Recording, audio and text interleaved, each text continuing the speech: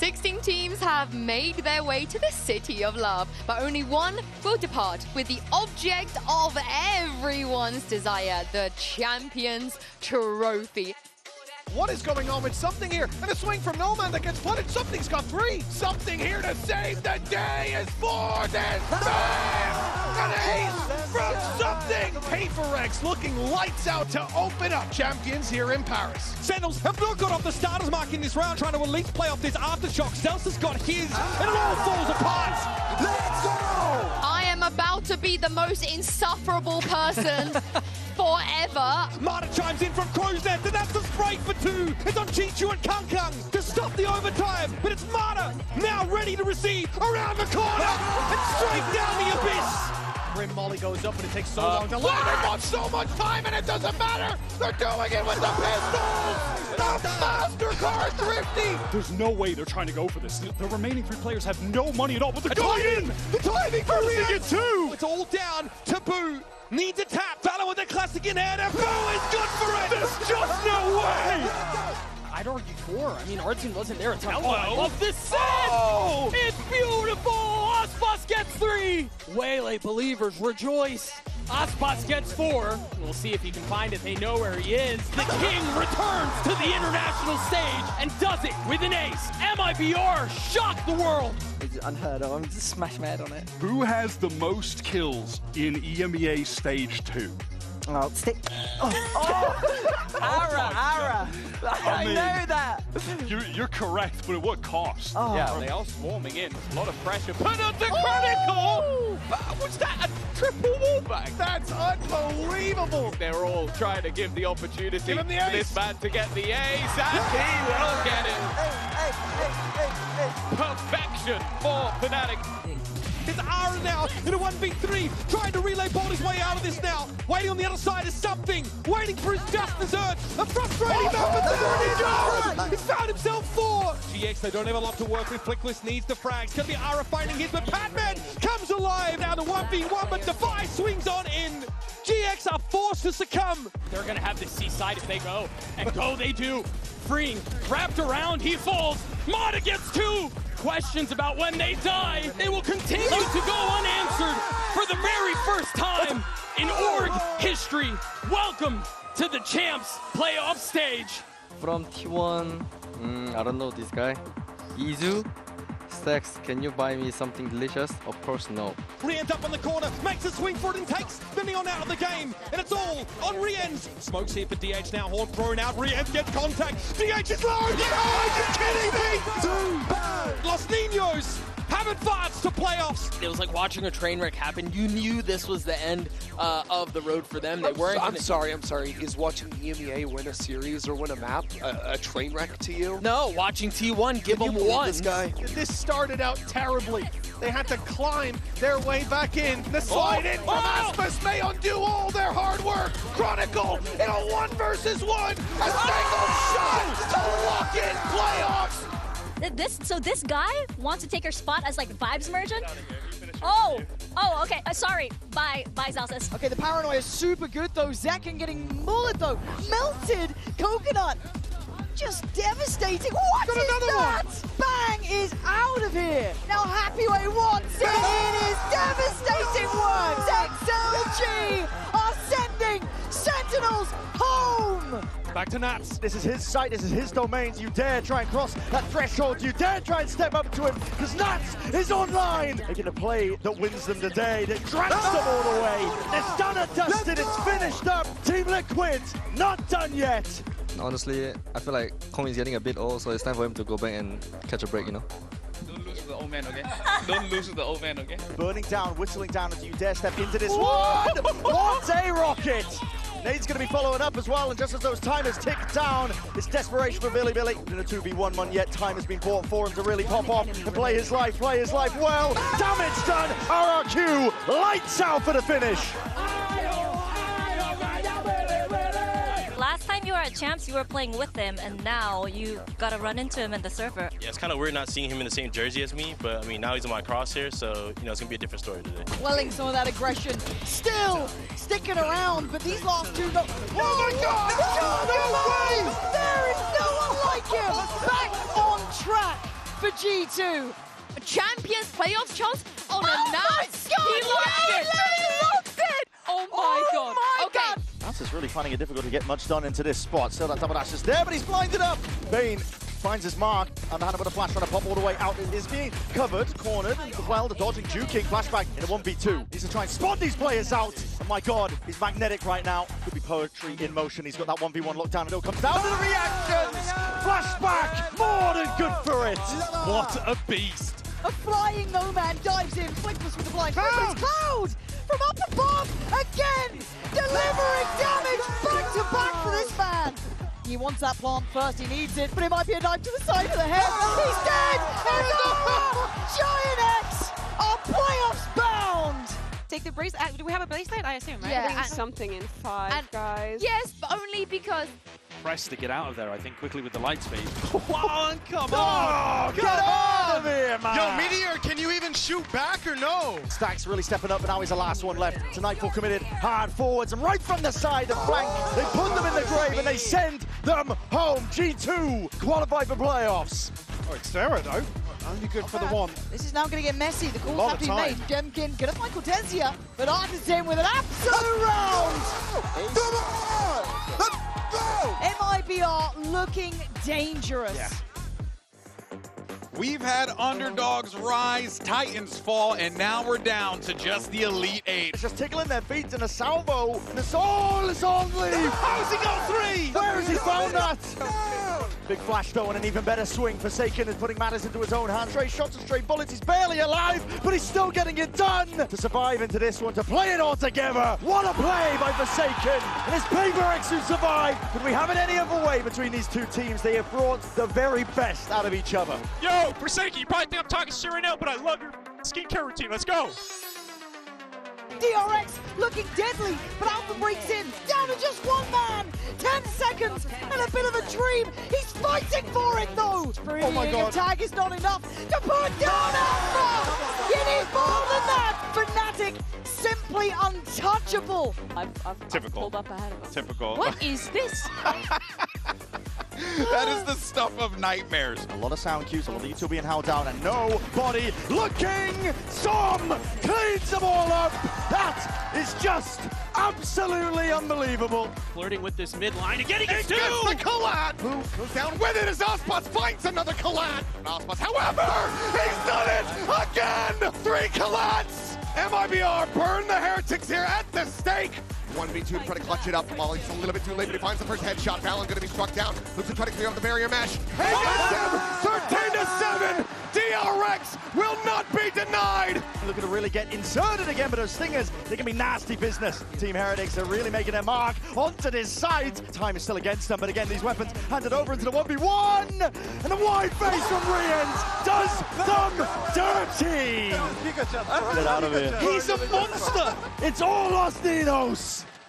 It's a rematch of Masters Toronto. Crashies gets the spot out, turns around, finds Jing, and what is that dodge? Alpha, that's for you, baby! That's Alpha, baby! Hello? That is not a clone. That is not a clone! And that is catastrophic as Jing comes flying in from downtown! Going for the defuse, but I don't think he knows where Forsaken is at! But Quentin absolutely annihilates him! Fnatic have gone further than they've ever been before at Champions! It is a force of nature. They want to go hunting. Oh, What it's a read. brilliant! Down to a 3v3. Aspas, he's on to 4.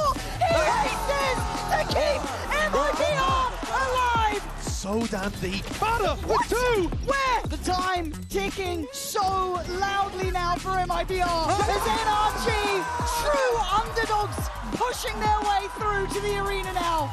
It's time for the elimination matches we've all been waiting for. Wu can spring out with a shorty. But no, Forsaken just sprays down 2 of them. Wherever you go, there is a brick wall of defense. Let's go, shit, and mini shit! Ain't over yet. His Heretics fighting tooth and nail for this. Everything they've got, Forsaken found. Miracles answered now. The ult has got to catch Riens now. Starting to feel pressured. Riens has to go above and beyond it. Paper X look untouchable. To try to get Gunman out of this fight, and he's done just that. The knive's now going to be popped. Looking for this check. freeing, loses his head! Unspus looks to send this into OT, and he has! Unbelievable! They try to take this line, flashback, able to find it. Here's the shots from Jenna, who continue the challenge in, and flashback able to stand tall. Smoke showers dissipating, the op scooped up, and flashback gets the jump peak. And Unspus completely, utterly contained, dead! The ace is there! DRX get it done in 3! They advance to the top 4! It's time for the upper bracket final. You have NRG taking on Fnatic. Hey, looks like he's starting well. Good follow-up. Great kill. Oh my God! Look at Scuba's HP! Standing tall. A 1v1. Oh my God! Let's go there. Did you expect Scuba? No! And now you got broken Scuba. Scuba is unrelenting! Marder investing the ult. He knows what's coming their way now. 10 more seconds. I can't believe what we've seen. It's unbelievable. NRG facing the giants of Fnatic and becoming legendary. DRX continue to push forward, but standing in their way. The Goliath, Paper Rex. Hammond to be struck down. The swing out. The paranoia is there. Forsaken is now cooked. Jin can only find one. They all fall to the wayside. And DRX tear them limb from limb. It's already up to half. He finds one. Showstopper. Low. And James gets them both. Necessary Red Bull clutch. Divide able to find 2 quick kills there at upper. A 2v2 now. Spring swings in, joining in alongside the IGL. Mako finds one. Frey gets the other. DRX. They eliminate Paper Rex. What a Cinderella run this has been.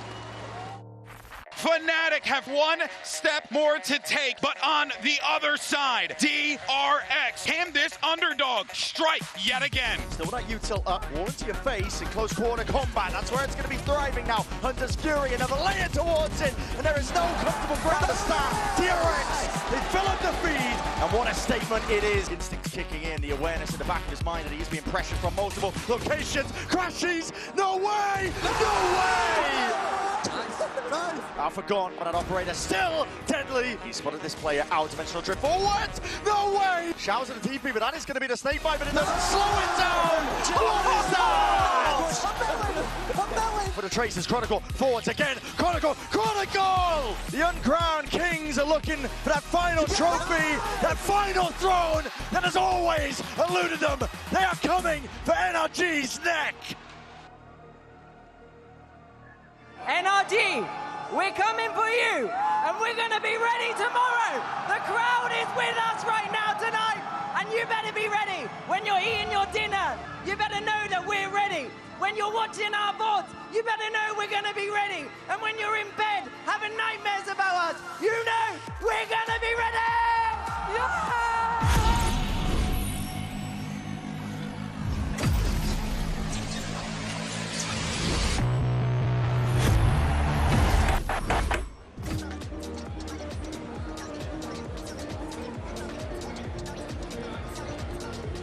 Hello and welcome to the VALORANT Champions Grand Finals. Coming to you live from the Accor Arena. I'm in Paris. I'm Doug, and with me it is my joy and pleasure to have Lena alongside me to kick off today's festivities. We've got players coming through, we've got a fan fest, we've got everything going on. Lena, what do you make of the vibes? What do you make of the energy in this room right now? Absolutely incredible. You guys don't see it, but from our side, we see fan fest. So many people. It is absolutely wild. We are here in Paris. It is the finale of the 2025 VALORANT season, and the biggest names from the community are all here getting geared up for the best of 5 final between NRG and Fnatic.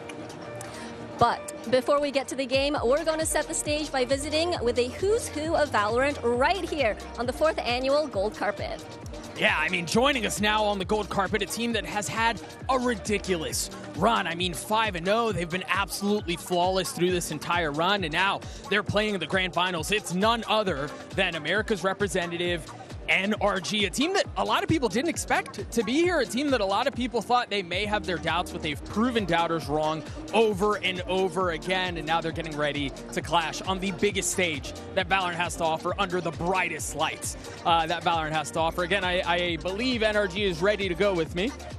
and so we'll have them out here in just a second. But I think for now, Lena, I mean, this run that this team is on has been insane. It is incredible. Clean run. Yeah, and to have the way that they've gone through their year with like Bonkar joining and then leaving and then joining again and everything they've gone through, I think they've been 100%. so much fun to watch. So much fun. And honestly, I can't say I was an absolute believer that they were going to clean run it, right? Like, I don't think a lot of us would have thought that. No, it literally might have just been them. But unfortunately, you good people at home, I've lied to you already. We're just a few minutes into the show, but I have lied. We do not have NRG ready because they're doing something infinitely more important. They're going through pick bands right now for map select for the grand final. So we actually have, we're going to move a guest up. The Valorant opening ceremony is just a few minutes away, so we're going to try to sneak a few details from one of the performers, who's going to be on the stage. It's none other than Bae.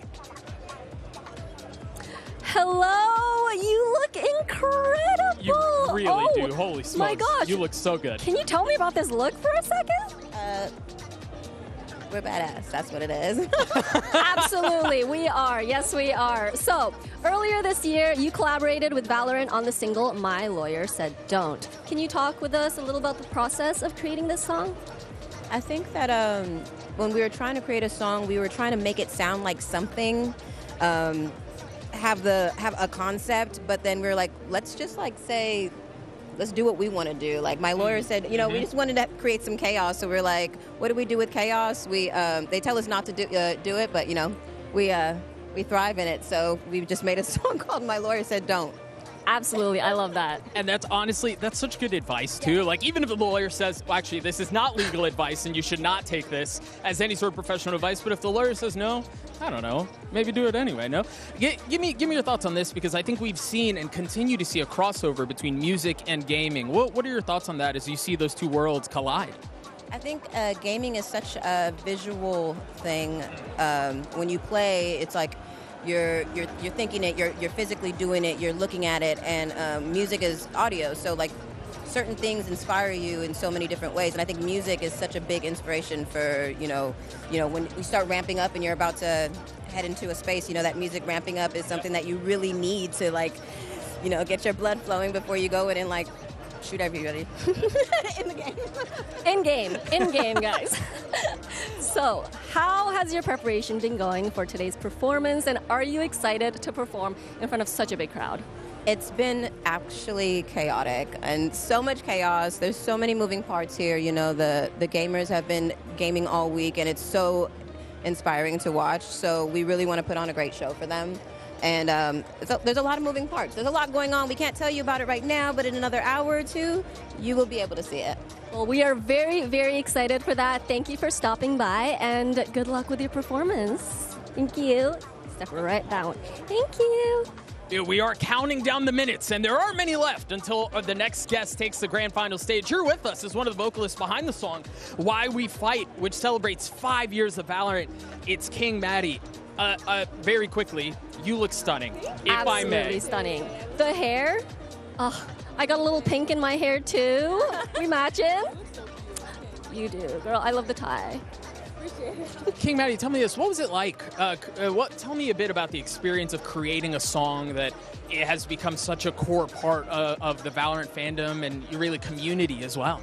Well, it was really a blessing to make the song Ego, especially because I'm representing Africa, Nigeria. I'm Nigerian, and they let me have my natural accent. They let me be me. And the fact that it is the forefront of an international game like Valorant just shows representation. It means that we're making something. You know, I represent a whole group of people that are waiting for validation, and we're validated. So yeah, I love that. Amazing. For sure. And we gotta ask, who are you rooting for today? Ooh, that's a hard one. I don't want to pick favorites. I'm not trying to be nah. No? All right. Yeah, both of them. All righty. Honestly, I love just stay unbiased. You don't gotta like, right? Because then you got another fanhood who's mad at you, and then you ain't trying to do all that. Let me ask you this. This one's a little bit more simple. What would you say is your favorite agent? Ooh, that's definitely between Killjoy and Phoenix. Yeah. Hey, those are good shouts. You've actually got Killjoy right over your shoulder too. That's a perfect way to do it. She's like me. Like, she looks like me. She acts like me. She's sick. I love her. King Maddie, thank you so much for joining us. It's been a pleasure. Enjoy the rest of the show. We're going to go ahead and let you go. for the rest of it. We actually got somebody else coming up. Lena, go ahead and introduce him for us. So 347 Aiden will be taking the stage to perform Last Shot with Templub in just a few minutes, but he is here at the gold carpet with us right now. Hello! Hello, hello, welcome. Hey, how are you doing? Amazing. How are you doing? I'm doing amazing. A little nervy, but that's good. It's just a passion. Absolutely. You look great. I love the fit. Yeah, you don't look nervous. You look like you're chilling. And so just, yeah. Thank you. Yeah, so I gotta ask, what was it like to team up with Templub for Last Shot? It was so exciting. You know, going into this, I feel like it was all a blur, and I was just trying to do my best, but getting here and seeing all the passion that all the players have and all the fans, it just makes me so much more excited, and I just want to put on, you know, the best show possible. And when I was making the song, I just wanted to do as good as I could, and I feel like we did our best, and you absolutely did. So, yeah. I mean, y'all hit it. I'm not going to lie to you. I'm super pumped to see you guys perform. You've been in Paris for a little bit now, and we're standing here right in front of the Fan Fest. There are, I mean, way too many people to count who are out there or in front of us. But what has the Paris experience been like for you, and do you have a team that you're rooting for today? It's been so much fun. We love Paris. Yeah, I'm just so excited to be here, and I'm rooting for whoever wants it the most. So, you know, I like that answer. Yeah. So, what is next? What are you working on? Can you share with us about that? Well, I'm recently independent. So congratulations. Amazing. That's a big jump. Thank you. I'm always working on music all the time, and I'm getting back into the swing of putting it all out and evolving as an artist. So that's what's next. Incredible. Well, we are very, very excited to see what is next for you. Thank you so much for stopping by, and good luck with the performance. Thank you, guys. Yeah, thank you so much. I'm going this way. Yeah, we've also got someone else taking the stage tonight performing the Champions 2025 anthem. It's Julian and Broden, otherwise known as Templub. Thank you so much for joining us. You guys look incredible as well. Now, look, I know you can't leak a lot. We're not going to pull a ton out of you, but can you give us a little teaser, a little hint of what the opening ceremony has in store? We're going to copy all of Boaster's moves, essentially. He does a lot with like his hips and stuff. I'm not nimble enough to do that. Like I can't do that anymore. It's a lot of getting on the floor and coming up really fast. Yeah. He's been teaching choreo at the hotel to us every night. We're working it. Yeah. So we're gonna get to see that today, is what you're saying. I mean, hey, no promises, right? We can't leak anything. So, obviously, I gotta ask a gaming question because it is Valorant. Do you guys get to game together? And if you do, who's the better gamer? I mean, we game all the time. And especially, I mean, when our gun came out, we bought that the night of, and we've been playing ever since. Who's the better gamer, huh? I think your Neon is just so impressive. Well, I mean, Neon's just such a good agent. He's able to save so much money when he plays Neon. He gifts people a Vandal every 3 rounds. You know, I can attest to that. All he does is play Neon. It's true. I mean, when I get my ult, I don't need a gun. So I'll just like, hey, here you go. Here you go. He's like Santa Claus out there, truly. Yeah. Honestly, that's a team player that everybody needs. Someone who's just donating guns and hopefully not dying along the process. Fellas, before we let you guys go, which team has a Templub stamp of approval heading into today? I mean, we mentioned him already, but Fnatic, Boaster, we're rooting for you, dude. He's got so much character. I'm hoping to see some dances out there. Yeah. Agreed. Agreed. 100%. 1,000%. Fnatic. All right, thank you guys so much for stopping by. We are just so excited to see you guys perform. Are you guys nervous though? I mean, we're just trying to channel the nerves into excitement. We're so stoked to give a big performance, yeah. Absolutely. Well, good luck out there, and thank you, and we'll see you in a bit. And now it is my great pleasure to welcome the head of Valorant Studios, Anna Donlan, and the global head of Valorant Esports. It's Leo. Hello. Thank you guys so much for joining us. You look lovely. And Leo, always dashing, stunning, as always. The hair?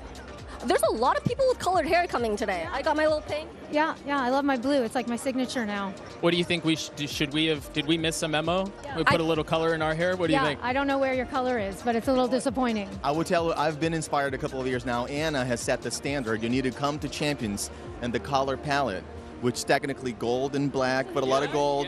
So He did here am I it. He giving my finally best. did it. Well, next time you need little streaks in your hair, add a little color. Look, VCT has traveled around the globe. We've been to so many cities, and we've been privileged and really blessed to get to see so many different cultures and places in the 5 years that we've worked on the game. How's Paris been as a host city for you guys, Leo? Look, man, we love this city so much. We have such a history. Of course, Riot has an office in French. We have been here many times with League of Legends esports. My favorite Worlds was here back in 2019, my favorite opening ceremony. And we're very happy to finally bring a VCT event here. We were due to come back to EMEA, and Paris, just that perfect location. You know, the city's beautiful, the crowd is incredible, and we're just, super stoked to be here. Yeah, they know how to have a good time. That's for sure. Absolutely. So next year, we're returning to Latin America with Masters and with 12 teams. How excited are you to be returning to the region?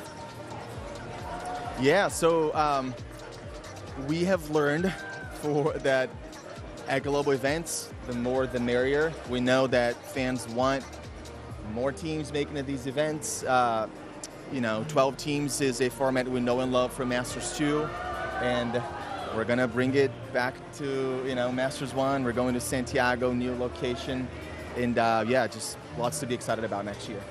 Absolutely. Yeah, I mean, I have only been to Brazil. I am like so excited to go to Chile. I think it's going to be so amazing, and I just think everywhere we're going next year is amazing. Anything else? Yeah, I mean, also first time in London. Yes, first time in London as well. Right, so I think that's going to be really exciting as well. We really want to try to go wherever our players are. It's really hard because they seem to be everywhere.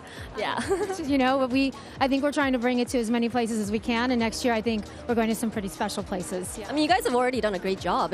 You've hit so many major cities, all diverse. I think it's really, really good. Anna, I want to pick your brain a little bit here, because I think for anybody who's known you and been a fan of the game and has watched the game, your passion for this sport, your passion for what you and your team have created is evident. What has it been like for you? If I may, just kind of strike on some of those chords a little bit. You're through your 5th year. It's another stunning venue. How special has that been for you? I mean, I am a very emotional person, so please, give me a second, because they did really nice makeup today. No, I mean, look, when we built this game, I think it was I hope people want to play this. I hope we've made something special. I hope we've made something that resonates with people. And then what ended up happening is we made something that is now theirs. It's really for them. And I think that's what keeps us going. I mean, I didn't make 500 friendship bracelets for me, I made them because look at this community. It's just absolutely incredible. So as long as they keep supporting us, we will absolutely keep supporting them. And this journey has been unreal. It's 5 years this year. 5 years of Valorant, and it just keeps getting better. So I don't know. I'm a very emotional mommy to my children and to this game. So yeah, I think and to this and to all these amazing people. So plenty of more to come though. So we know it's coming for VCT, but will there be more surprises coming to Valorant in 2026? I mean, the deflection was quick there. That was quick. I'm I mean, definitely. Every year we try to do something special. We're actually trying to start to experiment with some new modes. I think we've been hearing a lot from players that they'd love to have some alternate ways to play. I think the core mode will always be the core mode, but I think there's other things we can be doing. And I think sometimes we wait a little too long to test things out with players. So I think this year maybe we'll start to throw some stuff out there and see what lands. As always, exciting agents, exciting maps, and then some pretty big investment into the competitive space, in-game compet, because we think it's a little bit, it's a little bit outdated, and I think it needs a refresh. So yeah, I mean, I think there's a lot to come. I don't know if I've got any major spoilers. We got to wait and see. But I think it's going to be a really exciting year. Yeah, amazing. Thank you two so much for stopping by here. We hope you enjoy the game. Thanks. And we will catch you later. Yeah, right this way. Now, a man who knows a thing or two about bringing experiences to players, the head of international publishing and esports, Waylon Roselle. Hello, welcome. Love the hoodie. I love this collab. Yeah, absolutely. So, good to see you. Good to see you.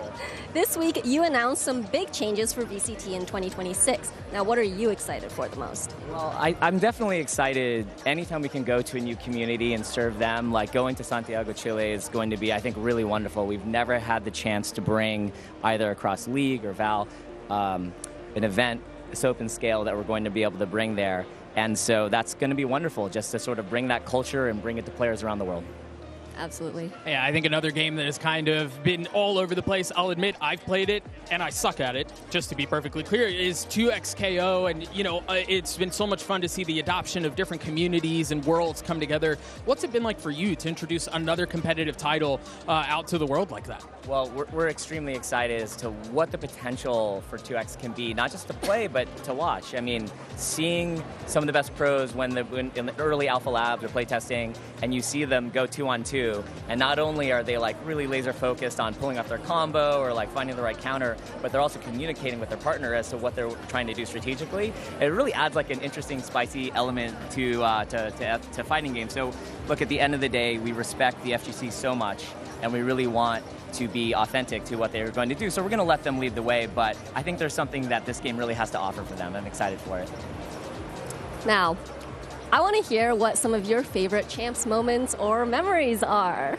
I have a lot. I mean, I don't know if many of you know, like I sort of helped kickstart Valorant. I remember just beta when things were on fire and the streams were popping off and everyone was throwing tournaments. That was actually one of my favorite moments because it was sort of the community rallying together to embrace this game in a way that we dreamed of, but we just couldn't, like we were scared to actually think could be real. But like at the end of the day, when it was really made real that people love Val and they want to watch it as a sport, and then starting off with our sort of Ignition series, that actually was a really memorable moment for me because it's like, hey, we can really make this thing a sport, and to see it come to an arena and to have the pomp and the ceremony and the majesty and even the gold carpet that we're on right now.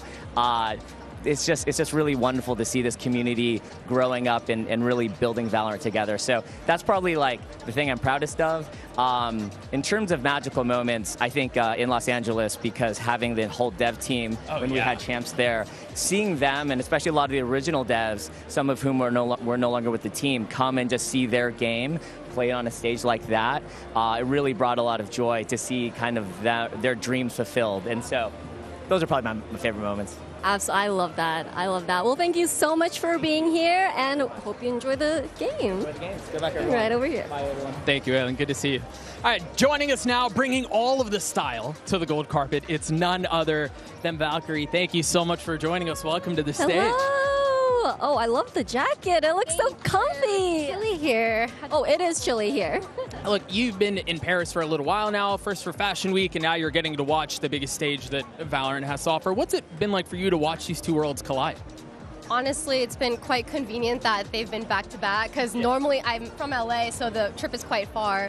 So normally for something like this, I have to choose, like, what can I do? But since it's, like, lined up perfectly, I got to stay a little longer and come watch the finals.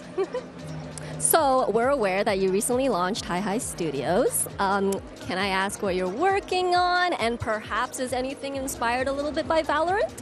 Oh, unfortunately, can't really leak anything that we're working on, but we are working on our first animation, and I did really love the Valorant music video. I thought it was I'm a little biased because Broden is singing in it, but it definitely is my favorite animation that Valorant's put out so far. Nice. For what it's worth, we tried getting the leaks. She didn't take the bite, and honestly, well handled. Yeah. Look, you've played with Broden. You've known him for a little while. What was it like for you? What was your reaction? What was your thoughts when you saw that he was part of the opening show today? It's pretty surreal. I've known Broden for many years now, but I'm used to seeing him behind the camera and production and stuff, and now seeing him, his first performance on stage, by the way, is on the main stage for the finals, which is insane, so I'm very proud of him, and I'm excited to watch him in person. Yeah, I mean, I've heard a couple of teasers and I've heard a couple of hints of what the opening show has to offer. It sounds like it's going to be insane. Valkyrie, we're going to let you go. Thank you so much for joining us. Enjoy the show, enjoy the matches, and it was a pleasure. Thank you. Yeah, we've got a couple of things going on today. We've gone through a couple of guests, and now we've got one of the teams that are going to be competing in the grand finals today. They've had an incredible run, and now they're joining us up here. It's none other than NRG. Fellas, thank you so much for joining us. Congratulations on making it. Holy smokes, there are a lot of you. Maybe we can... Yeah. We're going to go ahead and need a crunch in here a little bit. Camera go as wide as possible. Right. You guys come on in. Huddle up. Huddle up. Mata, this question is for you because I've had the privilege of watching you just take over. Not just your role, but also the game. NRG has had a roller coaster of a year. What has it been like for you to go through those ups and downs as much as they've been? I mean, I think the constant belief in the team and the coaching staff and the management and everything has helped me just keep going. No matter how hard things got, I knew there was always going to be like a better moment ahead, and now we're here. And this is one of the better moments you could possibly ask for. For sure. So, what was the moment when this run felt like it was like really happening? Sorry, can you say that again? What was the moment where you felt like this run was really happening? Like, wow, like we're making it through, like this clean run. I think in group stages, honestly, the EDG and the DRX win was very, very big for us. We knew that our group was very, very strong, and also feeling all the teams in playoffs after, we knew that groups was like the big point for us. Brock, would you agree with that? Did you feel like groups was when you looked at this and went, okay, we can do this thing. This is a real shot? Yeah, after we went 2-0, I felt like it was possible. That was the moment, yeah, for me. Well, it's been fun to watch you guys continue to silence the doubters and the haters. And while this has obviously been a very team effort, I'm going to shine the spotlight on you a little bit more again, because the Odin has become world renowned. I hope this isn't the case, but I got to ask you, given your tournament performance, given everything that you've done with it, are you concerned that it's going to get nerfed or anything like that after this? I don't think so, but it might. I don't think so. You're hoping not, if nothing else? I don't think it should be. I don't think it should be nerfed. Like, honestly. Yeah. So, Ethan, you have a shot at becoming the first two-time champion. What would it mean to hit that milestone? I mean, that's the only goal right now. So if I can accomplish that, then I've done what I wanted to do. Amazing. I do have one final question, and this one is for Sam, because you have also been a part of the work for a really long time. You've also been through a lot of ups, and you've been through a lot of downs. You've made it this far. How special has this run been for you? It means a lot, especially after how my last champs run was in 2023. Losing out in that fashion wasn't the way I wanted my only champs run to be. So to be able to have a shot at the grand finals means a lot. Well, fellas, thank you so much for joining us. Congratulations on making it this far, and best of luck to you guys throughout the rest of the tournament. We're going to let you guys go ahead and get ready and prep. A pleasure, as always. Right, down up. Yeah, joining us now on the golden carpet, the second team that's looking to take home a trophy. They are probably fan favorites. They're probably one of the most beloved teams in the sport. It's none other than Fnatic. Fellas, hello. Thank you so much for joining us. Huddle on in. We had NRG last time, and it was real cozy, so you guys pack in as much as you possibly can. I'll step back a bit for you guys as well. Holy smokes. You guys brought more than NRG did. Come on in, come on in, come on in. Fnatic has been to several grand finals, but this is the first one at Champions Boaster. This question's for you, given your time with the team. You've made it this far. You're what, 3 maps away from lifting the trophy? How has this run been for you? It's been fun. I think despite the losses in other finals, I wouldn't have this journey with any other players. We've come all this way, and our job's not finished. You know, there's always dreams and like cool, grandiose stories. This could be one of them, but today we're just going to go out there, have fun, see what happens, and I just believe. So, NRG did send you to the lower bracket. What will it take to avoid a repeat performance? I think we learned a lot from obviously that previous performance. We reviewed it and just had a very good team talk. And we're a team full of veterans, so we just know how to like bounce back. So yeah, we're not too worried. Amazing, love the confidence. Alfie, this question's for you because you've had a pretty interesting tournament so far. You show up, you light the stage on fire, then you have to step away, and now you're back. What was it like for you to have to sit back and watch from home, and then, or home, so to speak, and then join the stage once more? Yeah, I can hold it. Oh, never mind. Obviously, it was stressful to play the first game after the comeback.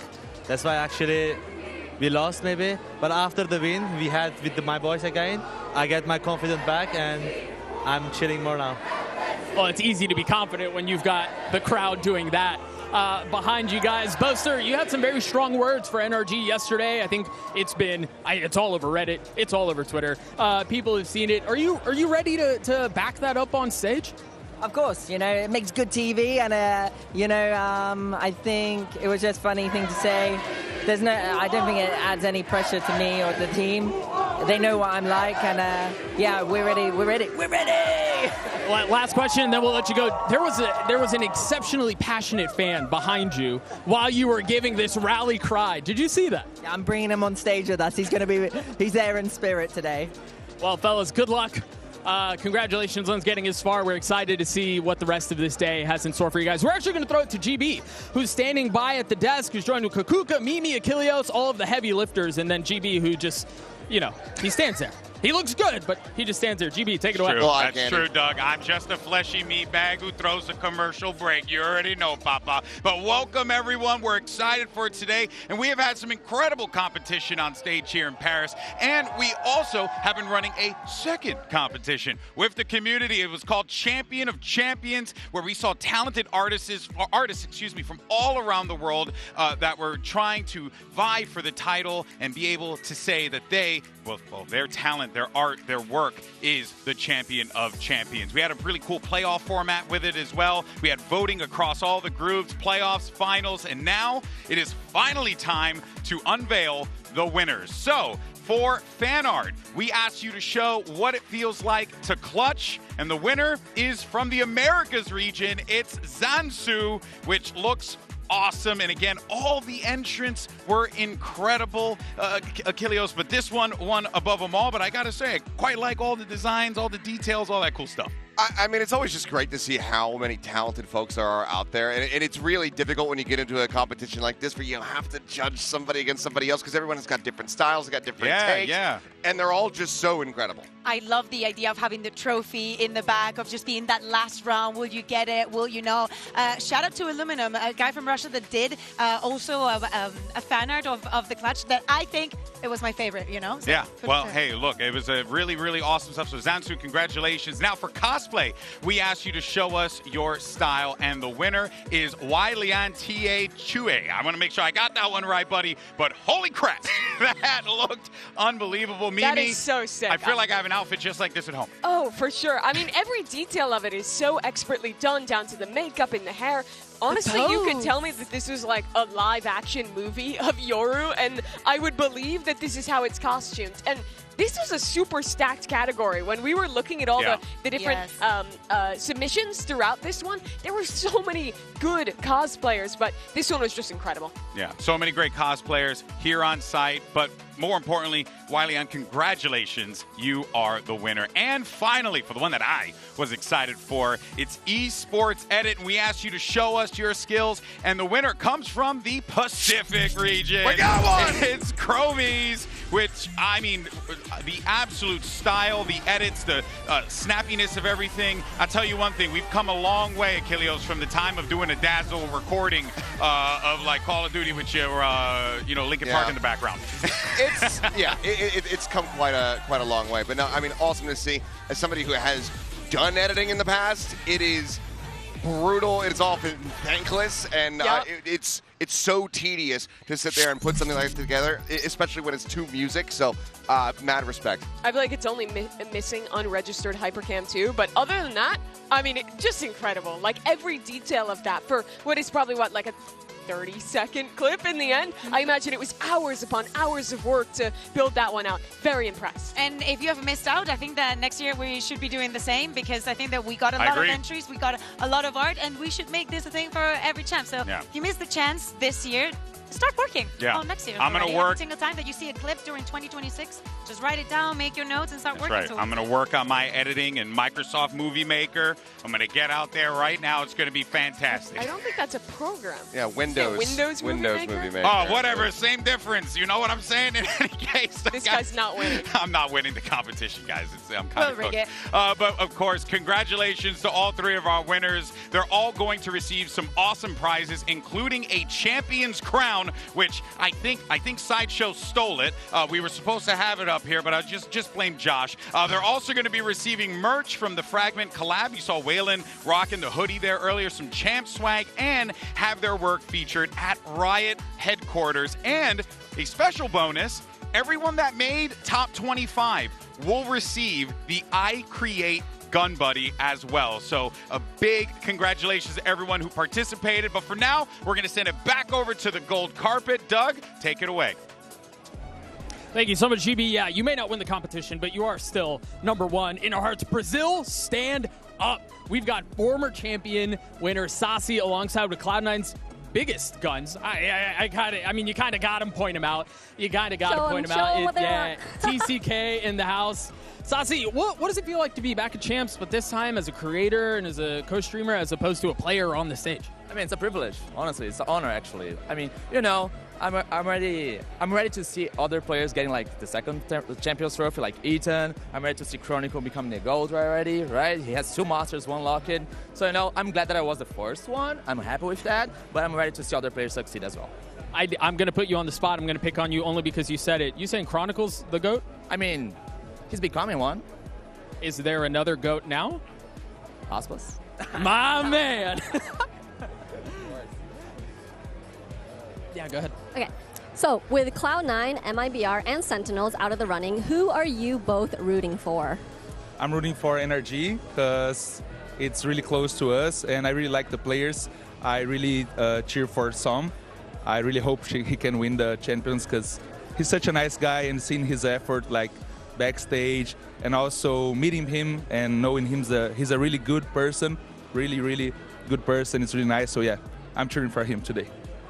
Yeah, it's funny. It's so easy to root for those guys, really on both teams, right? It's just kind of easy to pull for them. Guys, VCT's returning to South America in 2026. Santiago was announced just maybe a week ago, right? It's been relatively recent. How excited are you guys for a return to that region? I mean, first now, if you go there, it's only 3-4 hours flight. That's a lot better. Yeah, a lot better. And I feel like everyone from Latam, from Brazil, like everyone from South America is hyped to that.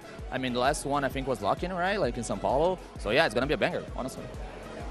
You have any thoughts on that, TCK? Yeah, sure. It's going to be awesome. Just as Sassi said, it's like the 3-4 hours flight for us. And I've personally never been to Chile before, so it's going to be awesome. I think the Latin America people there, here it's really crazy as well, but they are also really crazy, cheering and making a lot of noise. So it'll be fun. It'll be fun.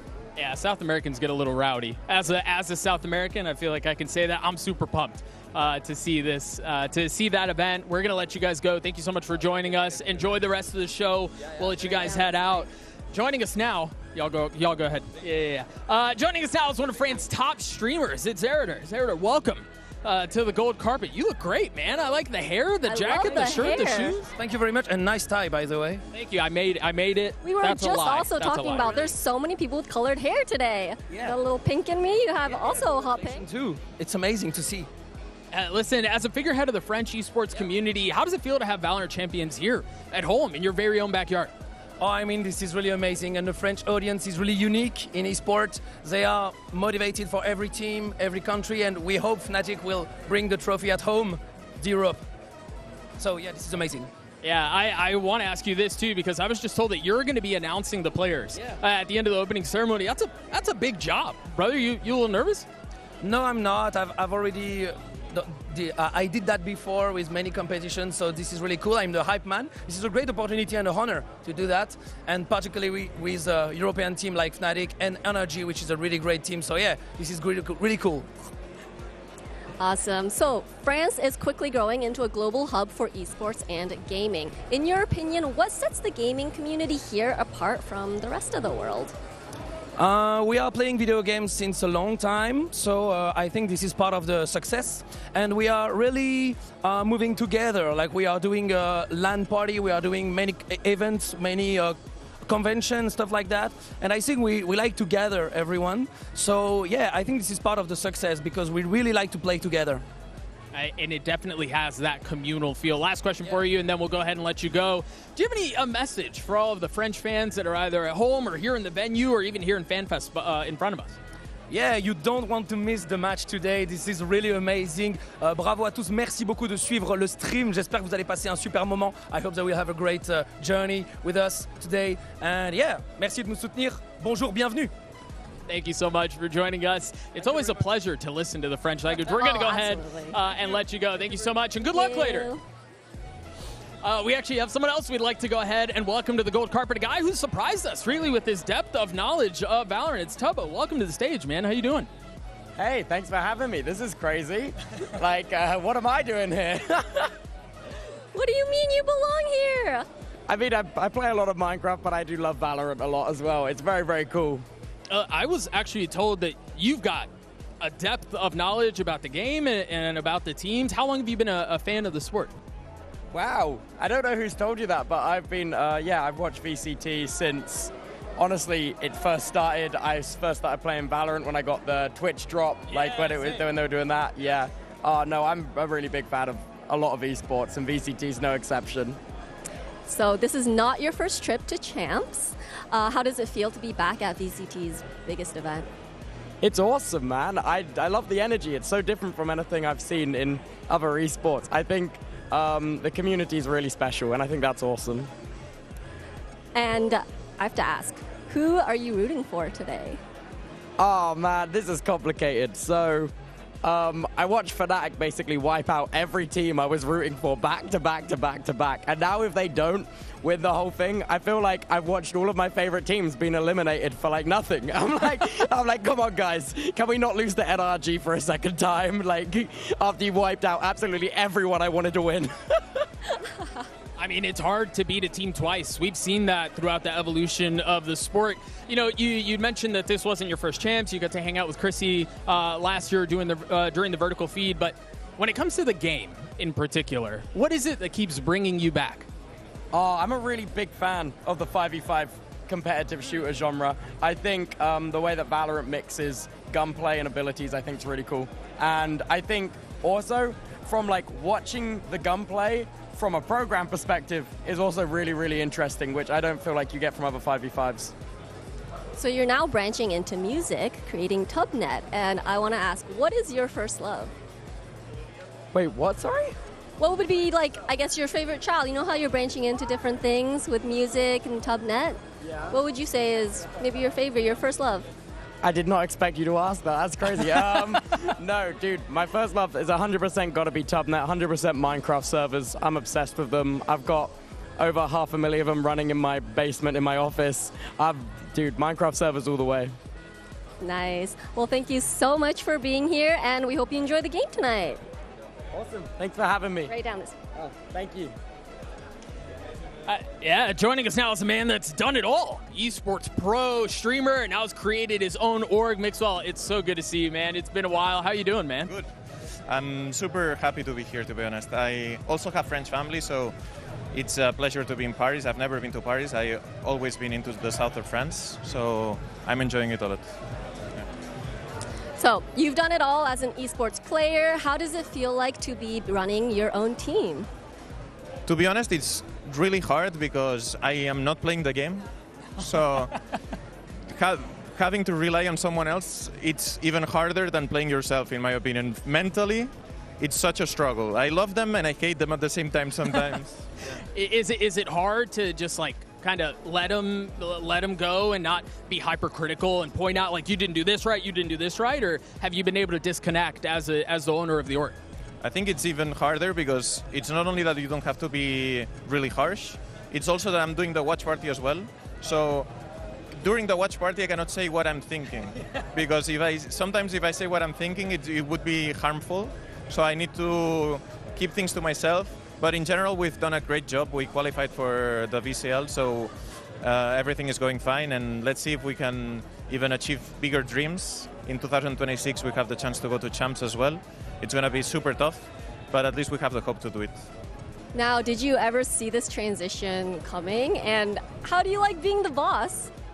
I think it's way different of what I've done before. I'm learning a lot. Obviously, when you're a player, it's nothing like this. So as you grow up, you need new challenges, and this challenge is really nice, really good, and I'm enjoying it. It's a lot of business, so there's a lot of things that I have to improve on, but I like the challenges, so I think it's going to be really nice. And if in 2027 things that will come out are great, I think we have a lot of hope of what's coming. There you got a little spoiler in there as well. All right, let me set a stage for you real quick. You guys qualify for Champs 2026, Grand Finals, Game 5. One of your players trips and stubs their toe and can't play on the biggest stage that the sport has. Are you at a place where you can pick up the mouse and get on the stage and sub in? Hopefully not. Hopefully not. If that would happen, we would need a Doma or something like that. You like guys are like, Fnatic. you handle it. Yeah, I'm exactly. out of this. It's. I mean, I would like to play in a final, but I would also like to win it. So if I have to play, we're done. We're probably losing. So, yeah, no. Hopefully not, and hopefully we will reach the final, of course. All right, thank you so much for joining us. A pleasure to see you again. Take it easy, brother. We'll go ahead and let you go. Enjoy the match. Enjoy the rest of the day. Valorant's arguably the most international game in the world, and we draw a lot of international people. Let me rephrase that. International stars. And so now joining me on the gold carpet, it's a multi-talented musician and not a bad Val player either. It's Amber Liu. Thank you so much for joining us. What do you make of the vibes, and what do you make of the place here? Oh my gosh, it's like, I didn't know what to expect. I knew it was a gold carpet, and I did not expect all of this. So, wow, I'm really like excited to be here. So, over the course of your career, what has it been like to see music, game, and like style kind of all intertwined? I feel like I've been there since like the birth, because like when I first started the industry, like you never would have thought like this would be like the collaboration that you see now into events like this. Yeah. So like I kind of feel old for saying this, but I also like I'm embracing it because I love video games, and now it's like a excuse to tell my mom, like, Mom, me playing video games, growing up did pay off. So it was worth it. Yeah. So I love the game. I actively play it. So just as a fan, I want to keep seeing more. Well, what is it about, as someone who's been around as long as they have and who've seen a lot of different evolutions when it comes to the sport and even the events that are put on, what is it about gaming and music that works so well together, in your opinion? Well, I feel like music is like the atmosphere maker. So like when I load up into Valorant, I hear that that bass. You're just like, okay, even though like I'm hard stuck silver, like I'm gonna frag out today. So I think as Valorant has kept on like releasing different cinematics and like story, like there's just so many layers to everything. So all I can do is just be all like, what's next? And can I be part of it? So like you just said, we've come so far with music, gaming, all that arts coming together. But what do you think is next? Where do we go from here? I think sky's the limit. Keep the collaborations coming. I love all the different artists, from like different like indie artists to mainstream artists coming into the scene. Because back then gaming was a little bit like very niche. Yeah. So now it's becoming more mainstream. Let's just keep going and like keep the momentum. Amber, thank you so much for joining us. Enjoy the show. Enjoy the match. We would ask you for preds, but I don't want to put you on the spot. We're going to go ahead and let you go. I know GB and the desk are standing by. I don't really know what they're up to. I don't really know what they're doing. Good. Always shenanigans. You look great, Doug, by the way. Yeah, Doug, you look Thank fantastic. You look amazing. Yeah, Kakuka, Seth, me. Oh, actually, I was going to compliment you as well, but you know what? GB, take it away. Mimi, you look great. Kakuka, you do too. Love you, buddy. Thanks. Thank you so much, Doug. All I can say is I definitely cannot pull off that gold tie. I'll tell you that right now. It'll just look weird on me. But in any case, though, folks, we've had an incredible time here in France. And before we get into today's festivities, today's finals, we want to take a look back at some of our favorite moments from Champions Paris. There have been so many great moments at this event. Mimi, why don't we start off with you? What's your favorite moment? One of the biggest upsets of the tournament, I think it has to be for me, and that was the DRX versus PaperX game, the RX Derby. This was a super close match that was incredibly entertaining all the way through, but also was just such a good moment for DRX. I loved watching their journey throughout this tournament, the unique style they played, really bringing this Mosquito comp to the mainstream, and I think this game was just a culmination of all those great moments of theirs throughout the event coming to a head when they eliminated the Toronto champs. No, it really was, and it was full of great moments. I mean, the run back from Hyunmin after a pretty devastating first half to open things up, that 3-9 scoreline, to then overtake Jing, who was on a heater, to put up an immense amount of kills, while also getting like just classic Mako moments in there. And just like that whole overtime was incredible as well with the back and forth. It was also a very a cute and full circle moment, because at the end of the day, we've always spoken about DRX.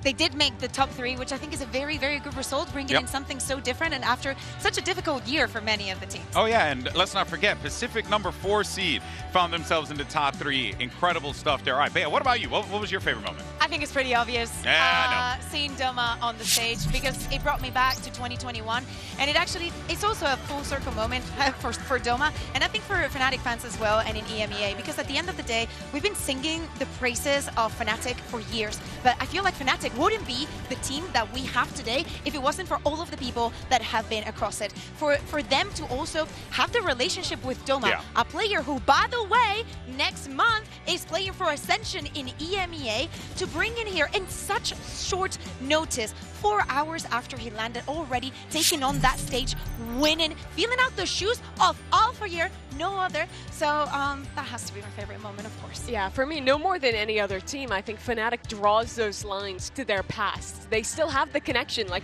you watch them play, you see Boaster as the IGL, and you can like still remember the team that was playing at Masters Reykjavik, the first ever international event back when it was a completely different roster. Yeah. But it is so cool to see him fitting back in, coming full circle all the way, and winning somehow. That was ridiculous. Yeah, it really was. It really was. Yeah. All right, but there were a lot of other crazy moments. Achilles, what's yours? Well, surprise, surprise, I'm going to bring it back around to DRX. I've got the notebook here. But for me, it was when they took down MIBR, really sealing the deal, making it into that top 4, going further than they had back, since all the way back over at Istanbul. It was a great series between the teams, incredible performances on both sides. But obviously just the pride that I had for the squad, watching them go above and beyond. Like, they've gone through an immense amount of changes this year. Flashbacks out, Estrella gets picked up, everything's just getting swung around. Bane's out of the roster. No, okay, we're going to go back to the kickoff roster, coming into champs, and then going to run like this. It was very good to see. Obviously, a little bit hurt that they couldn't go the distance. They couldn't make it into their first grand finals. But overall, I have nothing but just pride. I'm so proud about these guys and their performance across the year. Show the notebook for 2026. I can't wait for 2026. It's gonna be sick. Can we just start now? Yeah. We gotta wait. We gotta well, do yeah, this but I mean, like, we do that and we just immediately start the stage in Pacific, just in Pacific, so you have something to do. Okay. Do you have some bills to pay or something like that? Possibly. I do want to. Yeah, what's yours? Here's the thing. You guys have been spreading the love. I gotta give it to my boys in NRG, because look, I did not see this one coming. No one could have possibly have seen this one coming, but it was the way that they have done this as well, only dropping 2 maps along the way. And you have an opportunity here for Ethan to establish himself as a player who has won a world championship 2 times. They're leading rookies to this moment here. Sam, I mean, I cannot say better things about this guy. We've been following him for years. We've chatted with him many times in the past, both off camera, on camera, and just a good dude. Bonkar, I was doing a commentary and desk work for a small game called Paladins, when Bonkar was playing on stage. 2-time world champion. 2-time world champion. About to be 3. And it's crazy because he came up to me and he was like, "Do you even remember that?" And I was like, "Hell yeah, bro, because you were a freaking legend." Like, yeah. So I'm just over the moon for these guys, and I think it's just such a well-earned spot that they're in. Yeah, and I think longtime Valorant fans will also remember watching him compete as a player, playing like Breach in 2020, doing some kind of diabolical things back then. But what a journey he's been on to now, in his first year in partnerships as a coach, lead this team to a grand final, and maybe in a couple hours a trophy. I mean, I talked about, the flip-flopping that was going on for DRX. It's the same could be said for NRG. There was a period of time where Bonkar just wasn't there anymore, and now he's back in. Yeah, no, for real. I mean, what an incredible run, without a doubt. But next up, though, we got a couple of people that are responsible for, bringing a lot of joy to the game. The developers, the people who make it all happen. They're standing by. We got Nick Smith and Armand standing by at the gold carpet. Doug, take it away, Papo.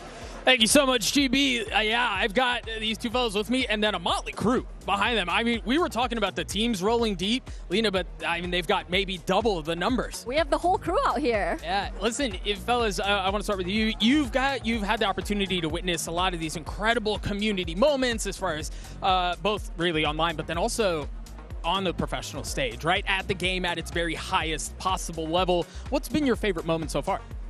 There's a lot of moments. The energy here has been really, really great. I would say the play that kind of blew me away, where I saw someone walk the walk, where they were also talking the talk, was Boaster getting that op clutch moment in the Viper Molly.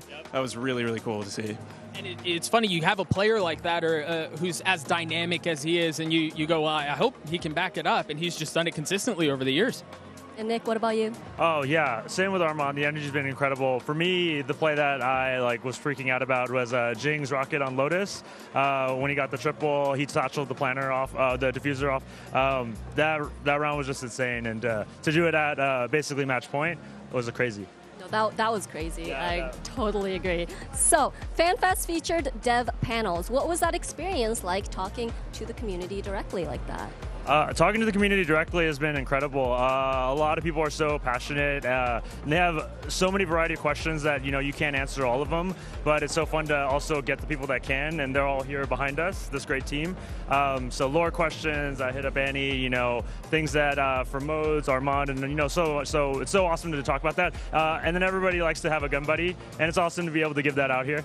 And so that just kind of bow ties it, makes the interaction incredible. Do you have people chasing you down for the gun buddies?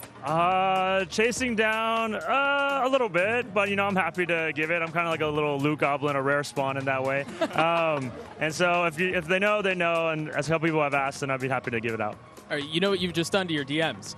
Please, I'll do what I can. I'll do what I can, please.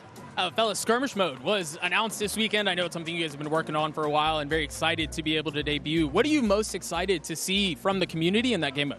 Well, it's been awesome seeing people play it, first off. I mean, the fact that we announced it and released it on the same day and being able to hop on Twitch and see streams has just been like an incredible experience. But hearing people talk about it here too, and the enthusiasm that has come out of it, the reactions of that mode has been really, really positive too. So also all the YouTube videos, like all the reactions, it's just been great. Really, really positive. So, we're going to be announcing Agent 29 in just a few minutes. Nick, are there any little hints, any teasers, any things you can drop us? Any little hints or teasers about 29? I would say, don't worry, he's still stopped by bullets. That sounds terrifying. Okay. That's more. I think I have more questions than I did before. To be honest with you. Soon, Doug. I'm not a very patient man. Thank you so much for joining us. We're going to go ahead and let you guys go. Enjoy the show, enjoy the match, and a pleasure as always. Thank you so much. Thank you guys so much. Thank you. Appreciate you.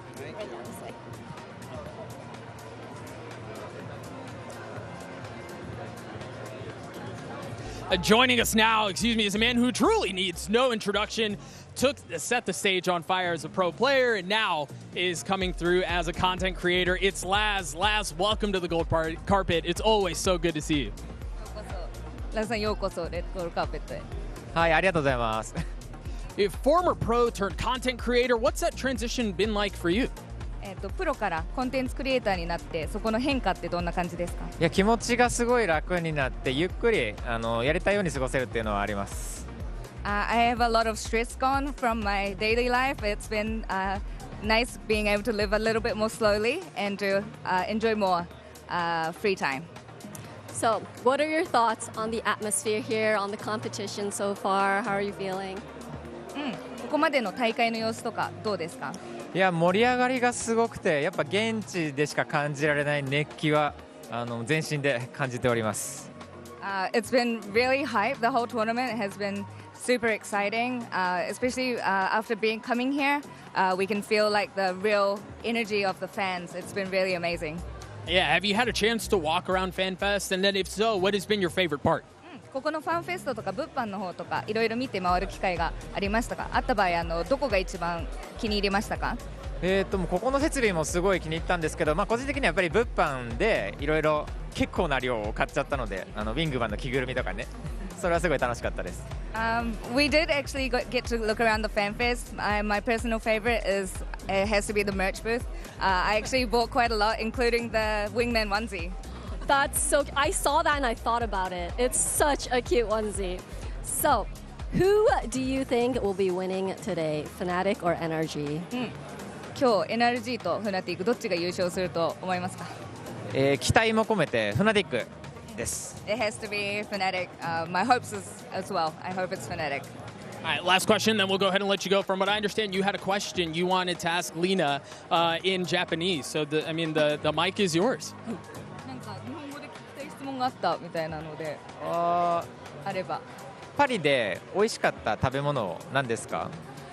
どうでしょう。やっぱりパンが美味しいです。クロワッサンとかとチョコレートのホットチョコとか食べたことパリでありますか？おー、いいですね。美味しかったです。僕も食べたんですけど、めちゃ食べました？あ、初めてですか？パリ初めてです。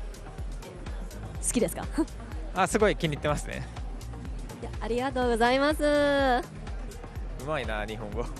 Do you want to, just as the one who didn't understand what just took place, you want to cue me in here? Sorry, real Doug, quick? it's time for you to. I heard. It's I heard time for you to croissant, understand some chocolate. Japanese. Yeah, He asked what the best food was coming in Paris, and they talked about croissants, and I missed a few of the food she said. But hot chocolate. Hot chocolate.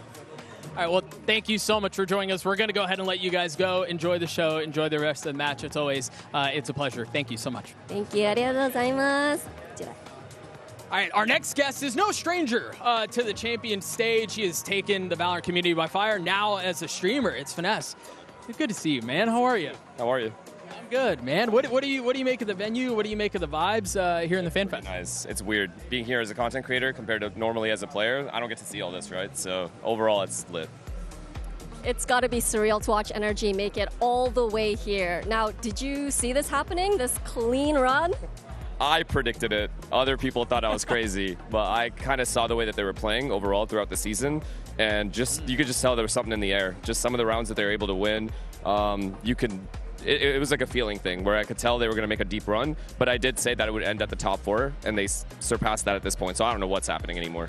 It's kind of funny how the game plays that way sometimes, right? Like you just got a team who something's in the air and they're able to pull it off. I'm going to ask you a quick question here before I let you go.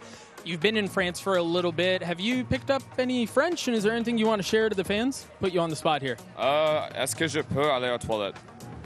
That's an important one. What's that? Sorry, where's the bathroom? Yep. He's hitting the important stuff. Oh, can I go to the bathroom? Can I go to the bathroom? I missed that in the month that I've been here. I probably should have picked that one up. Very important to have. That's all I've been asking this entire time. Brother, we're going to go ahead and let you go. Thank you so much for joining us. Good luck with the stream and enjoy the match, man. Good to see you, brother. All right, we've got someone else joining us on the stage. It's a French group that has their music, featured here at VALORANT Champions. It's Ojos. Welcome to the stage. How are you guys doing? Very fine, very good. Glad to be here. Yeah, it's a great opportunity. It's very nice. What do you guys make of the crowd, and what do you make of the energy so far? It's fire. It's huge. To be honest, we just arrived. But we see all the energy, and the people are really, and we just on fire. Across the hall, and it's like huge. Yeah. The energy is crazy, right? With all the people here. Yeah. So you're one of the featured musical artists at VALORANT Champions this year. How does it feel to be representing Paris' amazing music scene at such a venue and event like this? Yeah, it's amazing for us. It's a huge opportunity. We were really surprised, and really we enjoyed all the comments from the fans and the people for the music. Yeah, it's very nice, very nice. Well, what's it like to see pros walk out to the songs that you guys created? Actually, to be honest, we don't really know the game, so it's a bit of a... Don't judge us. Don't judge us. But we have many friends who are like super fans of the game, so they went like crazy when we told them that we were in the game. That's got to be pretty special. That's got to be really cool. Thank you guys so much for joining us. We're going to go ahead and let you guys go. Again, congratulations on having your song as part of something so iconic. Thank you guys. You guys are good to go ahead and go. Listen, that wraps it up for us here at the gold carpet. Lena, any highlights very quickly? I just think it is so cool to see so many different people from different industries at this event, because I think someone said like gaming used to be small, used to be niche, and now look at us now. Artists, creators everywhere. As an old head, it has been a while. And that wraps it up for us. Without further ado, VALORANT's newest agent. Enjoy.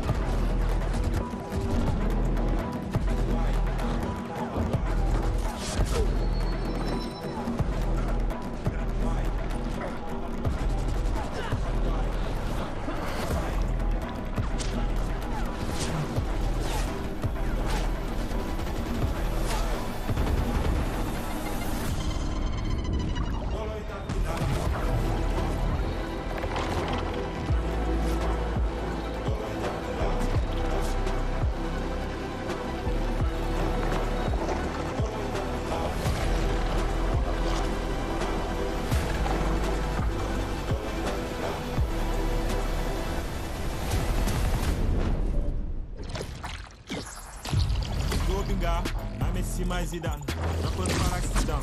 Tëggal ma tatita, ma may ko noon yi may setaan. Dem fa ngay saxaat ma taal, yëngal ñëpp excitant dans les arts, comme si te.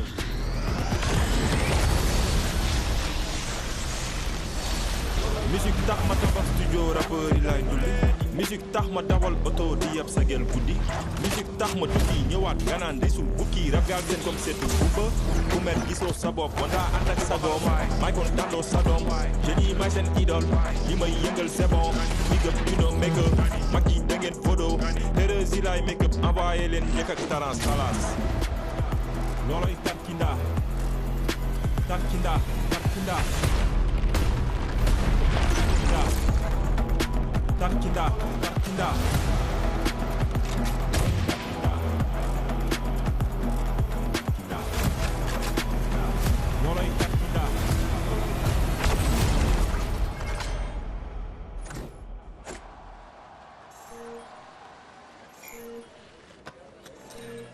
Hey T.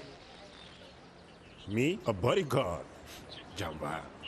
Yeah, I could do that. Noloy Tarkinda. Tarkinda. Tarkinda.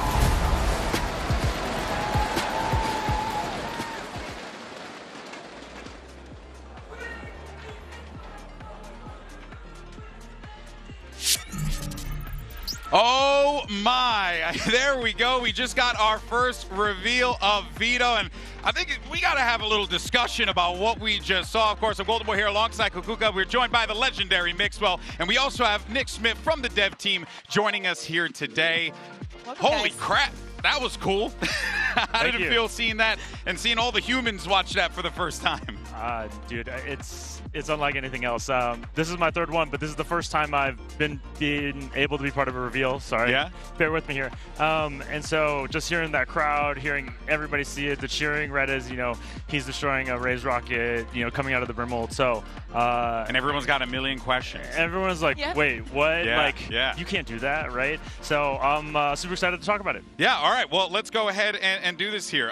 So let's first talk about just top level, Vito, the role, what he's primary, I guess, objectives, if you will, for the character in-game. Yeah, absolutely. So Vito is a Sentinel as a role, and his primary objective is to destroy utility or become immune to it in a lot of ways and force gunfights. Sounds good. Yeah. Sounds pretty good. I thought that sounded cool too, and so did the dev team. So yeah. All right, sounds good. So how do you think it levels up with other Sentinels, right? Because it's a various role, you know, we have many different ones. So where would you put it? How would you define it? So I think there's a couple different things about him from other Sentinels. I think he provides something very different, but he also has some trade-offs in terms of information and being a bit riskier. But I like to hand it off to Mixwell for some of that because he has played a bit of it. Yeah.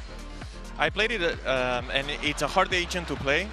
If you're good with it, you will be insane. If you're not that good, you will be bad, in my opinion. So a little feast or famine, yes. almost? Yeah. The difficulty is high, which I like a lot. So no entry level. No, the entry level is really, really hard. Okay. Yeah, so we'd say this is probably like more of an advanced agent. But okay. I love that though.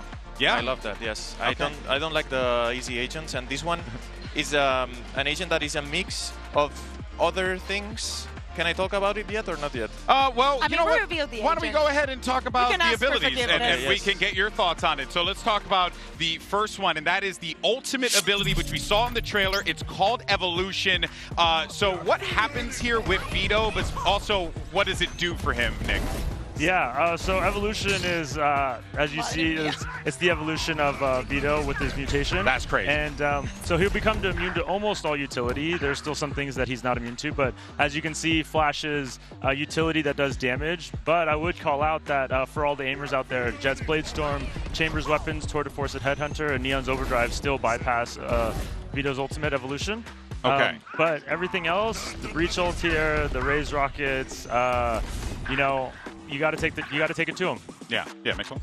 Yes. One more thing. In this video, you can see the enemy team throwing things at you, but you can also do it the other way. You can run through your teammates' breach ult. So you can also do setups where you know they're coming, you ult them, and he runs through his teammates' ult, and then you kill everyone. So the Armageddon becomes the actual Armageddon. I absolutely love that. Nick, do you have any personal beef with any of your coworkers? Because I feel like you're destroying the other ages. Keiko, do they hate you now? I think I made it because I hate. No, I'm just kidding. There's just one guy. No. We made it as a team, and we have a love for utility and a love for each other as well. But we also think that sometimes it could be dang frustrating to be in those post plants or to be in those site. You feel like sometimes maybe you can't play on the site. Yeah. I'm hoping Vito with evolution and hopefully what we might come up to in some of his other abilities. And quick question as well, because I don't know, we didn't talk about this before. Yeah. How does it play with Viper's Pit and stuff like that? All the effects still remain the same when Vito pops? That's a good call out. Viper's Pit. Yeah, he won't see further in the Viper's Pit, so it's not like he's gonna jump in and just kill her. And he still loses the health and stuff like that too. No, he doesn't get decayed though. Okay, that's an important. In fact, he regenerates his health during his ultimate, so he'll always be topped off basically once he's out of combat. So it's an actual evolution. Every single one. In every way that you could imagine. All right, and let's talk about the next ability here. We have Interceptor. Nick, what is this? It feels a little bit like, is this the it's a nullifier, if you will, of abilities and stuff? Yeah, basically that's right. So he's got to set it up. He's got to kind of pre-place it, but and he has to reactivate it to turn it on. But it will cover himself and his team if people are more carelessly tossing things out there. And so it's a signature ability, and it does have a cooldown. It can be destroyed, and so it also has a specific set of rules in what it can target, which is a lot of things though. And so it also makes a ton of noise. Mixwell's played it a bit, and I think he can speak to like how obvious it could be to. Is it noticeable for you when you were playing? You can see it, you can hear it. Yeah. Is it loud? It's loud. From afar? You can, yes, pretty far. I don't know exactly the numbers, but pretty far you can hear it. But to be honest, if you place it well on top of a door, maybe it's really hard to break it, and you have to wait 9 seconds, if I remember correctly. Yeah, 9 seconds for it to fade. If you time it on the good, on the execute of the enemy team, you can deny everything. Okay, and also want to understand too, it is you can set it up anywhere essentially, right? It's like a hovering kind of like trophy system, if you will. It's like Reyna's Leer in terms of how you might throw it, and so, but it doesn't go through walls, but it does float and sort of hover in where you place it. So you can get it above like doorways as people try to enter into mains or something like that, and make it a little bit difficult to destroy it. But you should always know where it is if you play a little bit slow, and that's what we're hoping with Vito, that he slows it down by kind of pure fear in a way. Got it. Mix one. You can break it with 1 bullet as well. I think it has 20 HP, so it's not like super hard to break. Very easy to kind of find and eliminate. All right, next ability is called Crosscut. So walk us through this one, Nick. What's Crosscut? Yeah, I think players should be really familiar with it, and when they see it, it's very similar to Chamber's Rendezvous. They're placed sort of teleport markers, but Vito has to buy them, and he gets up to 2 of them. Some of the distinct features of it is that he has to look at it to activate it, so he's not really like combat focused while he's teleporting. And the teleport does take a bit of time to get to the location. I can see it like the animation kind of manifests about, like kind of like Yoru's TP. Gate crash, so he can be traded out during that time. And so it's not meant to be something like Chamber where he gets to get out with Rendezvous, but he's able to play flexible spots, kind of keep the offense guessing, and that'd be the idea. I don't know if Mixwell, you saw that. There's some tricky things as well. You can TP while moving, like Yoru when when you jump. The difference with Chamber is that you have to look at the TP to TP as well, so it's not that easy to get a kill and click your button. You need to shoot and then aim at the TP and then click again. So it's not that easy to play aggressive. You need to be really skilled to know where you have to be placed and have a corner maybe where you can hide. And you can do a lot of things, especially if your teammates are allowing you to take an aggressive pick. All right, and then we have one more ability. It's called Chokehold. Nick, break it down. Absolutely. So Chokehold is one of his other purchased abilities. It's basically his form of a trap. So he'll take this grenade out of his arm and he'll toss it down, and that's where he'll create the trap. Very similar to Chamber's trademark in terms of like you need line of sight to then proc it. But once it's procced, it's like a fade seize. People in the location will get tethered to the center, and they'll be deaf and decayed. So something that I'd like to do as Vito during playtest is set the trap up and my teleporter nearby and try to catch somebody. Trap goes off, I teleport, they can't hear it. I swing from an unexpected angle. A little bit of that potential synergy with Vito, but otherwise teammates can play off it. It's information, a flank watch, that kind of versatile tool. So what do you expect? How do you expect Vito to alter the meta that we see right now? Because there's a lot of changes coming in. Yeah, I mean, I expect him to be hopefully a pretty exciting character that can give people some agency over like, hey, I just don't want to fight against that much utility, or when I have my evolution, I can like just take fights. Mixwell, what do you think? I think he's good at doing, for example, in pro play, there's many times where you have to play retake. Because the enemy team has a lot of utility. With this agent, you can try to get a kill before they get into the site and plant the spike, and then you can play retake. You have new situations that have never been into the game, in my opinion, so you can be really creative if you put it into a team environment. And also you can play really aggressive if your teammate, for example, stuns somewhere, you take an off angle and then you're waiting. I think operator players can play this agent as well. And it's way different from other agents. Really hard to tell how it's going to be honest. Okay, before we let you go, real quick, any pro players that you would love to see playing this agent or you think would be very, very good on it? I think something. I think Leaf. I was going to say Leaf, yeah. Yeah, he'd be the guy that's stuck on top of my. Anyone else for you? Wood. Ooh, yeah. Really, basically, this feels like an agent that is going to play nice with others, right? Is maybe you might want to run double Senti comps with him or something like that. But I'm sure someone's going to try and run solo Sentinel with Vito. It should be pretty cool, especially in ranked. I'm sure. Yeah, yeah. I'd love to see Alphair on it. Oh, that's a good shout out. That's a good shout out. All right, fellas, thank you so much for your time. Very much appreciate it. Congratulations, man.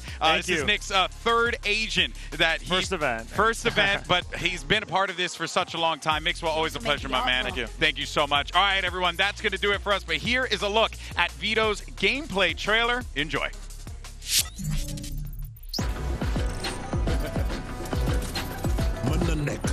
Let's go.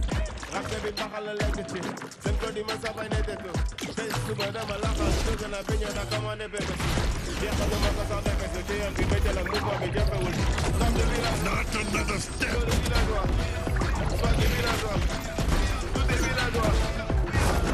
Your powers, your tools, meaningless. Turn it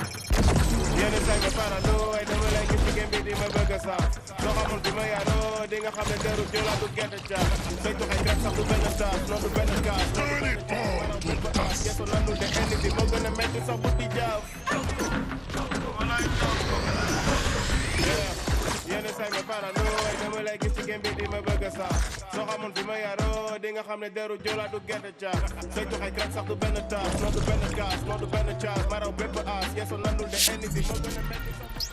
All right, we're now joined once again by Mimi and Achilleos here to break down today's grand finals between NRG Fnatic. Before we do that, though, quick thoughts real fast. Achilleos, what do you think of Vito? I mean, good God, he looks like he's just got everything going on. We just asked, like, it can actually destroy gate crashes as well if it goes close enough. It's just wild. The stage wall, it can do anything. Yeah. You agree with me, though, something on this agent is going to be unreal. I mean, we're also in a meta where, like, it's so flexible. You can play double Sensi, you can play double Duelist. So this is an agent that I actually believe teams will want to slot in early, and I'm really excited to see it. Yeah, especially if you got a player who's really good as the LMS in those situations, right? To take those big fights. Maybe? Exactly. It's going to be amazing. All right, folks, well, let's go ahead and dive into the show. We have today's MasterCard fan poll, and it's a simple one, y'all. Who's winning it all? Who's lifting the championship trophy? Who will be our next world champion? Cast your vote. We want to hear from you. Use those hashtags VALORANT Champions as well as VCT. Post it wherever you decide to post your social media goodness, and we will hopefully feature only the good stuff on the show. Now, let's talk about the match at hand and refocus after all the amazing things that we just saw. How we got here, of course, in the upper final. NRG scored a dominating win over Fnatic. And I think, Mimi, when you think about this NRG team going into that matchup, everyone felt good about Fnatic. They were playing some damn good Valorant going into it, but NRG showing the world that they are not to be trifled with. This game was the low of the tournament for Fnatic, I really think. They ended up losing in a super tight overtime, and then they go a little deeper into that series, end up playing on this Abyss, and I just don't think their game plan was up to snuff. They struggled to play into this harbor. They couldn't make it happen, and NRG stomped them out in 2 to make the final.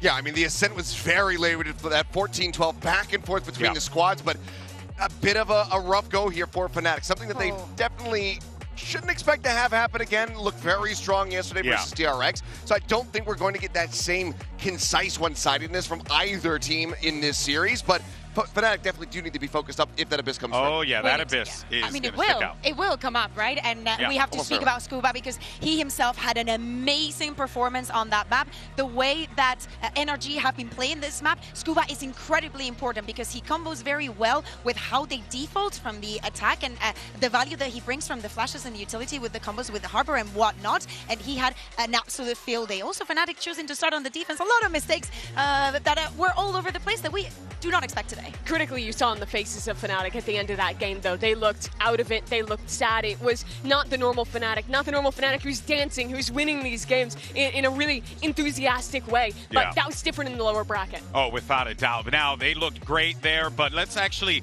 since we're getting a lot of people who are probably watching these two teams, maybe for the first time, let's talk about the keys to victory for both of these teams here. Bale, we'll start with you. Let's talk about Fnatic. What are we looking for here? I think that this sums it up very well. Team's big game experience. Fnatic is no stranger to an immense stage. To even have the crowd against them, to go in very long and deep runs, not only here, regionally, in almost every tournament that they participate in. Crowd is going insane. There's right a lot of now. humans in here. Sorry for that one. Of course, very important is as well the team mentality. We see them on the lowest, but when they're on a high, when Boaster is dancing, the vibes are on, Alpha is standing up, even Chronicle is laughing and everything. I think that they are very easy to get into the game.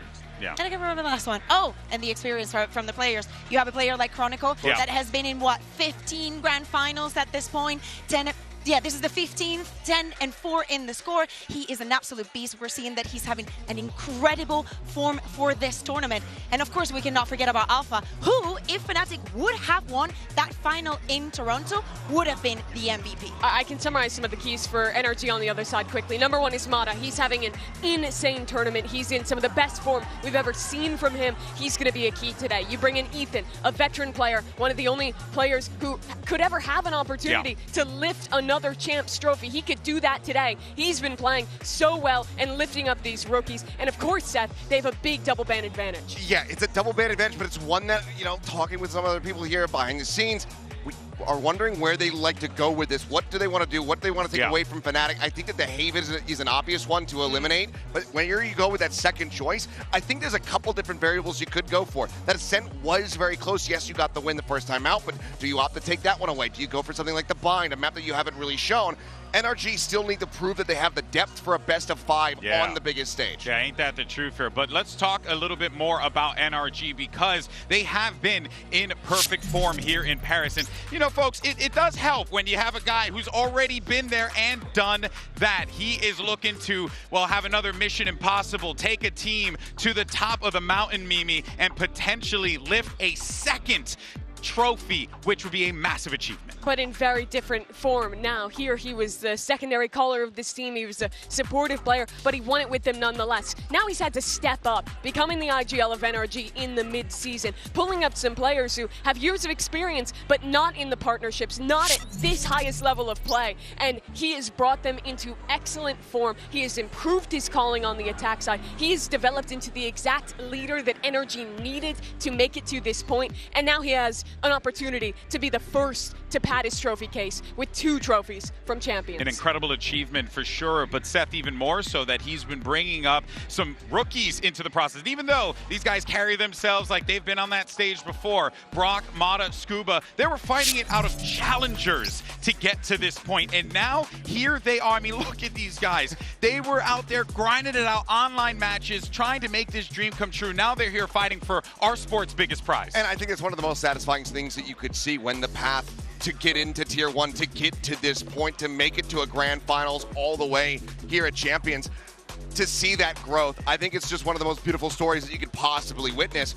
And you're completely right. These guys do not look like they're rookies. They do not look like it's their first time on a stage of this caliber. Yeah. They look right as rain, so very comfortable. And I think they've widely just been leaning into that, trying to just keep things nice and calm, treat it like it's another day at the office. Yeah, absolutely love the 3 rookies that we have. We were speaking about Ethan, but NRG would not be here because of that experience. I think that is mostly about the rookies. We have Brock with the Odin, how insane he has been with the gun. Mata with the aces, with the incredible performances, and Scuba Scuba, again, like I think the three of them deserve a massive shout out. And it's been such a long time coming. If you're a long-time viewer from North America, you'll remember watching Mata play in 2021 in the open circuit all the way back then. He's been grinding it out. So have these other guys, waiting for the opportunity, playing in Tier 2, trying to find the right team to ascend with. It never happened. They never made it to partnerships with a Tier 2 team, but NRG took the chance to invest in that talent that hadn't had an opportunity in partnerships before, and that decision has paid off massively already. Yeah, and a couple of these guys, I mean, rookies, but also starting to become trendsetters. I mean, the amount of Odin use that has come in after Brock has been putting that on display, much to my chagrin, but hey, I gotta respect it. It got you this far. But then for Scuba as well to set a new KD record at a global. It's just been an incredible year for them, and if they can close it out, get the perfect run all the way through the upper bracket to lift the trophy, ooh, it could well be, but here's the reality, folks. On the other side of the stage, you have a team of juggernauts from the EMEA region. They fell short at Masters Toronto, but this Bea is a squad that has tasted success before, but the one thing they have not achieved is lifting the biggest trophy of them all. This is the closest they've ever gotten. No surprises to anybody. Fnatic is the most successful team that we've ever had coming from EMEA. Yes, at the beginning there was the high, the lows, but they were always there, always making it to internationals, always have good showings, and they are the only team that has been able to get 2 trophies back to back. But as you're saying, the beginning of the year was not easy. We saw changes. Derke's out. Now also, Crash, Leo's not playing. Crash comes from an A, and kickoff was not good. They missed out on the first tournament, but what a resurgence they had to win stage 1. I'll one-up you and say that they are the most consistent team in Valorant, period. They're the most successful team at a global level. Look at the trophy case they have, the back-to-back you're talking about, Bea. Dominance within their own region across years, but there's one thing that is missing. That's the trophy sitting in the middle of this stage. It would be the final just diamond on the ring to close out what has been an amazing legacy already for Fnatic, and I think once and for all, remove any asterisk from being able to say that Fnatic is the best team that Valorant has ever had. Yeah, and then of course, when you looked at those pictures there were a couple faces that carried through across the years. You've had this awesome character in Boaster, who has become such a central figure of this team. You've also had Alfier, who's grown so much since his debut with this squad. And I think it's safe to say Fnatic, they amped up the crowd here. They were talking all sorts of smack. They straight up cut themselves an AEW style promo. It was awesome. Let's go ahead and hear what they had to say following yesterday's win. NRG, if you pick Abyss tomorrow, you can make sure we are not losing like that this time, bro. I know, bro. I know this strat now.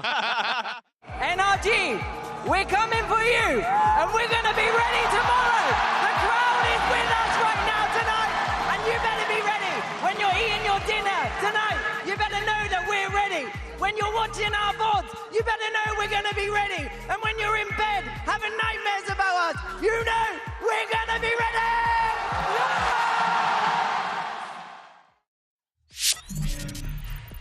We were all that dude behind Boaster in that moment in time. I felt it in my chest. At first I was like, oh, does he hate Boaster? No, I was leaning into it. Like, which way is this guy swinging? He's matching the freak, and it's very difficult. We are so absolutely lucky to have someone like Boaster in our scene that can work a crowd like that. Alex, you know that's no easy job. Oh, yeah, let me tell you, it's a toughie, without a doubt here. But the good news for Fnatic is that Boaster isn't going to be up on that stage by himself, right? He's got great teammates behind him, but more importantly, a trio, Seth, that has been established for so long here with Chronicle, with Alfier, with Boaster. These 3 guys have achieved so much on this lineup. Yeah, I mean, you mentioned Chronicle having, his 15th Grand Final appearance. With these others, you can see right there, 12. It's insane how much they've been able to achieve since this squad did come together. But you already mentioned it, the growth from Alfier. When he came out in 2022, playing in front of a home crowd there in Istanbul, falling short, tears on his face after being eliminated. To see where he's gotten to now, how he's matured alongside the tutelage and guidance of these 2 players here, it's been insane. and he's named himself the final boss. He can very much earn that moniker here today. Chronicle and Alpha demand respect in the server. They're the two players that you see that either one of them can completely take over a game at any moment, can make any clutch look winnable. And with the history they have, with the experience they have in these kind of matches, I think the pressure of playing against players with that level of experience, with that level of skill, only rises further against a team like NRG, who's never been in a final like this. I couldn't agree more on that one, right? The stakes are as high as they've ever been here, but NRG does have a massive advantage heading into this best of 5, Bea, because they will have a double map ban. So they can remove 2 maps that they don't have to worry about and dictate how this series goes. Yeah, we remember that for Fnatic losing that ban in the Toronto, definitely was one of the keys to their failure. Boaster even said so himself. Exactly. So coming into today, we expect, as you were saying, Achilles, to not see many surprises. I think that for Fnatic, it's pretty obvious what NRG must be in their heads about. There's a couple of maps that we haven't seen. Kind of expect the Haven, but of course it's going to change the tides. Also, we need to remember something that Fnatic did yesterday that I think is very interesting, and is the fact that they decided to pick the Sunset because they knew it was going to happen. And they'd rather use that as a kind of a warm-up to make sure that for the length of the best of 5, they were going to be ready. It worked. It worked. That's right. It worked. Hey, we'll see what happens here, but let's go ahead and see where we are headed and listen in on the maps, picks, and bans. All right. First of all, huge congratulations to both teams. It's been a very long journey to get here, but huge congratulations again. So let's go ahead and get it started.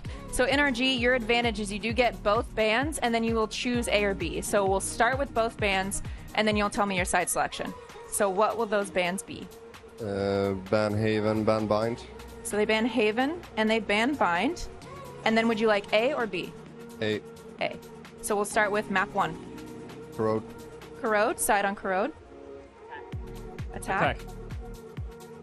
Map 2. We'll pick Lotus. Lotus, side on Lotus. Attack. Attack. Map 3, you have Abyss, Ascent, and Sunset. Abyss. Abyss, side on Abyss. Attack as well. Attack. Map 4, Ascent and Sunset. Ascent. Ascent, side on Ascent. Defense. Defense. Map 5 by default is Sunset, so Fnatic, side on Sunset. Defense. Defense. All right, both bans from NRG are Haven and Bind. Map 1 is Corrode, Fnatic attack. Map 2, Lotus, NRG attack. Map 3, Abyss, Fnatic attack. Map 4, Ascent, NRG defense. Map 5, Sunset, Fnatic defense. All right, good luck, guys.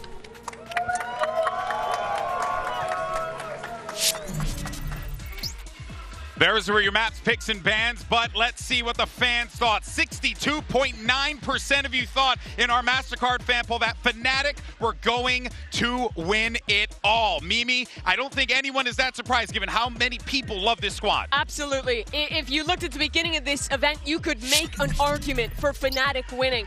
I think very few people would have argued for NRG. Whoa. But if you look at our spreads, it stacks heavily the other way. And I think a lot of that comes down to those maps we just saw. Fnatic is going to have to play the Corrode. They're going to have to play the Abyss. They're going to be tested against an NRG who is yet to lose today. They won every Corrode. I mean, so does NRG, but, you know. I'm just curious about you. I get it, Fnatic, but I thought you said you were backing Bunkar this whole way through. Listen, you've given up on your boy. It was for Burnley, of course. It's very difficult for me to go against Bunkar, and do not forget Strong. He's a dear friend of mine. But for Fnatic, we dubbed them once against PaperX, and I will not make that same mistake again. I am not confident in this prediction. I think this could go either way. Fnatic is an incredible team. You can never doubt this squad. You can never doubt those players. They have not gotten this trophy yet. They won it here today. I couldn't agree more. There, we're going to have an incredible matchup on that stage. And folks, after a year of competition across 4 of our international leagues, we are now down to the final 2 teams. It's an underdog from the Americas regions that could be the right team at the right time, but they're looking up to go against some EMEA legends, and whether or not they can pull it off is the question on everyone's mind. It's NRG versus Fnatic.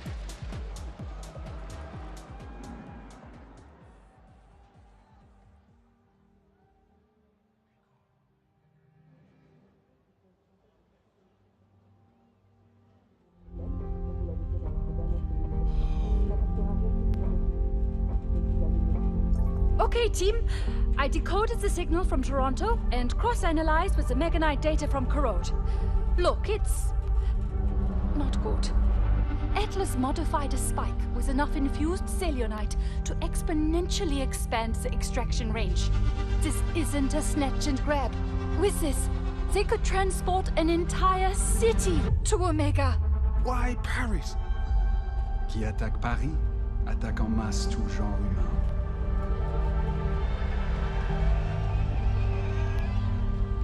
Hey, it's Mary. You know what to do. Hey sis, look, I can't say much, but something big is coming, okay? And I don't know if I'm gonna get there in time, so look, we sent someone there to help you out. Just listen to him, okay? And I'm sorry, and sorry for being an idiot, okay? But I promise, I'm coming, and I will.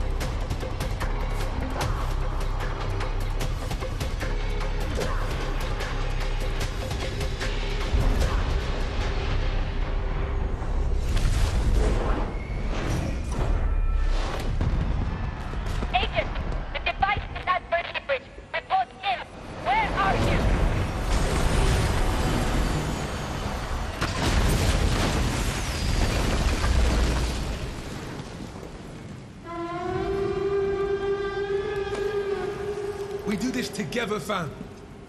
Rally to me.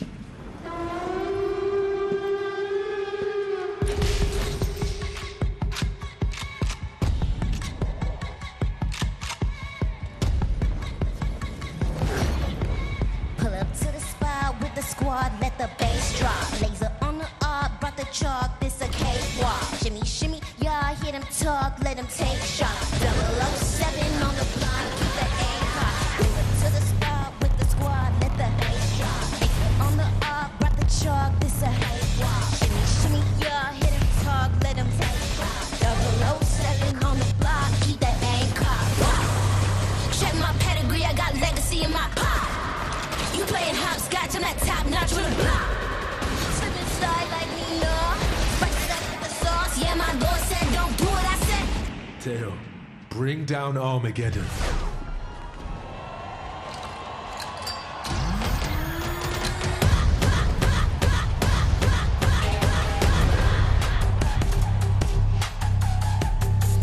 Yeah, my lord said, don't do what I said. Pop, pop, pop, pop, pop. Yeah, my lord said, don't do what I said. Pop. Call your op up like, what you doing? Riding around with the squad. Link you up with the reaper. Keep it moving. Yeah, they can't do it. Run it up, can you keep up? Play it by the liter. Big queso, on roll with the ether. But I still took a heat up. No halo. I've been where they ain't gone. I've been on my King Kong. Call the play, yo. I've been on what? Check my pedigree, I got legacy in my pot. You playing hopscotch, I'm that top notch on the block. Slip and slide like Nina. Spice it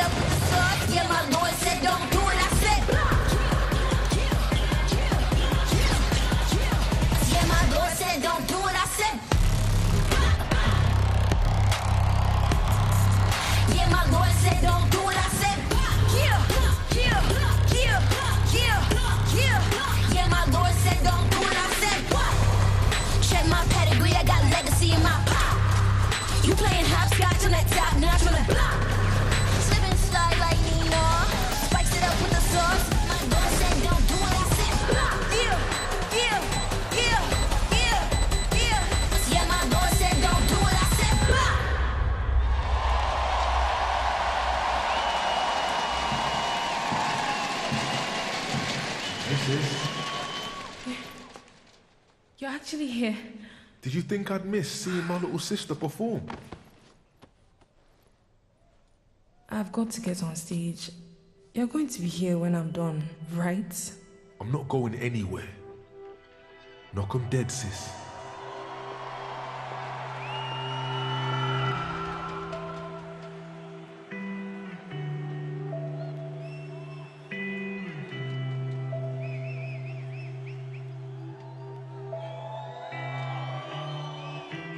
Walking down the only road that's available, the only person I see is everybody else but you. Trying to get a one-way ticket, but something's missing and I'm on my knees. Lord, please, Lord, save me. Come home, come here, come out.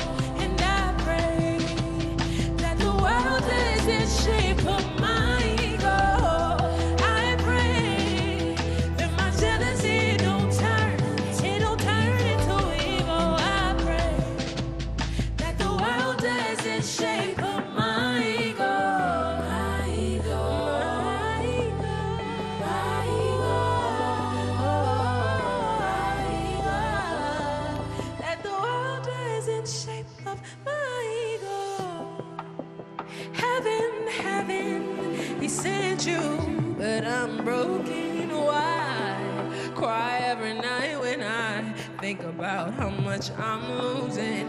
I put my life on it, and I lost my life for it, and I know that I've got nothing else to give. So come home, come here, come out and let me breathe. Let me breathe now. Come home, come here, come out and let me breathe. So let me breathe. Oh, yeah, yeah. Oh, it don't turn into evil. That the world doesn't shape of my ego. I pray that my jealousy don't turn, it don't turn into evil. That the world doesn't shape of my ego. I pray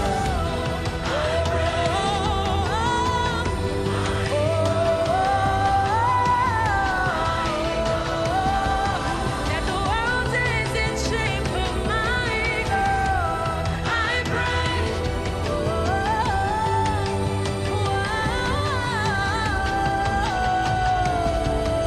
the world doesn't shape of my ego.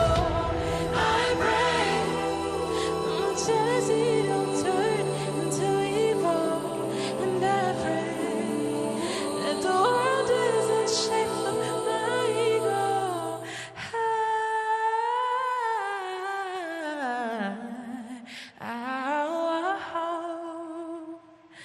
That the world doesn't shape of my ego.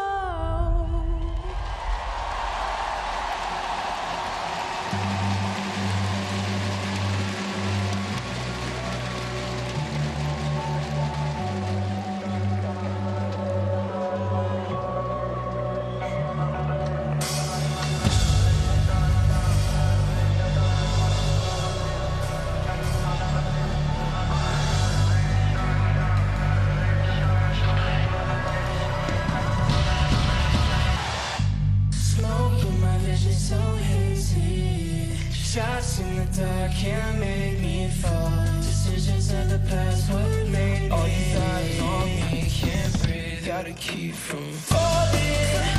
Running up the past.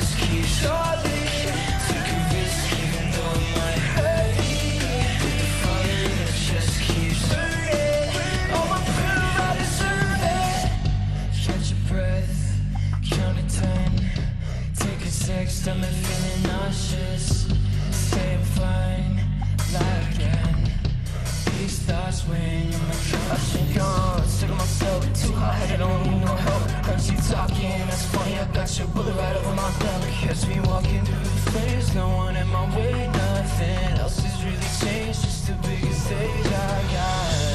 Smoke in my vision so hazy.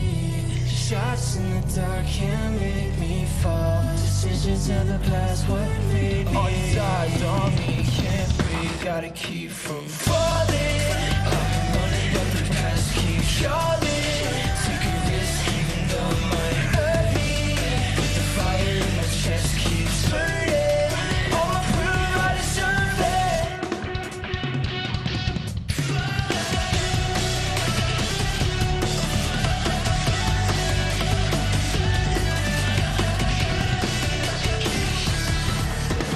Voices in my head keep talking. Nothing in my way could stop this. I've been living life too cautious. Never wanna be forgotten. Right now I gotta be louder. They don't wanna see me falling. I've been in my head for a little too long now. One more bullet in the chamber. I'm gonna make it shut down. Mesdames et messieurs, bienvenue à la grande finale des championnats du monde de Valorant 2025.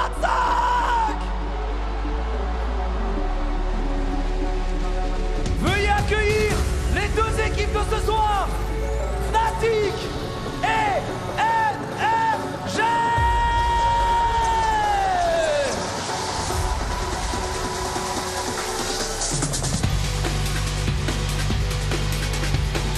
Chronicle.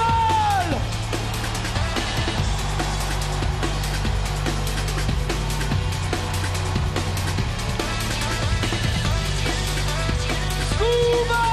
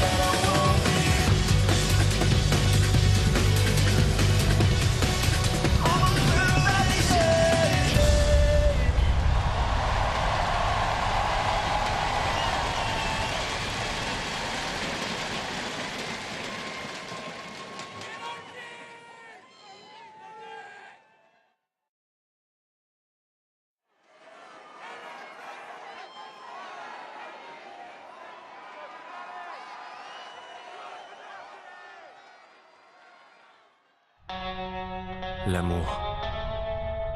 Comme nous le poursuivons, assoiffé de son retour.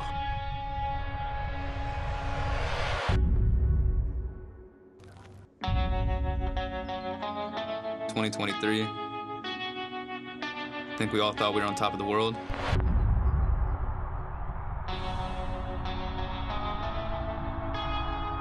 Unfortunately, everyone had to split and go our separate ways.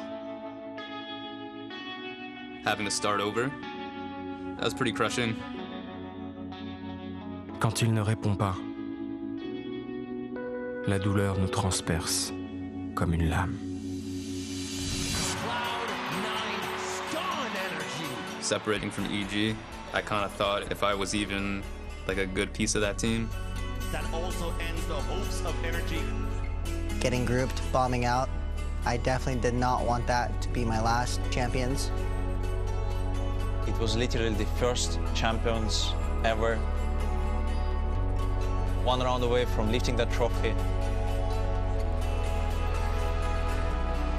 I remember being absolutely disappointed in myself. Certains abandonnent l'amour.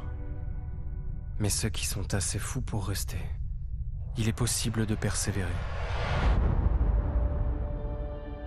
This is the first arena we went to together. Yeah, FPX versus G2. It was like the first time we went out together. I was working. I was like still doing journalism. You were a cameraman. Yeah, I was a cameraman. You were a cameraman. It was my first Worlds Finals. Was it yours? Yeah, I mean, I've never been to Worlds Finals before. Yeah. We had the nosebleed seat. On the plastic fold-outs. On the steps. And then we were yapping away about how it'd be sick if you could play on that stage. Yeah. You were saving it for this stage, I think.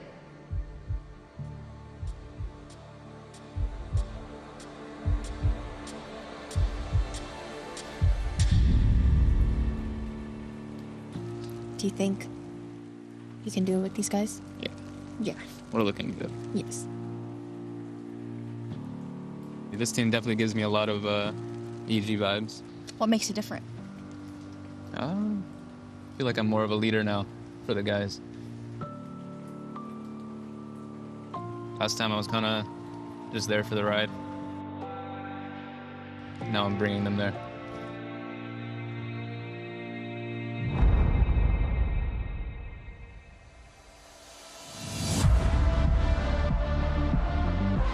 We've been through so much this year, so many heartbreaks. Honestly, I just want to see them smile. I've known Ethan since when I was just a kid. Honestly, I'm so grateful to have crossed paths with them.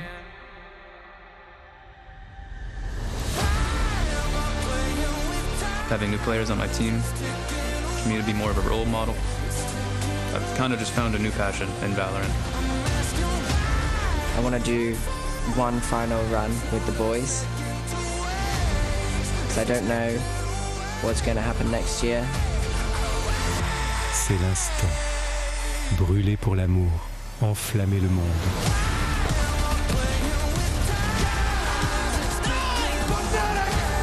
Have gone further than they've ever been before in Champions. Doubted but never defeated.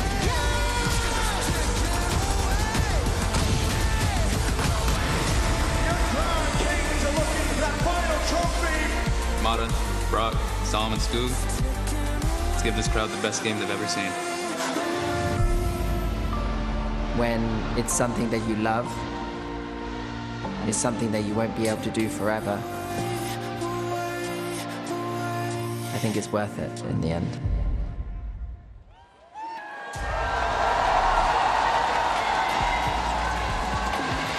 Are you ready? Because I know everyone here at the Accor Arena is on board. Hell, we even got the Lorax in the house, ladies and gentlemen. This is going to be awesome. NRG versus Fnatic. Two incredible squads who are vying for an opportunity to become our next World Champion. And Achilleos, a lot of pressure on the man that we just saw on that stage right there, Boaster. Oftentimes he is being criticized for his output in game, but there's one thing that you cannot criticize, and that's that guy knows how to lead a team to the top of the mountain. No, he absolutely does. He has been the best IGL that we have probably had here in the VCT for quite some time. Carried this team, guided them to 2 trophies back in 2023 when we got into the franchise system. Now looking for that final one that he's never been able to achieve. But playing against a man who always sat in the second chair, Ethan, the leader now of NRG in the mid-season, had to step up to that role that Boaster has personified for years and years at the highest level. It was Ethan who had to become more, had to be a better leader, had to build up around his young players. But what a job he's done. They're undefeated to this point. They've made it to the finals, but against a squad with so much experience in these types of moments. Experience is key, of course, and we have to speak also about the rookies. Yes. We touch on NRG, but on the other side, we have Kayak that, if he is to win today, has to be the Rookie of the Year. Back in EMEA, breaking records, absolutely insane streak of positive games. It didn't matter how Fnatic performed, Kayak was always the standout player. And today is the final test of the year. No, it really is, and we saw what he was able to do when Alfier wasn't there to back him up. Those two have been so consistent for Fnatic, but as soon as Doma had to come through, Kayak went, right, I'm giving it 200% here today, and he absolutely carried them through that series versus Paper Rex. If he's going to have a performance like that again, I'm absolutely with you. Rookie of the Year, maybe even MVP of the final. And you round that team out with Chronicle, the man who has hoisted the most trophies of any player in this game. An opportunity to garner the final one that he never had. He's never won at a Champions in the past. It would be the last thing he needs to complete that collection. And it would cement him as, in my opinion, and I think in the opinions of many people, the greatest of all time, the GOAT. Very few people have achieved that title, especially in the short yet sometimes really long history of Valorant esports. Chronicle has established himself clear above the rest, and if he was able to achieve that, what a goal it would be. But we did see in the pre-show the Omen map select. Let's go ahead and revisit that again. We didn't get a chance to talk about it before. So the thing that is sticking out in my mind, Achilleos, is the Abyss. Map 3, we saw Fnatic get absolutely handled on that map in the upper bracket final. They said they found the answer. The question is, did they find that answer quick enough? It's hard to say because NRG have been looking like maybe the second best Abyss team that we had here at Champs, the first being TRX, but that corrode right out the gate, not surprising to see NRG pick it, but they look by far and away like the cleanest team on that map. My big question is, do you have a way to counteract Brock? He loves to bring the Odin in no matter what the map is, but on Corrode especially, he gets so much value. You have to be able to deal with him because if he starts tearing you apart, you might just be knocked out. The first time Fnatic, and the only time they showed this map here in Champs Paris, they smoked TRX yesterday. They kept him in the single digits against a team who looked solid on Corrode throughout. So it's a good map for Fnatic, but I think it's towards the absolute peak of the map pool for NRG. They have a lot more reps on it, but still, I think that if Fnatic could win Corrode, that sets such a different tone for this tournament, for this grand finals, especially Bea, because this was a Fnatic who came in with the narrative being their map pool's not very good. They don't have the depth they used to. They've disproved that completely. Yeah, and of course, it's the work that we knew eventually would come to fruition with Corrode being the first map. I think that, especially with the showings that we've seen from NRG, going to OTs, but feeling comfortable in the map, they've experienced so many different things in just that one map that the experience is going to be on their side. Yes, there is a lot of tape on them, but I do not think that is going to set the tone for this first map. I think that the nerves, the excitement, that is going to get on the way. I'm probably looking more towards Lotus, a map that has always been so good for Fnatic, but has been having some ups and downs. Yeah, ups and downs. No, there's certainly been some ups and downs, but that's, for me, I think NRG need to come out and be able to find that first win comfortably on Corrode because, again, 3 rookies compared to 1. So much veterancy, so many trophies lifted on the opposite side of the stage. If you can take that first step, get that Corrode, get into that comfortable position, get warmed up, and feel really focused, really confident in your own play, then I think NRG is going to be doing pretty well to maybe glide through this. But if they drop that opening map where they should be so damn favored, that's when that rookie status coming through can really start to hurt you if the players aren't going to be able to focus up and get, psyched back into the game. All three of those guys on NRG have been playing this game for so long, been grinding for so long for a big opportunity in the Tier 1 of the partnerships. But it never happened. A year ago, all three of them were competing in challengers at home, in their bedroom, online. Now a completely different level, walking out to a crowd of thousands here in France. It is an incredibly fast come up, an incredibly quick realization of their dreams. And it's a crowd that is quite clearly against you as well. That's right. This crowd, this partisan crowd, certainly on the side of Fnatic. NRG know that their backs are against the walls, but these underdogs from the Americas regions are looking to climb to the top of the mountain. And for Fnatic, it's an opportunity to cement their legacy. Let's go ahead and get ready for this grand finals as we have our agent select here. And now we start to see things come through. I don't expect we're going to get much in the way of changes here. Achilles, what do you make of this? I mean, yeah, I think it's going to be stock-standard for the side of NRG. Why change what has been working so well? You look like the best team in the world on this map, so just keep running the same thing. And for Fnatic's sake, they just don't really have the time to make pivots. They've been playing back-to-back-to-back, now here into the grand finals. So I think that we're not going to be seeing too many alterations to the comps as we go through this series. No, absolutely. Watch out, it's Corrode. Please, attention to mid. We saw it yesterday with Fnatic, the way that both during crashes worked the map constantly. NRG should be expecting that. For me, GB, this is simple. It's going to be Kayak, it's going to be Mata. Two of their absolute best agents that have defined this tournament for them. Those young men have been one of the biggest reasons their two teams are here. It has been a journey for both of these squads. They are one step closer from becoming our next world champion. The pressure is on, eyes on the stage, because everyone knows what is at stake here. The stage has been set, and we have two of the greatest of all time to ever tell this tale. Here is Pansy and Hypoc. It is an absolute honor to be standing here in front of what could be some of the best fucking Valorant we've seen in a minute, Mike. What storyline speaks to you now? Because you've got the new guard coming in. You've got the old guard hunting that final accolade. Where do you start? This would be the final page in Fnatic's storied existence in Valorant. The one they've chased, again, been so close so many times. But on the other side, NRG, another just a run made of dreams. Yes. Now, what will be the culmination for them? I mean, these two teams have had so much pressure throughout this event. NRG seemingly cruising under that pressure and already toppling Fnatic. But it wouldn't be a very good book nor a very good story if it was all easy. Fnatic walk into this already facing NRG once and falling. But a grand finals is a different affair. Of course, on the other side, a hungry upstart, still joined by that last standing evil genius. And now we'll be focused on this. NRG on the defense, Fnatic on the attack. Well, slight probe towards mid initially, but Fnatic very quickly to regroup outside A here. Potentially looking to overwhelm Som. Holding his paranoia right now, so we'll be able to slow this down. Actually, we'll send it pretty early, actually.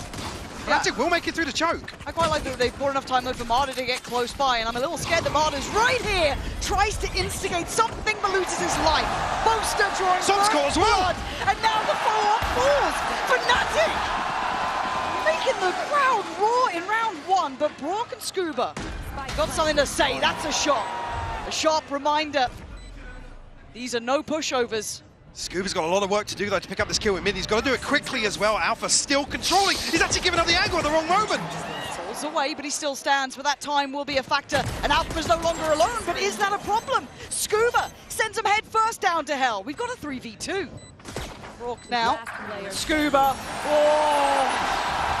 It took a second or two, but Fnatic control the end of that round. But you saw that threat there. You saw what we expect from the likes of NRG. Threatening on all accounts, but I love what Marta went for. It didn't work out though. Yeah, and what I was so impressed with NRG last time these two teams faced off was their ability to really contest the mid-round. Get ahead of Fnatic's pivots, which is the trademark of their playstyle. basically going toe-to-toe with the strongest aspect of this roster. Yeah, straight up. Okay. And now to keep this steady. Got to build here. For NRG, see if they can get under their skin a little. And the one thing I want to say about NRG, especially in that last matchup, they showed no fear. And that I really was impressed with. You could not see the pressure at all. They looked so composed, even in the first map where Marder was down bad. Yeah, he was. Down really bad. Rough game, but he picked himself up, Yep. got back to it. And again, we know the result now. Now this round you've got to imagine as Fanatics, you can see what the purchase is. You're looking at that ghost in the hands of Alpha, the only thing they're pretty willing to lose. Otherwise you'd want to keep it clean, but Boaster's in trouble. A lovely plan made from NRG. A late mid crunch, putting Kayak actually right on the chopping block. And they are hungry and out for blood. NRG showing why they're deadly, why they're dangerous. Scrappy. And now Spike heading towards the B site. There's still one here. They haven't accounted for Scuba. Hold on. Yeah, Chronicle can focus towards middle, but Scuba can still be a nuisance dealt with. Sharp shot from Alpha. Look at the HP. Alpha did take a lot of damage. These shock darts could be dangerous, but as it stands, Chronicle on guard duty. Issue being Marder's taking a ton of damage as well. Chronicle, and he gets shut down by Bork. Yeah, now you can see it, red alert. It's ringing. Crash is going all the way around. Marder and Brock, can you make something out of nothing? No right in this round, but making it their own so far. And there it is, a big weapon potentially there to grab to hand. This is not out of the woods just yet. 10 more seconds on the horn. A Prowler ready for crashes if required. The position had to be giving up. And now Alpha from the back, but it's still Brock. And now Crashies 1v1. You've got to be composed on this. You've got to be keeping it cool, but Brock's still alive, still on 5. Having to deal with the horns. But Crashies making sure Fnatic do not wane under the pressure. Big bailout from Crashies early on. Always a threat with NRG in these purchases. Able to contest, contest mid so quickly. I mean, Kayak's put in such an awkward predicament here. But it's Brock again, who was absolutely pivotal in the previous series. And already now up to the signature weapon for him. Yeah, I think all of us have come to know the value this man can bring, but Marder instantly forced off that midline he may have wanted. What's key though is, well, I thought actually Som nearly catching more than he bargained for. And I got to talk about this pace with Fnatic. We'll come back to it because Som now has to stand against potentially 4 coming his way, maybe even 5, and they're slipping closer. This slow, tempered approach from Fnatic looks like it's scrapped, and Marder's walking. Oh my God, Marder! There he is! A little messy on the first, but cleans up on the follow-ups. Even sending Chronicle packing. Huge damage again from Brock. You see Chronicle tag down to Marder! It's so sick! He found Kayak! That flank could have dismantled this, but Marder on 3. And 2 more targets. Chronicle already low. We've seen what it's like when Marder wasn't firing on all cylinders. This could be the spin up here, and a swift reminder of that Odin as well. Marder, big start, and Brock doing damage with that Odin. My concern being Fnatic just didn't have a response to this on Ascent the other day. Yeah. Just very little in the form of dealing with Brock, or even anticipating where he was going to apply pressure.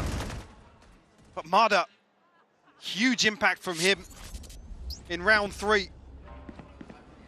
Be another purchase here from Fnatic, but early ult as well. Yeah. I'm just seeing what they were going to say. Oh, Crash is actually looking to go toe-to-toe with Brock. Maybe try and spam off some of these angles. Recovering it. Early pressure towards mid here, but again, Fnatic just sitting very deep. Now conscious of the fact that there isn't much safety until they figure out where Brock's playing. Yeah, it's almost like identify the operator, right? Find Yeah, well, it's basically the same concept. So they've shown the owl drone over towards this B side. That will be seen and heard and dealt with by Kron, but Hunter's Fury, Kron's in trouble. Able to evade the first, the follow-up a little bit dangerous, but he's fine, actually making away. I think just catching Boaster was the end of that. Not much in the form of pressure here from the side of Fnatic, still committed to this early default. Regrouping towards middle on the start, potentially? Yeah, I mean, Brock's going to have it back now. This will be another indicator in favor of Fnatic if they can mitigate some of this risk ahead of getting towards the site. Yeah, but I wouldn't fancy my odds against him. No. Slow and steady, they're approaching 30 seconds now. Again, a very clear shift in pace. Little pop flash middle, Ethan ready, but they're already going to be going past Brock. Actually, this time, Crash is going to try and control the angle, spams away. A little bit of chip, though. Look at Boaster, look at Kayak, they're not sitting too well. And this plan falls short for Fnatic. Alpha going to find one en route, but Ethan said control this so well. Leaving just Alpha in a 1v2, 6 seconds. Not enough to change the outcome now. He's the last man on the site.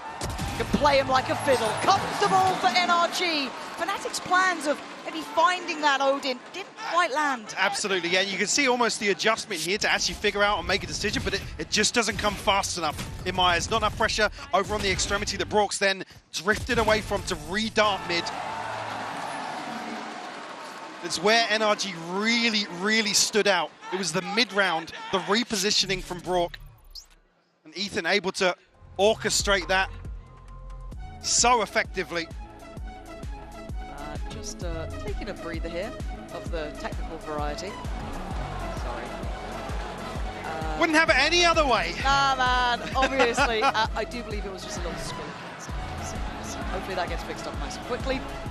Obviously, you don't want anything going astray, but we can kind of recap the first couple of rounds. Yeah, just to come back to that same discussion, because I know you and I were talking, is in terms of anti-ing Fnatic, they're very one-dimensional, they're very linear in approach, and quite often we talk about teams not really being able to go blow for blow with Fnatic when they're in form. NRG didn't even entertain that. They allowed Fnatic to sit back, wait and wait and wait, and you could see certain elements of frustration, certain elements of confusion almost about how they approach this issue that they had no go-to plan to address. And like I said, there were so many times where Marder would fall and there was no trade coming through, but ultimately Fnatic couldn't convert it to a second kill or control somewhere else on the map. So in that regard, really playing from a disadvantage versus a team like Fnatic, not allowing them to actually snowball through some of these rounds, was why NRG were able to remain so composed and so in control of the center. And that's where my curiosity peaks, though, is how far that then goes into this veto. Can they apply that same theory across the maps? Well, here's the concern, because you start on Corrode and Lotus, which are two teams that you would need a robust plan in place. Certainly would. So I quite like what we're seeing as it stands. It does seem as though the tech pause is concluded. Jumping back into game in just a moment. I recognise them. There's a lot of people down there. Pretty thunk it. Bringing out a lot of the big names here for a big game. Really blame them. Just a couple more seconds as the players get themselves comfortable. Obviously, again, just want to get everything right here. Don't want any excuses. As coming back through, though, it should be a fairly light purchase for Fnatic. Just that Guardian in hand for Crashies, I think. And you're looking at the Sheriffs actually going to switch out, looking like for a Stinger. So back into the action, 2 apiece here. As NRG already showing that resilience, that ability to handle Fnatic's approach. And Fnatic yet to really make much of a stand to it. I like the tempo shifts we've seen from Fnatic too. A couple different looks of pace. Marder. Be a bit careful. There's already contact made as Kron testing Scuba. Bit of chip done here early. As now looking at the reaction here. Fnatic have fought for middle. Seems as though they've won it. And to see what develops coming out of that. It's now Fnatic looking to potentially find another pressure point here, but NRG playing very far back here. Happy to concede the space. Sending one in, the clone will obviously be dealt with here. So I'm looking to spam onto this angle. But Kayak will be noted. Nice little angle there for Marder. Safety ensured. 30 seconds left. Approach on B though. Ethan already kind of feeling that this is the final goal for them. Nice stall as well, just buying time for those rotations. You can see the waylay, aka Marder, just getting on close. The only real threat, I guess you could argue, maybe Crashies, but you're looking at these positionings and the timing, Mike, it's only 10 seconds. Yeah, I think Fnatic not really finding anything they can pin their hopes to here. Scuba trying to clean up something here. Time. Pretty close on the plant, but I think it's in. Yeah. Okay, Sheriff, Boaster and Chronicle with a Ghost. 4 alive against them. Chronicle's found Scuba, and it could put a chip on Ethan. There's no way. Surely, right? Yeah, okay, Boaster's fallen. This is looking like NRG. Yeah, perfect in the end. Just making sure they're crossing the T's and dotting the I's. Again, this is a big stage. Can't stress it enough. You want to be making sure you're not making silly mistakes here. Keep the boys calm for NRG and on that same hymn sheet. Yeah, that composure on display once more for NRG. Again, there was certainly threat there. So this will be a timeout of a different variety. Don't panic just yet, but early for Fnatic to check in terms of, I guess, initially the game. And one of the things that really stood out to me the other day was catching one of the coach reactions from Scott and Milan, where they were basically said, boys, what are we doing? What are we doing?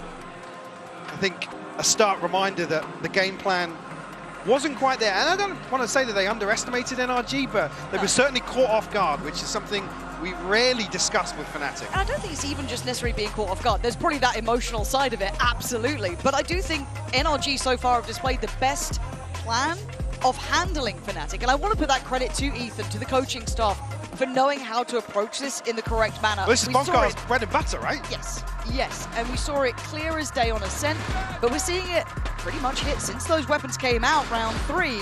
It's been a one-sided affair now.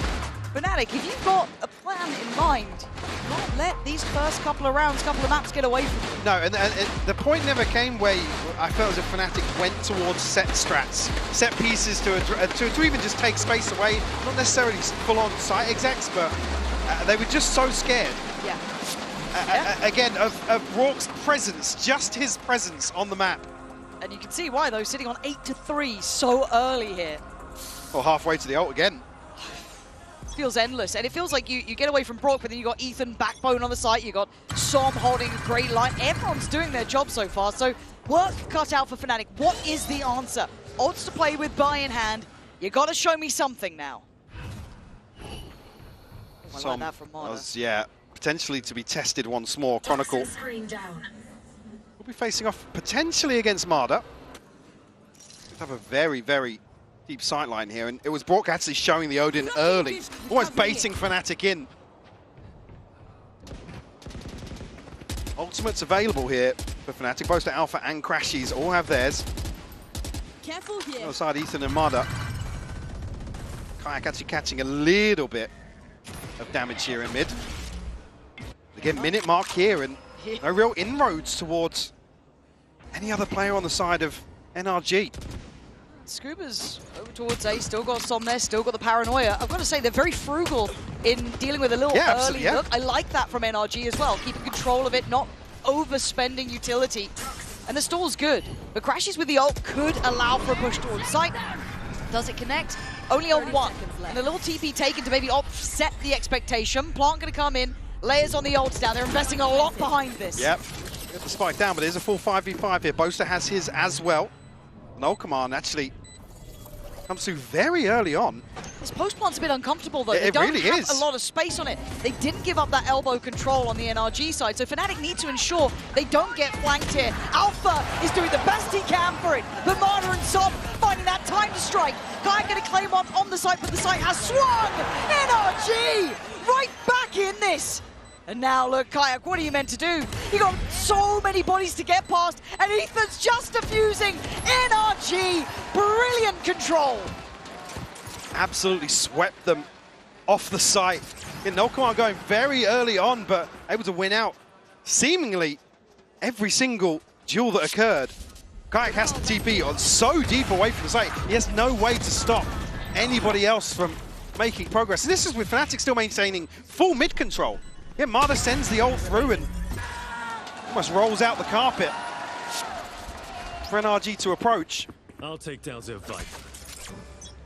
They're playing a damn good game, Mike. NRG really are. But again, it's the composure on display. It's almost waiting and waiting and waiting for Fnatic to make a decision, and then they're always in the right position. This is a little bit of a tempo shift, a little bit of a gear shift here. You can see the Crashies a bit quicker towards connector, a bit closer towards B. They're trying to creep up here, maybe bring those Stingers to the right range, but you've still got Guardians, you've still got Vandals. But are they expecting Crash? He's so close. Surely not. I mean, he should be on for one. Here he is. Delivers the first real death on the site, and that's Scuba going down. A vulnerability shown and a chance to maybe force forward Kayak. Gonna follow it up, but it's still not comfortable here. Still not on that full buy, and Som has space. Yeah. Unable to really dig Som out of that position, even here with the smoke. Looks so Cutting similar sight to last lines. time. Yeah, it really does. Yeah, Marta's still over towards mid. Fnatic just waiting potentially for an overstep. And NRG haven't been given that. They've been disciplined. You're highlighting it almost at the start of the round. You can see it very clearly here toward the end. NRG making Fnatic sweat for this. Now getting a little bit closer. Dart in play. This is where it's getting dangerous. Kayak trying to dodge the bullets. 29 HP, and there's a TP. That's him now looking a little bit worried. Is he behind me? Is he in front? I'm fine. Slow shot darts! But you can't avoid that. Brock, brilliant again. Boaster and Alpha, where are you now? Still worried about middle, but it's all on the site this time. NRG having answers. Boaster having to go through the motions, do everything he can to try and secure this plant. He can't do enough. And Alpha, he has to check on this. He has to give away position. They're trying to find him.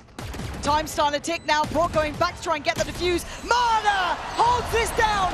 NRG know the game plan, and it is surgical. Marta looking way more comfortable this time around. Previously, you could see both Som and Ethan almost egging him on to commit to more engagements. And I mean, doing really well to even get to this position, but again, it's the composure, it's the flick of the switch for NRG, where they're happy to sit back, compose themselves, and address. But also, you see a bit of frustration there, sure, don't blame you. But Fnatic either have to dig deeper or do better in those post plants. That's not enough security. You can't play a choke point up against that Odin and just get spammed off the angle. They have to find a deeper line to play on. But now NRG start getting naughty. We've seen this a million times. And Alpha will be kicking himself on that. And look how it plays in Scuba. Oh, it is devious. You're kidding me. Let another one go. Yeah, but the crowd's starting to kick up here. He doesn't even consider it. Scuba sent them 10 feet under. I can't get enough of this team. They are playing brilliant, beautiful Valorant right now. And again, the switch up in round 8 to go forwards and set up a trap play like this. Again, just not allowing Fnatic the comfort that they're so used to having. Chronicle now, or 1v5. Som on the other side of this smoke. God. And you feel like you'd maybe, dealt with the first one. Okay, Som's going to fall off this call. Nah, there was layers to this now. Oh, they are hitting today. And this starts to feel a little like the game before, Mike. It really does, yeah. I mean, because once Fnatic were in the shell, in a corner, they just didn't have enough answers. That we didn't see any sort of adaptation to address some of the problems we saw solely on the minimap. Again, their own worst enemies when it comes to the clock. It's been a discussion that's recurring in terms of Fnatic this year. And it might be coming to bite them in the ass at the worst possible time. Hey, look, this is Champions. It's the best of the best, right? So where's all of that veterancy that was talked about? Where's all those ideas now? NRG are outplaying you in every aspect, but a mid-walk for Fnatic. Trying to get close, but look what's waiting. It's not just one, it's 3. Marta's here, Ethan's here, Brock's here. There is no easy access anywhere. Pressured away from this, but Som, forced off the early angle, does still have Scuba here. Snakebite will slow things down as well. God, 3? Yeah, it's another round where Fnatic just can't get themselves over that first hurdle. That's really just stuck. Yeah, I mean, down to a point now where they have to force the issue basically onto Brock with the pit coming out. Yeah, and Ethan can just kind of passively watch across, draw all eyes towards him. It's going to be Brock with 2. But pick your poison at this point, Fnatic. You barely won middle, and you're down to 2 players left alive. Kron's on an island on B, but Kayak. Clean kill. That spike's being watched. draws the attention, draws the bullet, and they're trying to work this one out. I like it, but a great paranoia. Amada just out of there. Doesn't need to stick around. Doesn't need to be played in yet, but the barrel might give away the game. But Kron's got to be careful. Position already thought about. That paranoia right towards his feet. Late mid-presence, but a big shot from Kron. A safe-ish plant. Just about getting it down. Now the Viper's pit on top. Kayak holding on here, but it's Scuba again, the guy who was the downfall a moment ago. He's going to take a gamble, take a glance, and finds nothing. Pit has dropped. First tap on the spike here, not going to draw anything out from Fnatic, but Kayak, when they go forward, just make the confirmation though. Yep. The tap, Scuba waiting. Trying to toy with them. Checked again, spots another. I think he might have noted both now. High chance of this. And he somehow mentally worked this out though. A little bit of a difference in possession, but what a shot! He's got the half. Oh my God! Scuba! Outrageous Red Bull clutch! How is this guy a rookie? Daylight robbery. Scuba with so many clutches the other day versus Fnatic here. And absolutely ice cold once more. Right under their noses. He's so damn good, man. And he's outplayed Kron. Can we talk about that? You don't win those sort of scenarios against Chronicle. The guy's one of the greats out there. But Scuba understanding every aspect. Look at this. Oh. This is where things were the sort of round where things spiraled out of control for Fnatic previously. No surprises to see. Effectively, the panic button hit once more ahead of round 10. And this is surely a mental check-in. Oh, it has to be. It has to be. I've got to say, I was seeing earlier someone say, oh, there's no villains anymore. In this arena, I tell you, there's one team they're cheering for a little bit louder. But right now, they are being silenced. It's turning into a library out here. It's unreal. God, and it's... Well, I mean, Scuba making a case for being take it on. The villain on that stage today. Do it to him. Again, the fact that he's hitting this level here. He was the one who's played enough some in that smoke. Now he's doing this, making those sort of confident plays at the highest level possible against Fnatic. It's like they've just turned off any aspect of respecting who they are up against and playing genuinely their own game. Really, really looking for an answer here in the last few rounds from Fnatic. And no timeout for the second half now. Som once more toying with aggression. Fnatic seem to be aware of the possibility. Got a little bit of a switch up here. It's Brock over towards A instead of Scuba this time. Go. Kayak's got to find some sort of tangibles for Fnatic to act upon. Yeah, it really, really does. But Som's been slippery, right? He's been really hard to deal with. And look at this. The Hinder, the Odin spam, it's all there, but Boaster does find one back, but it's all being traded again. NRG able to find stability in even all of this chaos. See Chronicle disconnected from this, hasn't found anything in the lurk. Tag will come through, Alpha punished by the Odin once more. Fnatic just left in tatters. Another 2v4. And look at the discipline, I love this as well, right? If you are Fnatic, you want to get a pick. You want to try and bring it to maybe a 2v3, get some security on the plant. They sit deep, they make them work for this. And look at the position that NRG sit in. Welcoming it almost with a smile. You want something in this? You want any win con? Come find us. There they are, standing guard, standing duty. Kron, the first to be absolutely melted. And Boaster looking like he's going to face a similar fate. What are you meant to do here, Fnatic? NRG surrounding you, Boaster. The ultimate showman right now with not much to say. It's just stunning from NRG, Mike. I mean, we often talk about the sixth man in Valorant, but the clock is the sixth man for NRG here, and they are tapping into that advantage so many times. Like you said, trim the fat, they're able to reset, play so deep on the map. Like I said, you never want to be forcing the issue onto some of these unknown angles versus an Odin. And these second waves, I mean, the darts, saving the drones so late on in the round, Rourke is pivotal. Fear just got so tilted when you killed him, Brock. He got so tilted. Rightfully so. Again, you are brute forcing into a position where you don't even get an engagement. High flash, big swing like this. Show some versatility. However, Chronicle this time going to get his man. Going to dodge this though. That's a connection. It's got Kron down. So it's always traded, it feels like. In the most unorthodox of ways. Ethan going to be one kind of steadfast towards B. And Fnatic do like their reclears. They like their refights. I was going to say, Ethan's still got a knife though, so... It's all on timing here. Oh, yeah, that's big info. That's still 3. Potentially 4. My ult is ready. Just the 3 there. Alpha was just outside of it, but it's already caused the reaction. You can see it, but a lot of faith put into Ethan to hold this down. There's nobody to really offset this. I think maybe anticipating Fnatic's rotation. But we'll be able to effectively mitigate most of Crashy's ultimate.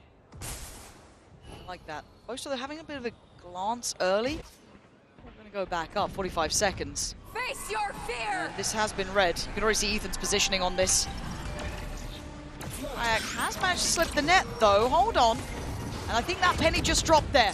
A fight on 2 fronts now. On the site, it's going to be, well, already close to going down. Alpha now already considered. Great shot on 1, but a better trade. NRG don't fight alone. There are layers to this. But Kayak crashes this time. But look who's against him. Before it was Chronicle and Kayak. Now Crashies has to deal with Scuba. Tagged up down to 52 HP though, so this one will be even more impressive for Crashies. The one to shut it down. Playing an Odin and an operator here. Kron trying to get some energy going on stage here. After a drought in terms of rounds. Finally find a response, and it will be nothing short of a miracle to find a 4th in this opening half. Need it. I know we talk about best of 5 marathons. 16 and 6, man. But you talk about confidence and the knock-on effect of having a great start here. NRG will lap that up. Fnatic give us another though. Make it up to 4. Toxins going up. Alpha and Boast are both putting ults in here, but Boast are only down on a Bulldog. Toxin screen down. The byproduct of a string of rounds. The Scuba once more to hold down the fort of B. This time around does have Ethan. Nada again going to explore mid. He's been in control of mid so many times. Early round, ahead of some of the retakes. Fnatic unable to find even a glimpse. Yeah. Oh, the timing of this, uh-oh. That's going to be a problem. Oh, he's going for this one. Kayak's on the corner, though. How far are you willing to really go for that? Called the cancel. Okay, cancelled on this. We might even see a bloodbath outside the site here. But again, it's 40 seconds. Fnatic haven't seen anyone yet. No, the tension is now getting palpable. They're trying to send a fake, trying to send Crash. The first confirmation. Yeah. That's it. They're just putting a Prowler over towards A. Gonna pop the ult on this and then send Kayak in. Switch out of the weapon and he goes on in first. Like for the line to take the space. Can't really get away from this either, but look what's waiting inside that smoke. It could be the death of him. He has no idea what's waiting! But he finds Ethan! And again gives him that foothold towards the site. He was actually playing off the judge here. Mada going to shut down Crashies on that mid lurk. 10 seconds! And Brock's got you found! The second that outline hits, and being toyed with Kayak, there's just a heat-seeking missile flying above you. Oh, he's found a body! And another! Mada is out of this world! What a turnaround from NRG. Again, Fnatic waiting what feels like an eternity. And they walk into an absolute slaughter. NRG just absolutely channeling into the Odin and its ability to have impact. God damn. From such safe positions. Yes. I just can't believe what Mana just did as well, man. Oh. That's a brutal one to try and deal with, but what a statement from NRG. Fnatic left down in the doldrums on 3 rounds, but Lou is checking in with a special Fnatic guest in the audience.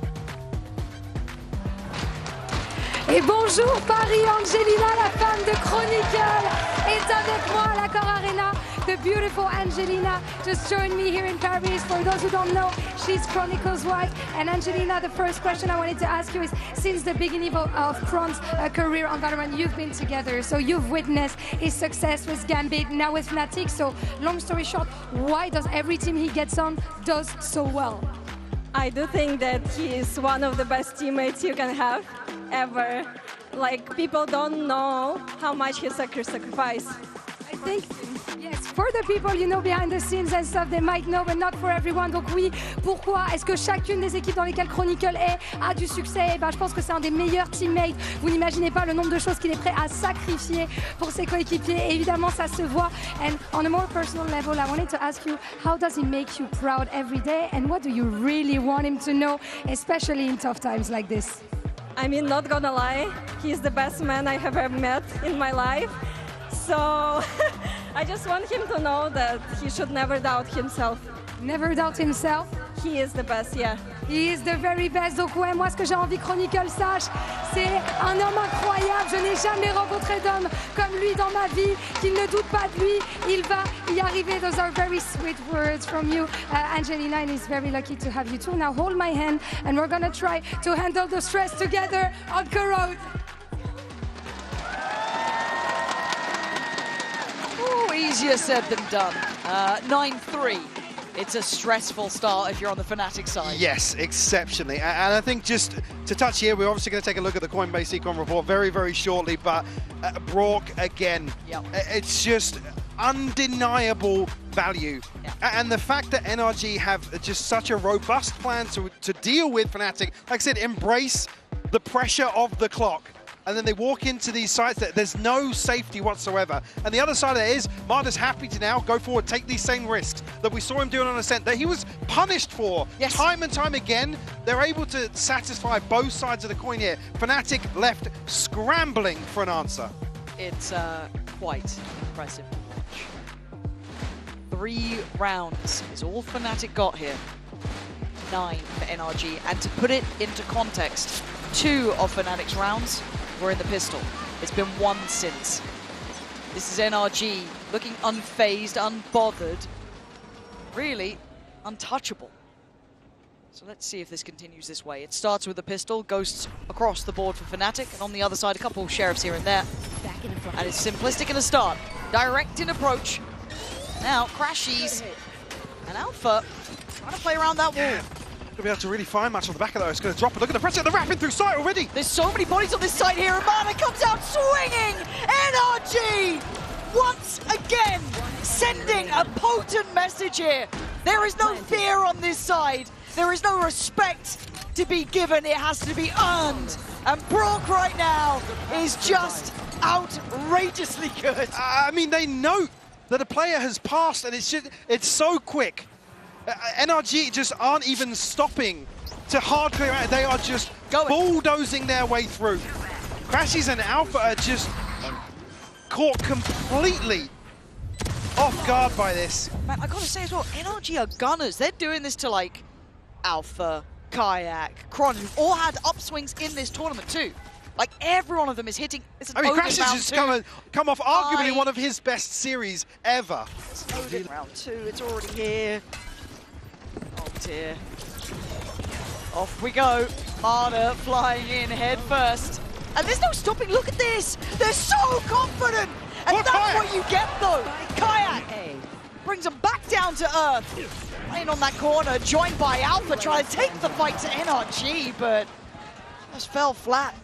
Boaster with a classic. Not going to win against that gun. NRG up to 11 in the blink of an eye. Fnatic with very few positives again to string together, other than Kayak finding 2 here. Hawks 21-6. Yeah, it's just... Oh, wow. Okay, there's your positive. Take some of that. Need a bit more, but you'll take it. But yeah, I mean, NRG just riding the wave of confidence, of, I mean, just absolute trust in each other as well. Nobody's letting their foot off the gas. They are moving as a death ball. And Fnatic trying to stand against it, trying to play out from Connector, but Marder doesn't care. Just straight up has a goal in mind, and he catches Boaster completely unawares. Cromber's in the corner. It is a massacre. And Fnatic looking absolutely flustered here. Hang on, though. The spike is still down over towards bottom mid here, and Fnatic, they're not going to spot it, though, is the issue. Yeah, they have no idea. Scuba could get the backstab on this. But I think Scuba's only got the stinger, so what do you really do about it? Alpha's looking this way. Oh, now they're not. Now they're not. Scuba, you don't get two with this. They think the spike's already in sight. There's no way. There's no way you think this. And Marta's coming back out just to make sure, just to check, just to make certain. Good kill from Crashies, but Scuba.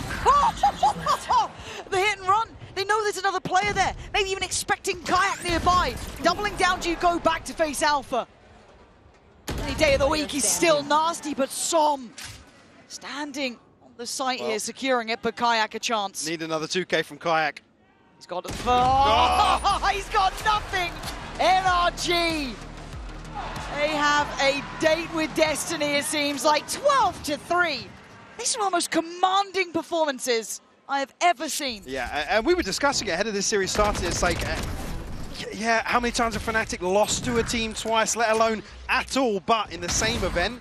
NRG have just come back, and here, the key for me in the second half is tapping into the tempo shift. Again, Fnatic, they're scared, they're not going forwards, they're constantly backpedaling. And Som rightfully on his feet here. It's just the value of that mental game paying dividends for NRG. We're about to make another statement in this opening map versus Fnatic. Regardless of outcome, almost. Yeah, that is irrelevant almost at this point. At 12-3, we know that Fnatic can do, you know, comebacks and all of this, but NRG, man, this is something different. Spam. Trying to find a spam. This time we've seen NRG really slow down here. Take flight. The respect shown, the possibility of the purchase, but I mean, Fnatic, it's hideous to say the least. Yeah, shaky buy, man.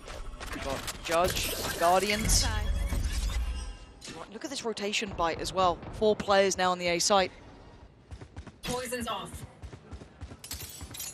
Chronicle coming across is just going to leave Boaster with a Judge in hand. Has to find an absolute miracle here. Tucks in towards the corner. He's hoping. He's calling for some help here. There's no signs of life on A. It's all coming towards B. Boaster, is there anything you can do to deny this? He takes the stand, but he only takes one. The floodgates open, the B side's theirs, and Som is not stopping. Up towards heaven, and they look none the wiser. He's done so well there, breaking even the closest rotations. Som is absolutely on it. And just Alpha and Kayak, the last 2 to find. And this is a different beast. I don't think Fnatic ever thought they'd face someone like this, but NRG are looking like a cut above the rest. Just Kayak has to try and stand. It is a blowout. 13-3. NRG look at home under the brightest lights.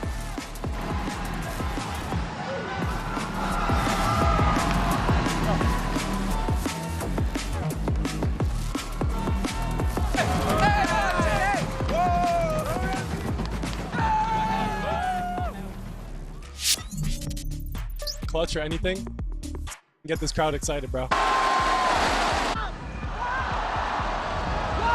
Let's get on our feet, you know, give them a show. What are you doing? Get as much of the crowd on our side as we can.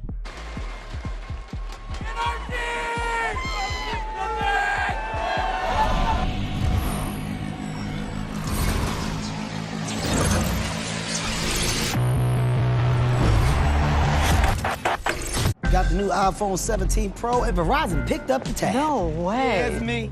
Handsome and hilarious. It's a rare combo. New and existing customers can get the new iPhone 17 Pro on us, on the best 5G network. I mean, where else would I get it, right?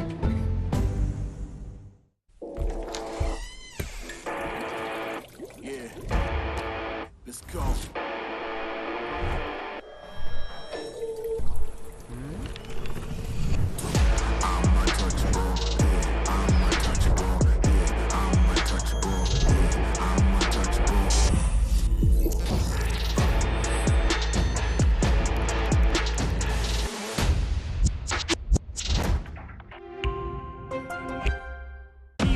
World Cup, where we are starting off with VALORANT. If you want to win, you have to win against the best.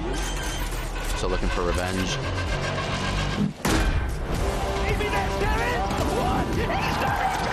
Alpha able to find one. There's the shorty. And Alpha goes crazy. They've all battled expectation. Heretics have come back all the way! Finally, we won. Finally.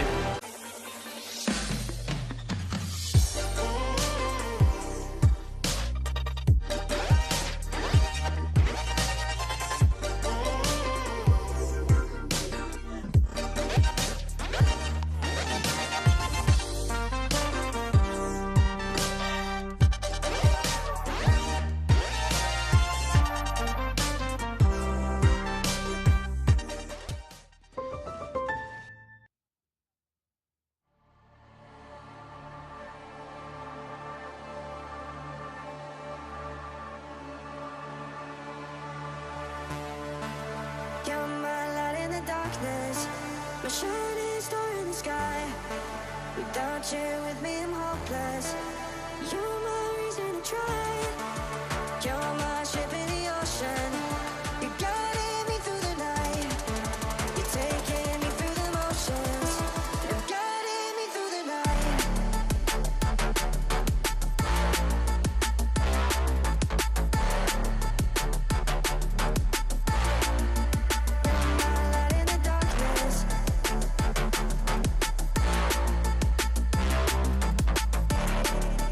Taking me through the motions and guiding me through the night.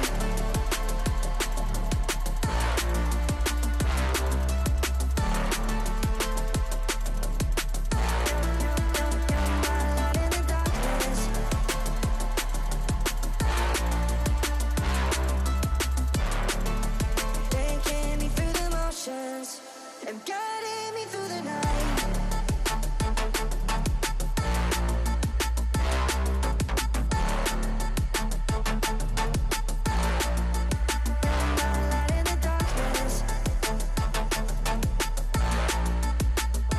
Taking me through the motions and guiding me through the night.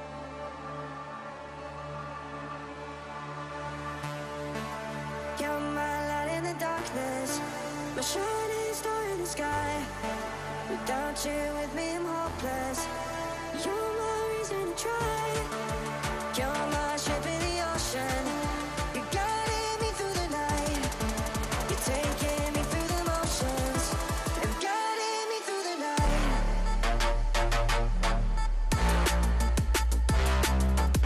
Taking me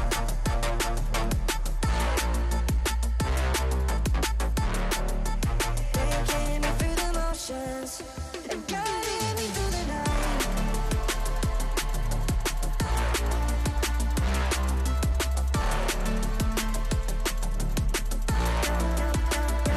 Light in the darkness.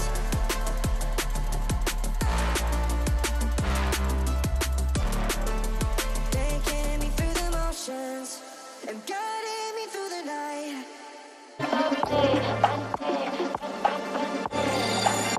I could do this all day.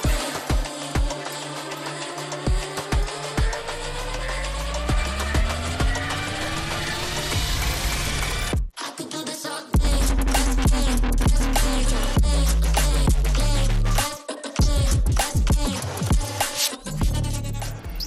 It is an absolute dream start for NRG in this grand final. I'm now joined by their coach, Bonka. Now, last time you spoke about how you are aware of Fnatic's timings and rotations. Given how much tape there is out there of your Corrode, are you surprised that they didn't have maybe a similar understanding on how you guys like to play? Maybe they had a better understanding of how we play attack. They gave us defense for some reason, so they couldn't abuse all of the tape that they had on us. And we knew what they were going to do on attack, how they default and how they move, and we just abused it. Thank you very much for your time. Good luck. It's safe to say that Fnatic was read like an open book. NRG knew every single chapter, top to bottom, and that is the reason why they walked away with a massive 13-3 victory on Corrode to kick off our Champions Grand Finals. Welcome back, everyone, to the desk. Golden Boy here along with Kukuka Mimi. We also have Sideshow joining us here today. How are you? I know. Thank you for showing up to work. I was just hiding at the beginning. I like to come out when the game begins. What a guy. What a guy. All right, well, let's go ahead and go into our HyperX Reflex moment. And this one is going to go to Mata and Mimi. We were seeing just Mata really light up the server here with this op. The amount of confidence that Mata was showing in this game was absolutely incredible, but also the amount of mastery that he has on the Waylay. I think he does a really good job of finding the right timings to use that dash to refract out. This play just kind of looked like a Waylay trailer moment of getting the kill there, realizing time is so low and that he has an opportunity to make the play and single-handedly win this round. And him coming online was one of the big win conditions I was looking at for NRG today, and he's already here map 1. Yeah, but we can, I think, make the argument for most of the players. To me, also, that final round, it's a good sum up of how Fnatic was playing that map.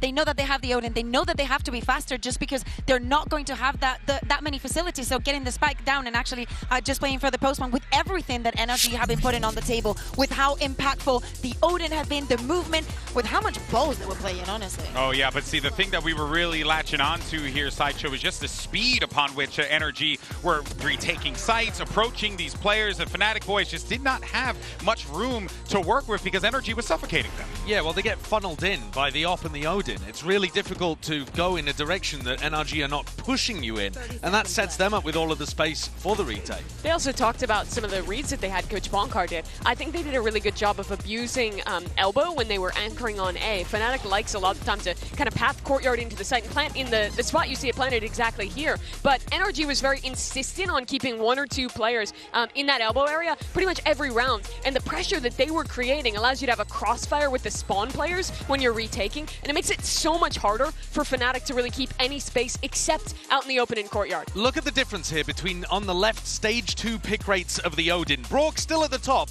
but only picking it 17% of the time. This is him at Champs and the Pretenders. That's 2 through 5 and beyond. Brock picking it 49% of the time. This also includes pistol rounds where you can't purchase the Odin, and he was massacring people. Crashy's bought it as often as he could to try to counter, and he got smacked. Brock had 17 kills just with the Odin alone. Crashy's had 9 total. I mean, listen, it's Master. It's not even Master versus Apprentice. It's Master versus Pretenders out there. Dude, the Odin plays from Brock. I'm sure that there are a lot of people who have many opinions on that particular weapon, but you cannot deny the impact that that man has with that particular item. But for now, though, let's actually see what's going on in the Fnatic camp. We have Coach Milan here. I've got Coach Milan here with me ahead of map 2 now. You have faced NRG already in this tournament, and it's looking like a little bit of deja vu after that first map, but what is the adjustment for the rest of the series to make sure the result is different this time? I think it's a mental adjustment. I think the boys we're off to a rough start, and that's okay. I think we just need to talk a little bit more, make our lives easier, and as long as we start doing that, I think we'll be in a good spot for the rest. Well, I hope that does happen. Best of luck. And rattled they were. I mean, look at that scoreline, Bea. Not the way that one of the giants of EMEA would have wanted to start their run here at the Champions Grand Finals. And do not forget, it's a 13-3, but they won pistol and the round after, so it's not really that they got any kind of momentum. I don't think they feel safe in any way. I think that what Milan is saying is that we're not talking, we're not communicating, we're leaving the gaps open, and nobody is addressing what we're going to do with them.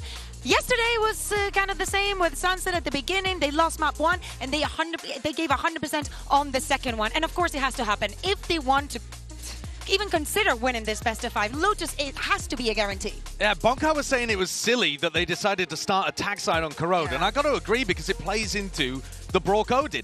On this map, they've chosen to start on the attack side NRG, which plays into potentially the Boaster Odin. So he's going to be playing it around tree. Then when the sides swap, you get it coming out from Som and Brock. Again, it's a weapon to watch on Lotus. Yeah, no big changes here, obviously. Well, I mean, there is one for NRG. They were playing the Neon previously, swapping in that Raze instead now. It changes how you play it a little bit. You're probably going to be going for less like fast ideas right at the start of the round, but Mata's very good on that Raze as well. And the nade is a great tool, especially to deny plants or in your own after plants. He has been playing with the Do I have it twisted? Maybe you do, but I'm sorry, you're so right. I'm thinking of their Haven Don't birds. worry. It happens. 3 sides, it absolutely happens. Yeah, for a second. Sometimes you make me second guess myself, and as you should. For the side of Fnatic, I know that we've talked about Kaya, talked about Alpha, or Chronicle, and Boston, and we have barely mentioned Crashies. We know that this head-to-head of Crashies versus NRG is something that we spoke a lot the previous time that they faced up against each other, but I need him to show up. I feel like he has been having also such an amazing tournament, making things easier for the rest of the players, especially in Lotus, has to go through Fade. The way that Fnatic like to play, they put bodies over towards C and play A for like the reclear, the spam. I'm looking for NRG to be buying up maybe Sheriffs, Guardians, Odins, counter-spamming into Tree and put pressure on Boaster. I really think that he, from an IGL perspective and just with how he's responsible for defending Rubble, is key to the first half here. Yeah, that's right. Well, folks, if Fnatic want to be able to keep themselves in this series, this map right here is critical for them. But NRG could very well go up 2-0, and that is danger zone. Let's send it back over to your casters. Here's Pansy and Hypoc yet again. They say that pressure is a privilege. There's truth in that fact that they've made it this far for Fnatic, but map 1 was a blowout by all rights, Mike. 13-3, 2 of them a pistol round win. This cannot be the same story. If they want their legacy to be etched into that trophy, you gotta start now, or that new generation, that young blood is on for this. And I've got to come back to a similar talking point that I made in map 1 and the previous series as well. This is Fnatic being contested in a way that they are so alien to experiencing. It's total disrespect to the macro game that Fnatic like to employ in Valorant, and it's just a joy to watch. NRG happy to concede this space and almost embracing the question marks that Fnatic like to rely on. There will be NRG on the attack, and I can imagine the pressure, that pace will continue, but it's a 4-man stack on the other side. Fnatic are in the right place here. Lovely paranoia and a quick fight, but it's Marder instantly quelling that aggression, and Scuba, gotta be careful, was caught by that. He actually gets to keep his life here. Fnatic falling away from the fight. First engagement not going their way. Some chip damage, sure, but NRG gonna be fairly comfortable. Just looking at Som there for a second, wondering if he was gonna get involved, or maybe just expecting someone to re-clear this, go for a walk late.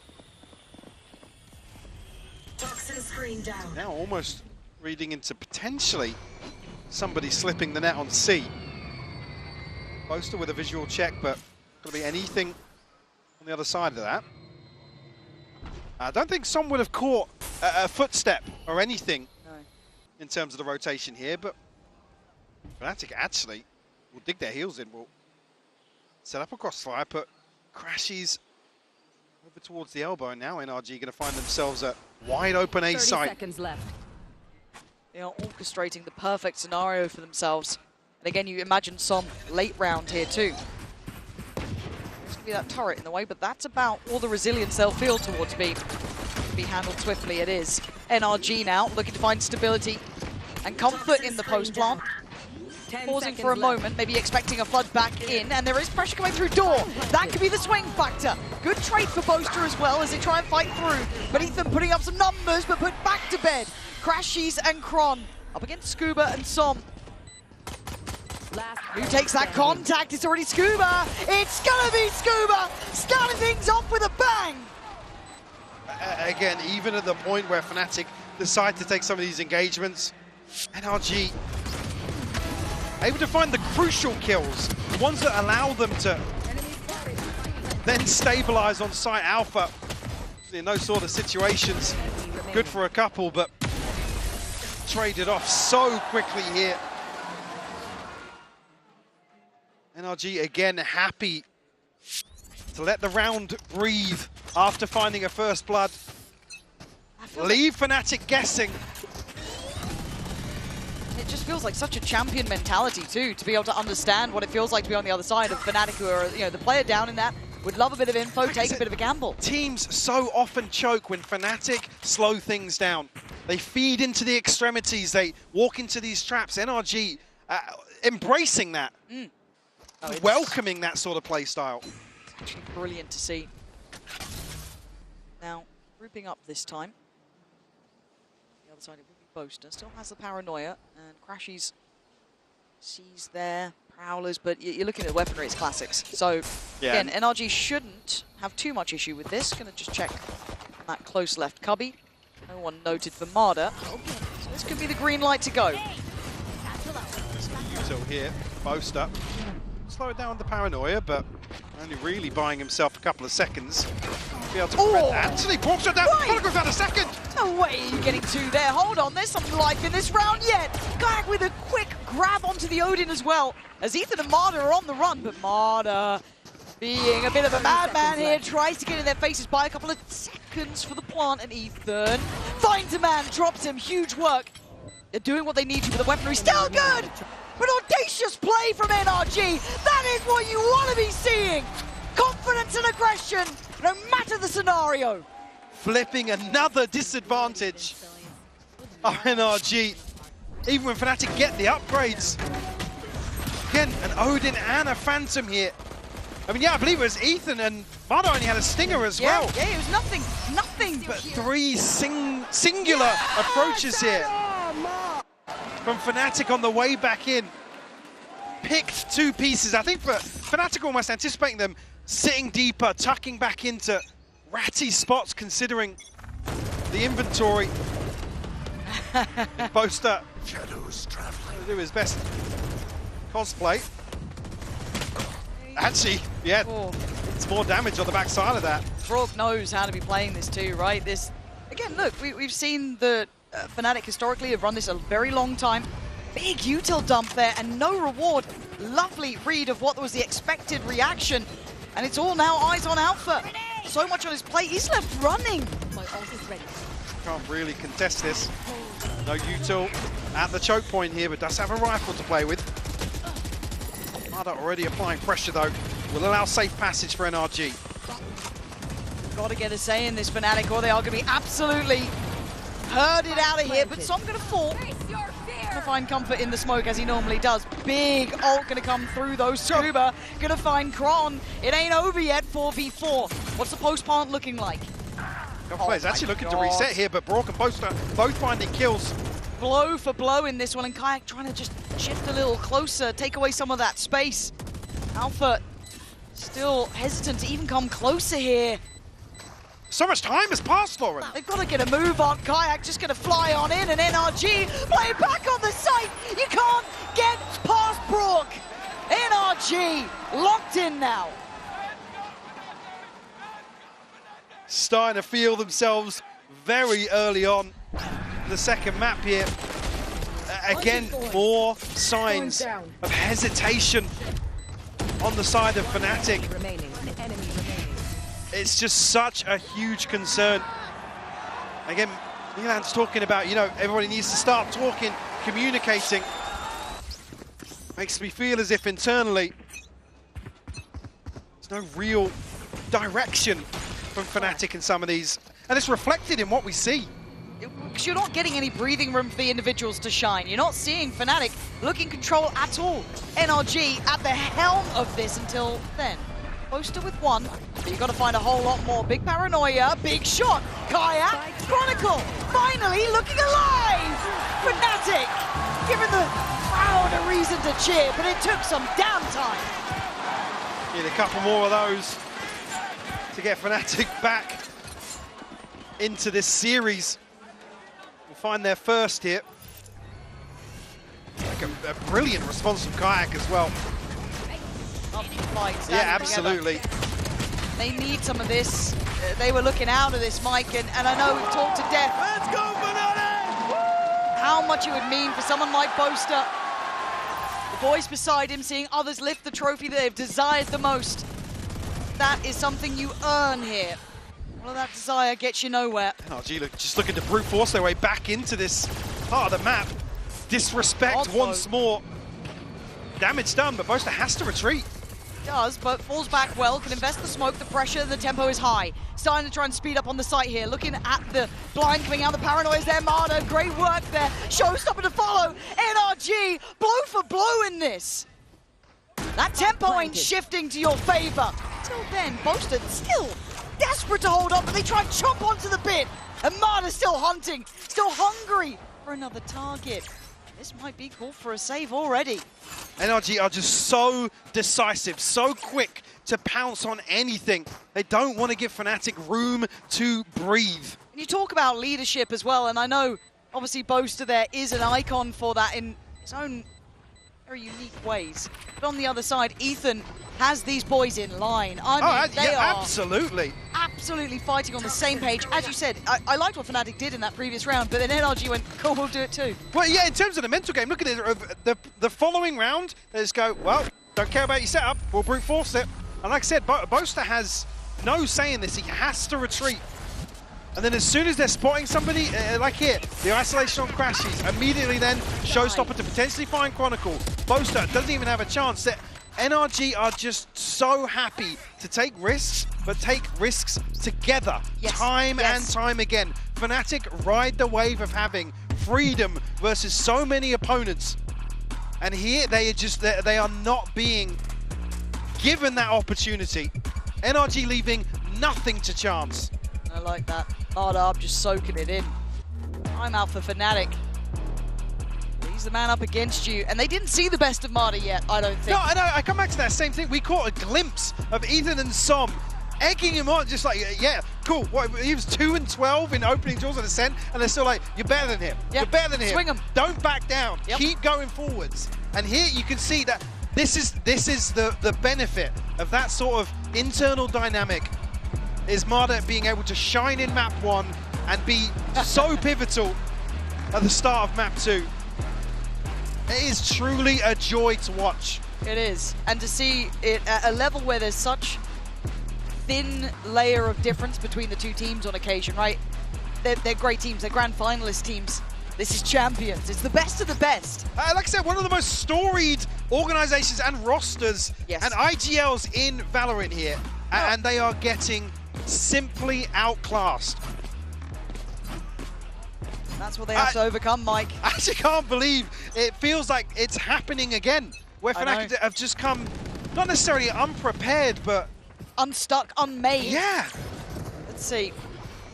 Again, the timeouts weren't landing for me. Kayak. Oh my word, live and die by the sword, I guess.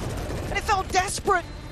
NRG get to reset this one. They don't lose too much. A bit of a chunk of damage on Marta, but Kayak lost on the other side as well. Well, first time that actually Fnatic going to be in a position to deal with the second layer of NRG's mid-round. Chronicle and Alpha here to potentially... nothing, Alpha doesn't even go 1 for 1. This just feels like we're slipping into Fnatic's nightmare here. Some of their big players, their headline stars, are absent. Alpha 1 to 4, no real chance to play in. And the strength of NRG standing side by side into the post plant. Damage is done, great C's coming through, but nothing to be made of it. No next layer, no pounce on the trap. And now what can they do? The paranoia goes in, still feeling no pressure until then. Crashies delivers the bullet. And then the ult on top here, but look at Ethan. This guy could be their unmaking. Bullet to the side of the brain, and they put just Chron alive. NRG are just confident in everything they do. They back themselves, and you see why. This is amazing work from NRG. I cannot stress it enough. Putting on an absolute clinic. Again, massive risk to be taken here by Kayak, but it's a solo endeavor.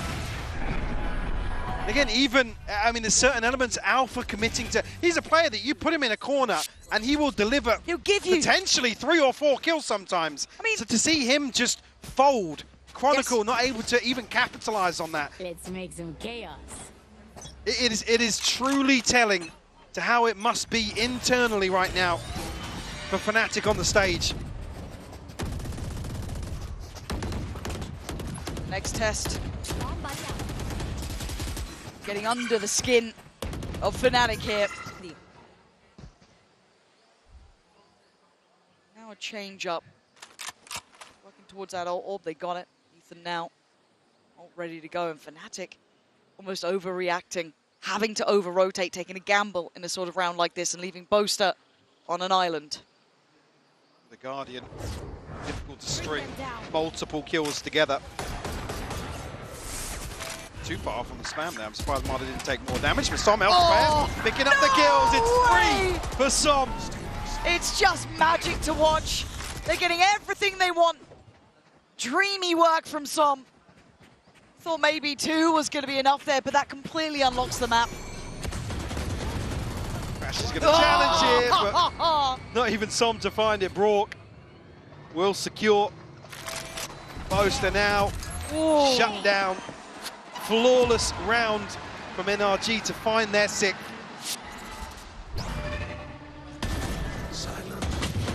Fnatic just they can't find anything. Can't get going. No.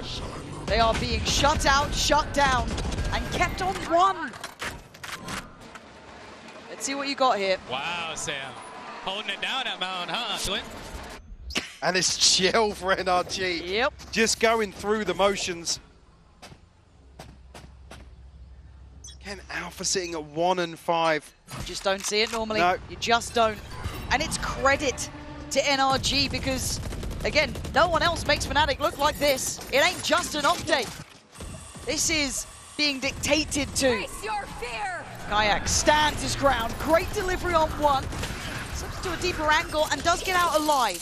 Man to the good. Taking away Marta. Now NRG decide to respond now.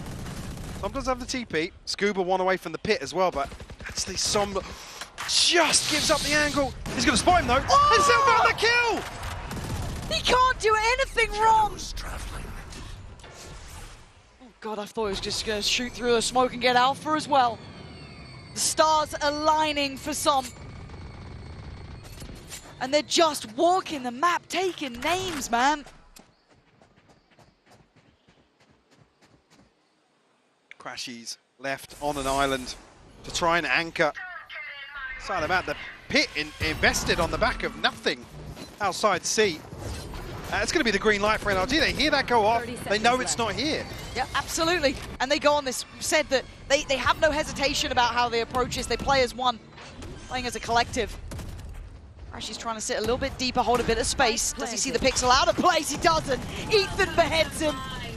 And it's looking simple again. It's looking like it's all too comfortable. Pick goes up, and this doesn't even look approachable. No. Fnatic have to save it. I mean, Boaster actually can't TP out. He finds a couple of kills here off of spam alone. There's nothing for Fnatic to follow through on. Door is looking shut here. And Boaster, try as you might. The only good outcome is getting to live at this point. NRG are just a cut above. There's not much more to be said here. No. You can get a couple of exits. Yeah, a spade a spade. This is absolutely textbook from NRG. Good God. So far, what? Fnatic have had 4 rounds in total. Sum total, 4 rounds. I mean, almost expecting another timeout to go. We were talking about the timeout being hit so early on in map 1. And even hearing Milan kind of allude to some of the mental issues that are going on. We are better than them individually, all right? I don't want it to... I mean, Alpha desperately trying to, instill some confidence in his teammates. But by the way, every single time, Marta is just on his feet, staring down Fnatic. Well, it's something about American Ethan on the stage. At least he's not on the desk yet. Talk about, embracing this pressure. Relishing in it. What a shot that is. Truly, the new blood up against the old guard. Both standing tall, but one stands with 7 rounds to only 1. And we can talk about that mental aspect. Yes, we can talk it to death. But it's not just that. It's not just the aim. It's not just those small aspects, which do matter. This has been an overall read and then some from NRG. Preparation has been perfect. Their antis are good.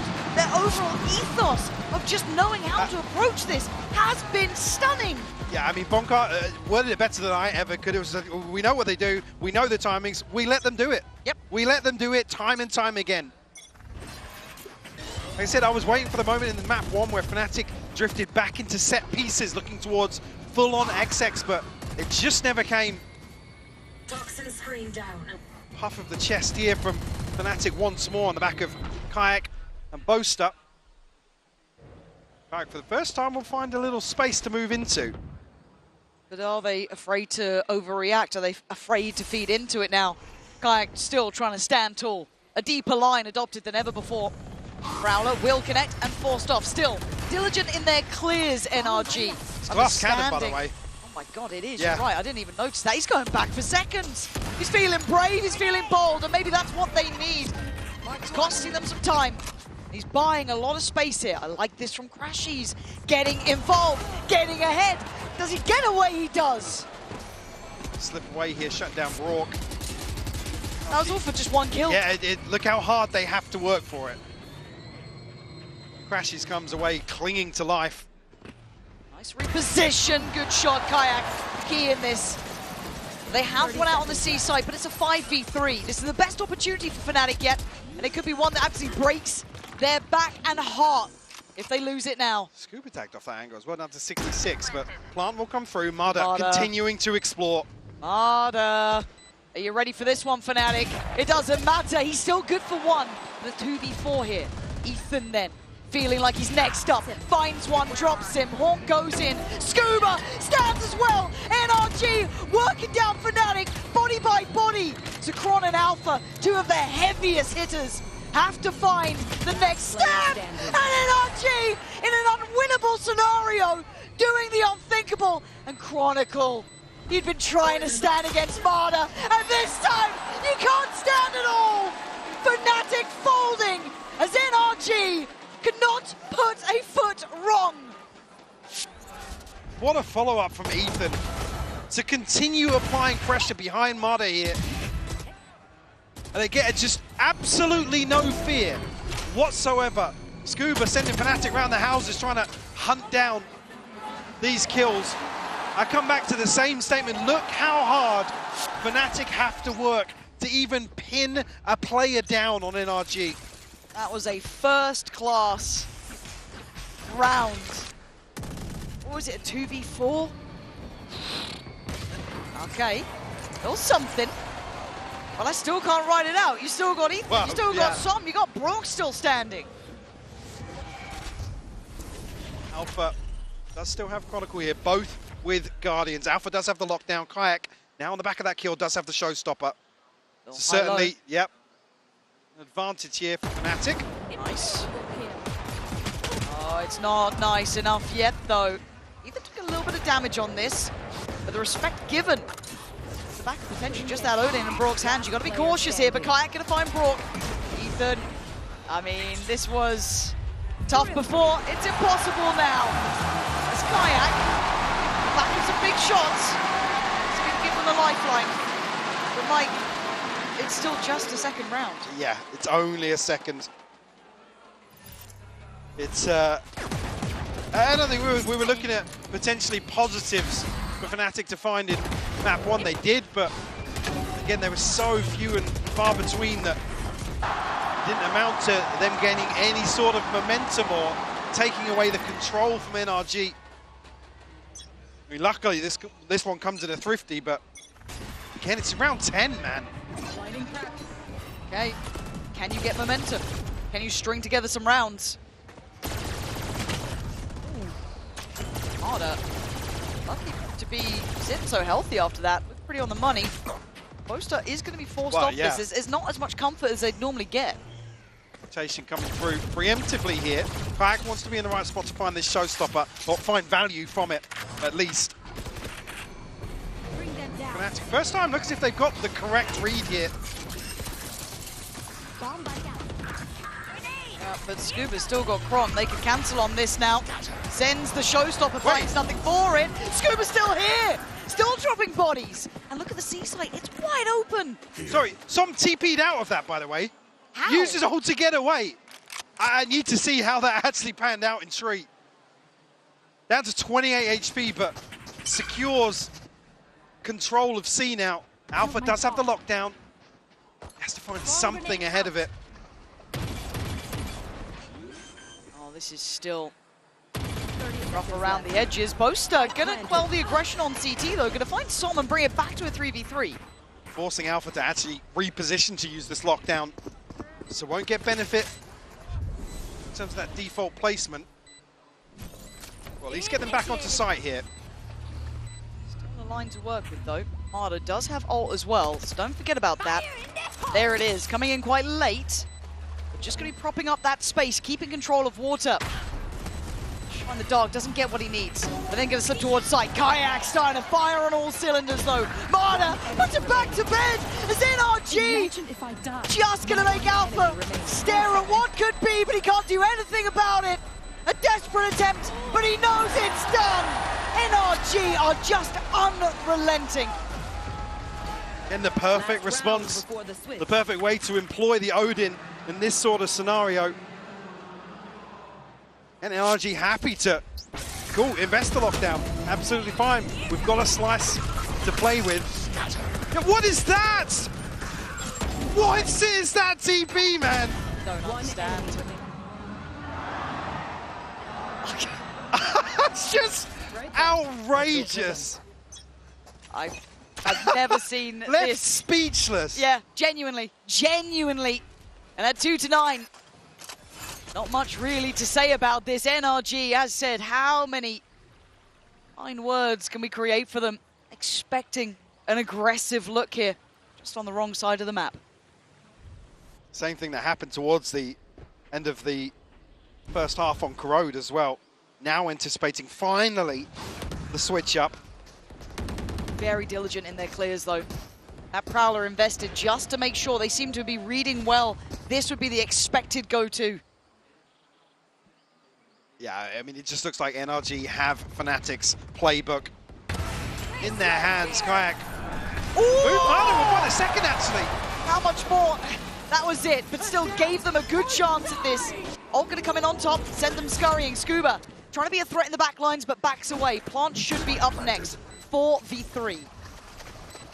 Scuba noted now, but Rourke does still have the Odin. I don't want to see Fnatic leave this too late. As previously able to rely on this, but now, again, defying expectations. Rourke's on site. Som, operator, finds a man. Boaster gone now, even numbers. Utility coming in thick and fast though.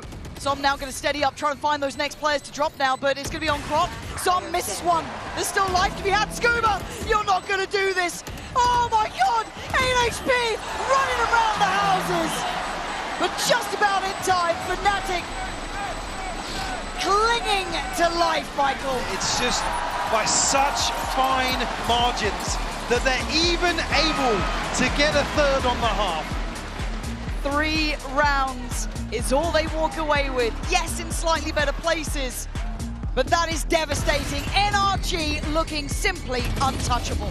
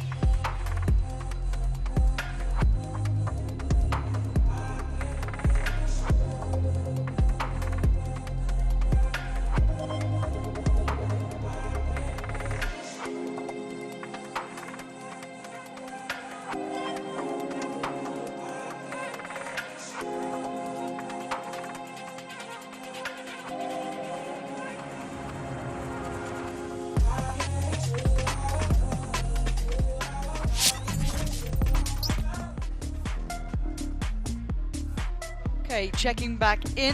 We'll be jumping into that Coinbase Econ report in just a sec, so you can have a little look as to how it's shaking down. But I think a lot of us can imagine it will be an NRG player at this point. Yeah, no surprises.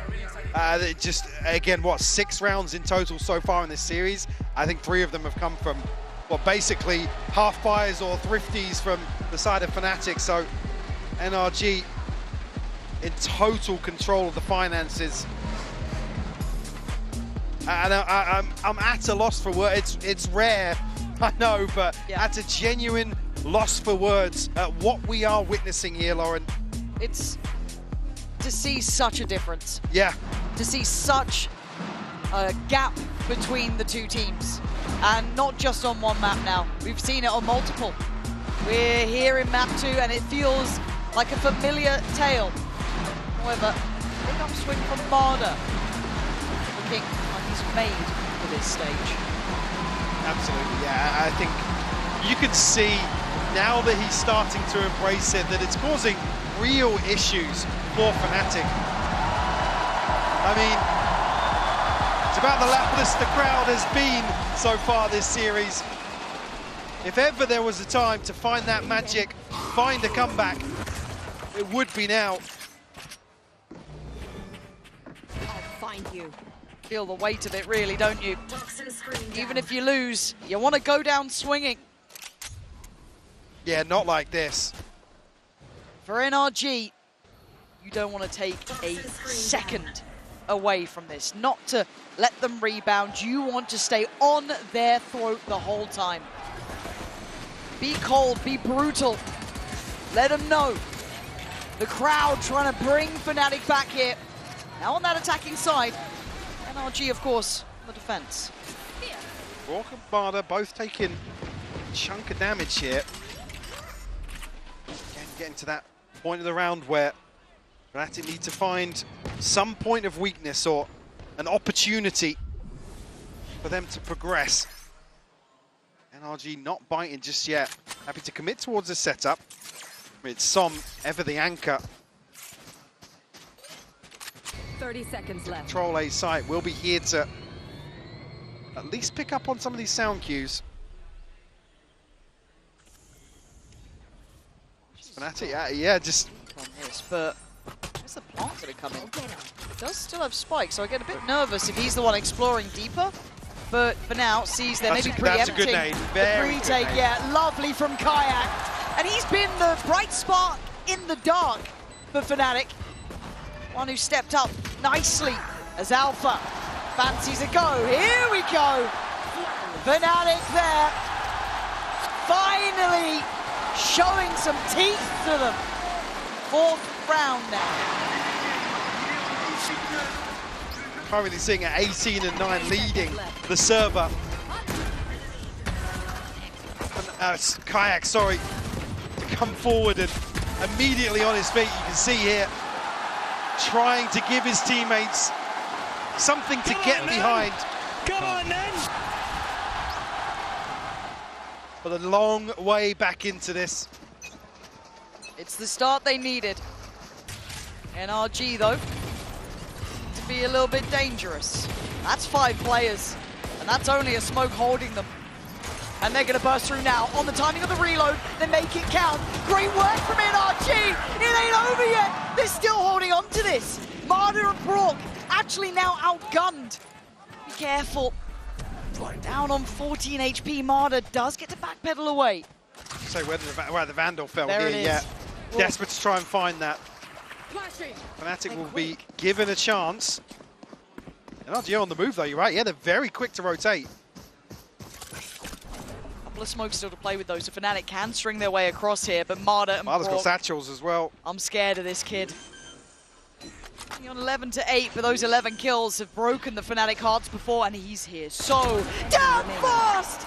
Couldn't quite deny Boaster. If you talk about him stepping up to the moment, this would be it. 2 more to find. Spots the first. Great shots from the IGL! Up out of his seat, trying to bring Fnatic back to life. I'm not much of a lip reader, but he's saying, boys, please don't put me in this position. I can't take it. But once more, look how hard they have to work just to drag it across the line. This is the first real challenge now. The bonus, but a well-invested one from Fnatic, and NRG bringing out the double Odin. Oh, and Marder. You're gonna check on Marder, right? You're not gonna forget about Marder! You can't forget about him! Again, this guy! A thorn in the side perpetually! Playing up towards Rubble. Kayak Alpha and Crashies. This is a hard one now to play into. Yeah, and the trade-off here is actually losing Boaster and Chronicles, so going to have much in the form of utility to rely on in this mid-round to set themselves up. It would be huge to find number 6. That's when it feels possible, right? That's when you start feeling like, okay. Yeah, I mean, Kayak's actually one away from a showstopper here. It would be a huge tool to find. It's very late to bait out the wall and try and rotate here, but you can see the pings. Maybe called from Boaster, who has to sit back and watch this one pan out. Here we go. Brock can spam these angles, by the way. Yep. He's in a position to do so. This plant isn't easy, and they've got to know that. They've got to know the Brock is alive. They've got to know the Odin's still in play. What are we doing? NRG gifted. One on the way in, and now the spike left isolated on the side. Oh, this is awful. Kayak almost caught on the cross. Has to go for the plant now. They're just going to flop this side. Mistakes under those bright lights. Alpha can't do anything. NRG, calm as ever. And you can see the awareness is there. They're waiting for the Odin to ring out, but then they drift into these open sight lines. I know it's going to be hard without any smokes to play in, but they got to know. They got the showstopper ahead of taking sight here. It's really, really tough to watch some of these situations that Fnatic are second guessing themselves in. On the back of that, Marder now has a showstopper of his own.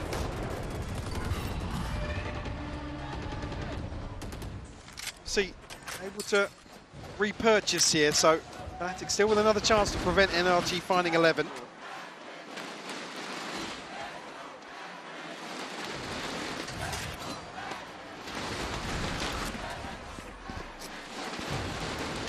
NRG, Fnatic exchanging goods, and Marder off the rip there.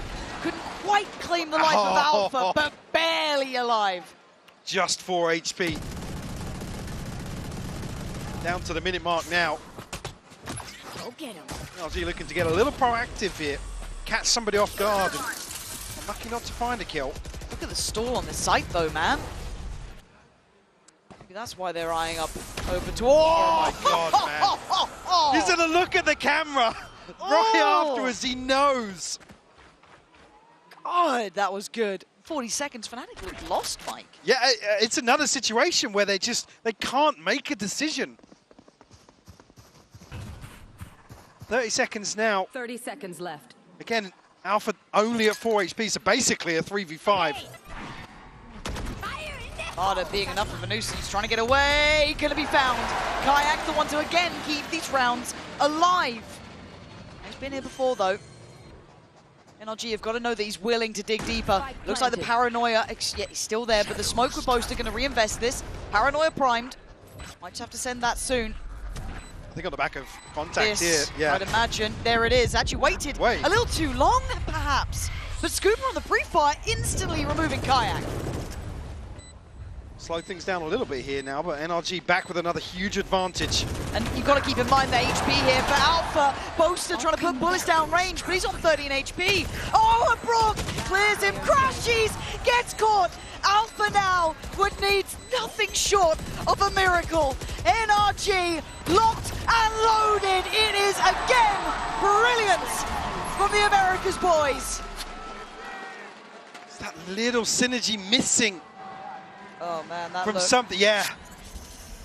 Heart-wrenching. I mean, this is just silky smooth from Marder. I mean, and they're feeling themselves. And like I said, they keep tapping into that. It's such basic stuff, boys. It's such basic stuff. Absolutely, I completely agree. It's the things that Fnatic usually look so refined, so well choreographed that are just slipping through their fingers. Kayak, by the way, fighting with heart right now. Yeah, I keep Fnatic in this. This would have been over by now without him. He has been fighting tooth and nail for his side. But if it's only one of you, it doesn't matter. The rest of NRG standing together in this, and a broken purchase to try and make what feels like a broken stand. A little bit quicker, but eyeing up the C site, at least as a start. Scuba still on guard though. Fnatic obviously once more dealing with a utility. They're going to try and make the treacherous cross on here. Bork again though, going to shut it down. He doesn't even have to see you! It's just a blender of bodies! NRG now on map point. It's just so tough to watch them brute force into this time and time again. Again, credit to them for picking up the pace a little bit, but this has always got to be a factor in their thought process. 12-5 the scoreline, Lauren. 2 Odins on the board once more. It might go out with a bang looking at this. Kayak, again, the bravest to go forward. Falls first. Finally, Chronicle is in the round. This doesn't mean that NRG are stopping anytime soon. A switch up of the setup. And Boast are trying to maybe figure it out here, but you've still got an Odin, you've still got a wall. But Chronicle has another. All right, Brock and Scuba. You can see so close to spamming off that angle. Not much. Wait, okay, there's not much more to be done about that, but by brute force, Fnatic have found a solution. A bit of a misstep there as soon as the reveal comes through. Now a 4v1. I think Scuba's really going to entertain the idea. Fnatic finding 6. But once more, a long road ahead of them. No strangers to having to pull off a comeback. That's true. Scuba. Very confident nobody's on this side of the map. I mean, we have to have the conversation. Repeatable success. We know that, yeah, Kayak's been really good. He's been firing up here, but this feels like the first time we've seen a bit of a Kron moment, right? 3 kills, impactful. Got to do it again. I've got to see some of these players activate. Yeah. Where's Alpha here? Alpha's the Where's one Crashies? Where's Kron? I need to see this. I'll let Boaster off the hook. He's your IGL. We know what he can do. That's fine. Everyone else needs to step up now. Quietly clawing their way back into some of these rounds, but again, in terms of what's sustainable for Fnatic, there's not many things you can really identify here. Like I said earlier, Crash is coming off the back of arguably one of his best series to date. Yes. Caution here. Seemingly absent as well. Now, feels a bit rinse and repeat, but the deeper paint shell is a bit worrying. Crash, he's caught! It's an early death, and that's why the ult's gone. Another one away from another showstopper here. Alpha is highlighted. They take liberties across the map. It's something about NRG I like. So I'm feeling a bit brave playing up close to that smoke. They don't let you really take a moment to breathe. There is no fear, there is no respect. And Alpha is facing 3, he doesn't even know it. Yeah, well, maybe just actually caught a glimpse of Scuba, but it's not to be. Now walking into Brock's setup, who does have his ultimate available. Couple walls a couple more, yeah, a couple more walls in between. Toxins going up. It looks like a commitment, and they've already lost control of the back lines. They're going to know that turret has been broken, so there is a timer on this for Fnatic. Do you carry on forward? Do you try and pivot towards B? Your options are becoming limited. 38 seconds. Smoke wall drops. Brock now pops the ult. 35 seconds, you got to go here. Where are you off to, Fnatic? Have a plan. Have something in mind. And well, that's one way to do it, but Marta is still closing in. 2 kills already, looking to follow up. He's taken away the lockdown, but Alpha finally remembering who he is. Spike left though, 15 seconds, it's an issue. Marta on guard duty. I don't know if Croc can even get here in time. And Marta can walk away, knowing he's been the one to be the problem. 5 seconds, it's too far away. You can't get to the site.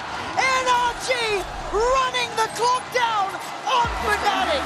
It feels poetic to see as Map 2 falls in their hands.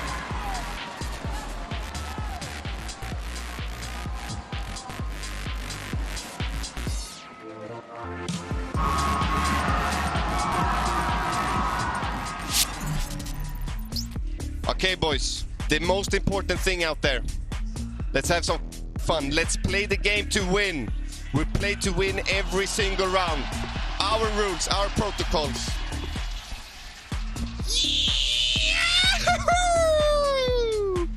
Come on, boys.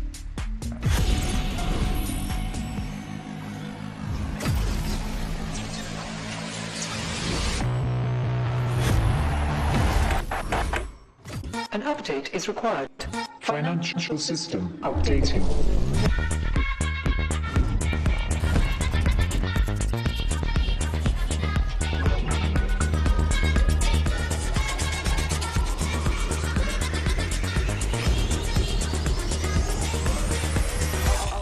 System updated.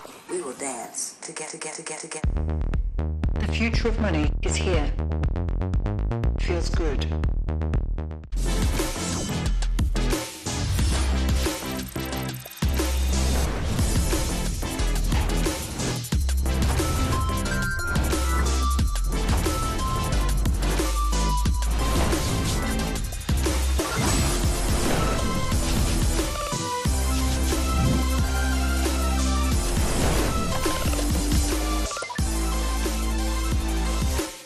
The human body was built to move, not trapped at a desk in one singular posture for 12 hours a day. It's time your chair evolved. This is Secret Lab Titan Evo. Ergonomically engineered for you, gamers, hybrid workers, artists, backing your every move.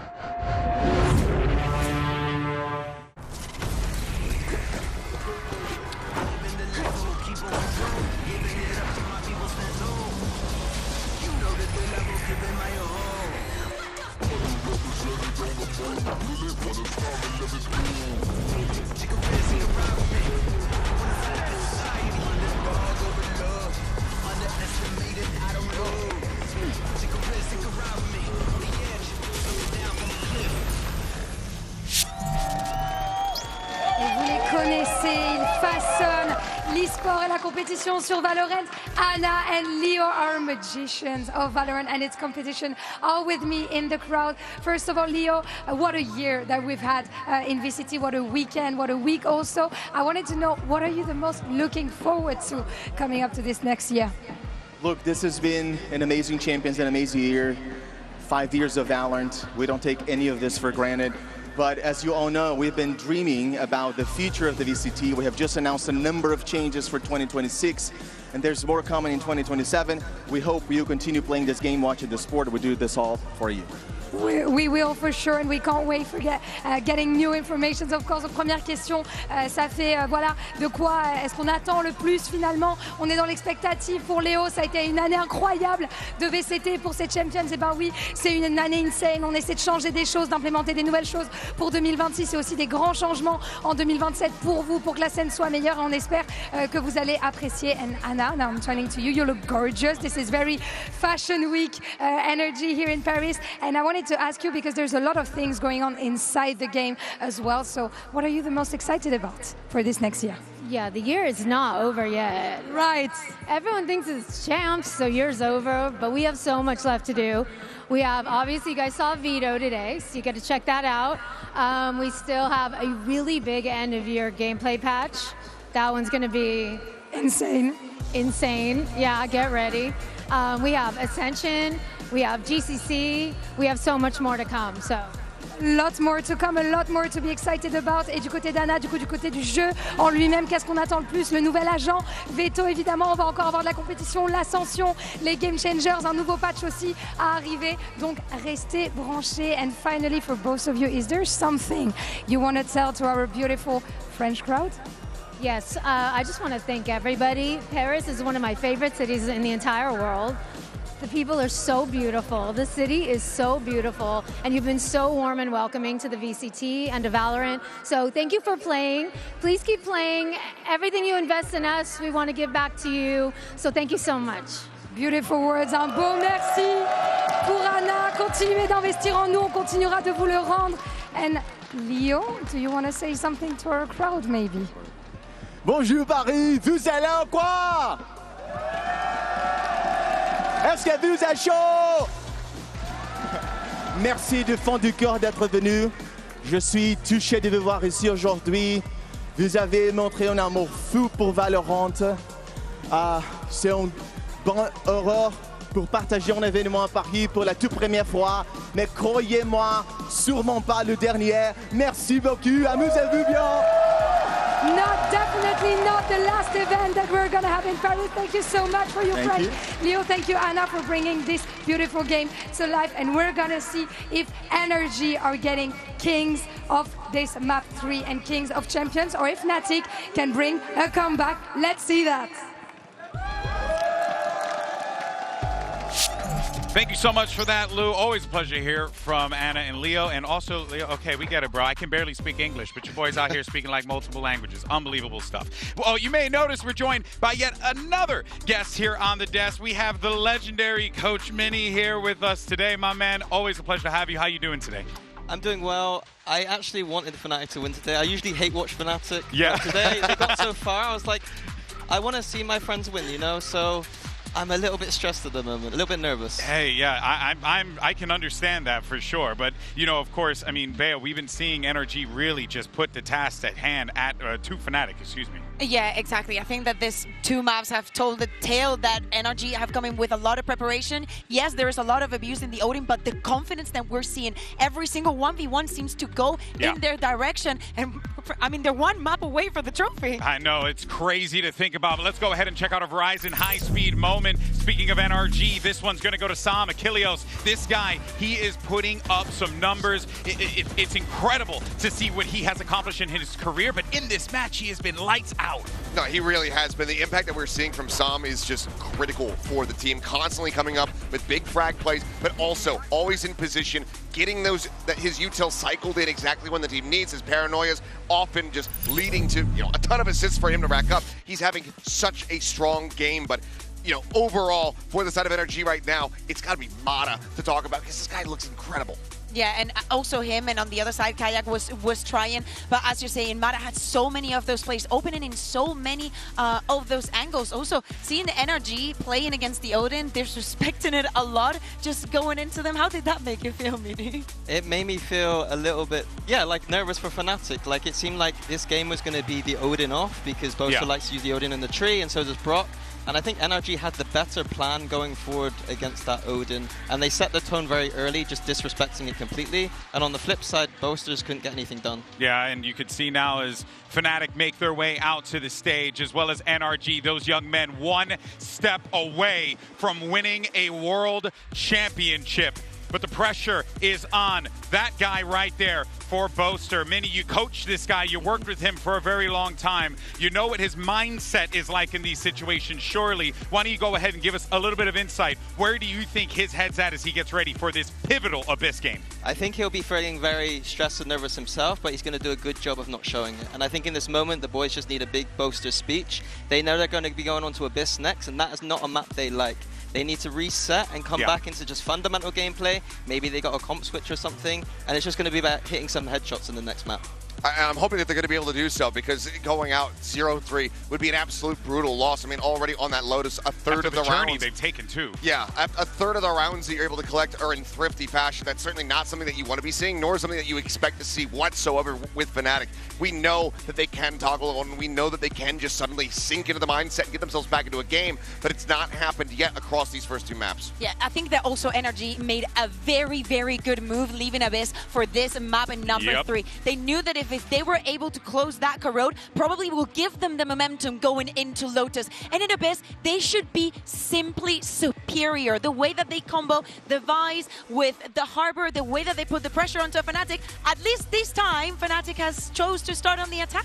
Yeah, and if Fnatic come back here and go through the series, I think this is the best reverse sweep of all time. They are down 2-0, and they're going onto a map that they do not like at all. Yeah, last time they played here at Achilles, it was, what, a 13-5 or something like that. It was not pretty for Fnatic. No, it really wasn't. It was very much, you know, happened in the same fashion that we kind of saw those first two maps come through, but it looks like they're not going to be making really any adjustments on this. It's still going to be Kayak going on the Waylay, not going to be seeing the Yoru here, Chronicles on the Breach. Yeah, I mean, I don't like it. I don't think it worked on the previous time. Maybe with this one, I just think that, first of all, Kayak, I think he should be on the Euro. I think much more value, much more comfort for him. The way that NRG pushes him out of spaces, he has to use his entire kit just to survive that one first engagement. And we are seeing how NRG is playing. They're just doubling down and keep going. And one of the things that was really cooking up the last time was Sam on that Harbor. Nobody else really plays this agent on this map. They have to look back at that tape and figure out how to counteract it, because he was regularly cooking them, players playing behind the walls. I think for Fnatic, the attack side at the start of this tournament is all about those B exits. Yeah. And they were beautiful. It's just about whether NRG have this problem solved for them. If the B exits work for Fnatic, there's going to be momentum going into that defense. Let's not forget, yesterday, Boaster said with passion that they figured out Abyss. The question on our minds is whether or not it's enough, whether or not they made the appropriate adjustments to stop these America's giants, truly at this point in this series, and whether they can stop them here and now. But for NRG, they are one map away from becoming our next world champions. Can Fnatic make another Fnatic comeback happen? Let's send it back to your casters, Pansy and Hypoc. This could still be one of the most dominant victories in history here. NRG with the opportunity to smash the legacy of Fnatic in a comfortable 3-mapper. There's only been 4 teams to pull off a best-of-5 reverse sweep. Fnatic are one of that exclusive club, but they have to do it again. And we come to Abyss, where previously to the NRG series, Fnatic actually started 16-0 in terms of attacking rounds. Absolutely flawless, hadn't missed a beat. Is the side swap enough here to pin their hopes to? And for me, last time, Scuba, the absolute hero for NRG here on Abyss. This is tense. And glad Mini said it, though, as well. They do need Boaster to be the calm leader of this side to make it feel possible. Because by all rights, NRG have set the bar sky high. Domination on the first 2 maps. And now, it's do or die. Tom will initially take control of mid. Alpha, see on the other side of this, previously unable to find any sort of value from this position. Got you. Tag will come through here. Fnatic very quickly will descend upon the B site, or at least poised to. Time to jump. Harder, yeah. Just a second away from being in the right place, but Kayak trying to gap close. Going to take a lot of damage for that, though. Marder sends him scurrying. I was going to say, the TP wasn't even safe there, but Fnatic... They're going to walk the wall. Are they double flashing this? I thought they were both going to swing, but no. In the end, it's Crashes to deny Som, but Scuba is holding the line again. Just coming alive when it matters. The flank gets absolutely decimated as well. We're in a 2v2. Plant's going to be in. Revealing area. Chronicle still has some util as well. I'm not sure on the timing of the stun, but 20 seconds away from another recon. We asked Crashies to have an upswing. 2 kills already. Prongui watching the cross, but now denied vision. Ethan gap closing. First step forward, Brock again. Beautiful shot and Chronicle blind and buried. NRG right back to business. It's Brock once more. With the investment, will find the pistol round. Scuba again, man. Yeah, I think Fnatic have a decent read. You can see the awareness of what NRG like to do in throwing this wall up, sitting right behind it, forcing Fnatic to be diligent, not allowing that freedom or free passage. Perfect, Ethan. Perfect. See immediately the same approach on display in the pistol round. Yeah. It's only really the casualties along the way that make that sort of approach even feasible for NRG. Just keep your eyes on the denial of information towards Alpha in mid. NRG won't be contesting that area very often. But the way that Alpha's going to be kept in check. Again, it's something that I actually quite liked from NRG, how they approach their mid splits, how dangerous they can be on those pacey crunches towards A.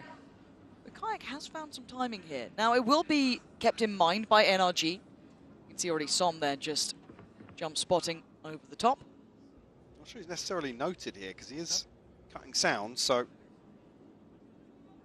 Alpha and Kayak, both with Sheriffs. They're trying to sell this kind of mid-A look here, right? Progress from Crashies towards ult. That spike is still towards B. And this is the fake being sold. Now, one has bitten on it, but not two. It does force Som out of position. So quite a nicely crafted idea. But Scuba then gets a little curious and finds Kayak. There is another, but it's been scored off. That's Alpha. They are crossing the T's and dotting the I's, man. They've got everything under wraps. Yeah, plants in play. Again, lighter weaponry here, but they have at least made NRG work a bit harder for this. The collapse is just so decisive once more from NRG. Massive advantage here in the retake. Yeah, it's fraught with danger for Fnatic, even trying to keep themselves safe. There is no safety here. It is an absolute shutout again, as just Boaster alive, and he has been denied everything so far. NRG, 5 standing, and looking solid as a rock, man. Yeah, and actually going to have Scuba's ultimate online for Fnatic's first buy round here. They brought weapons made of Further salt in the wound. Ironic. Crashies does actually have the Hunter's Fury. Didn't spot that actually making progress in the meantime. The back of just the 2 kills. See if there's any plan in place here. Now we win. Set things in motion. Need to see an early response. It goes without saying for Fnatic. We can't keep relying on them in these deficits. See how they look. First opportunity to fight back. A bonus left with NRG. The Stinger's still there. Marshall from Marder. Flying drone. So a little bit of something. Early. That spike is with Crashy, so does show a lot of intention. Immediately on the back of that though, Marder is looking to take a very, very deep position here. Get the information game firmly in NRG's favour. It looks like Boaster's the one trying to fact find over towards B as well, so maybe trying to clear over towards that.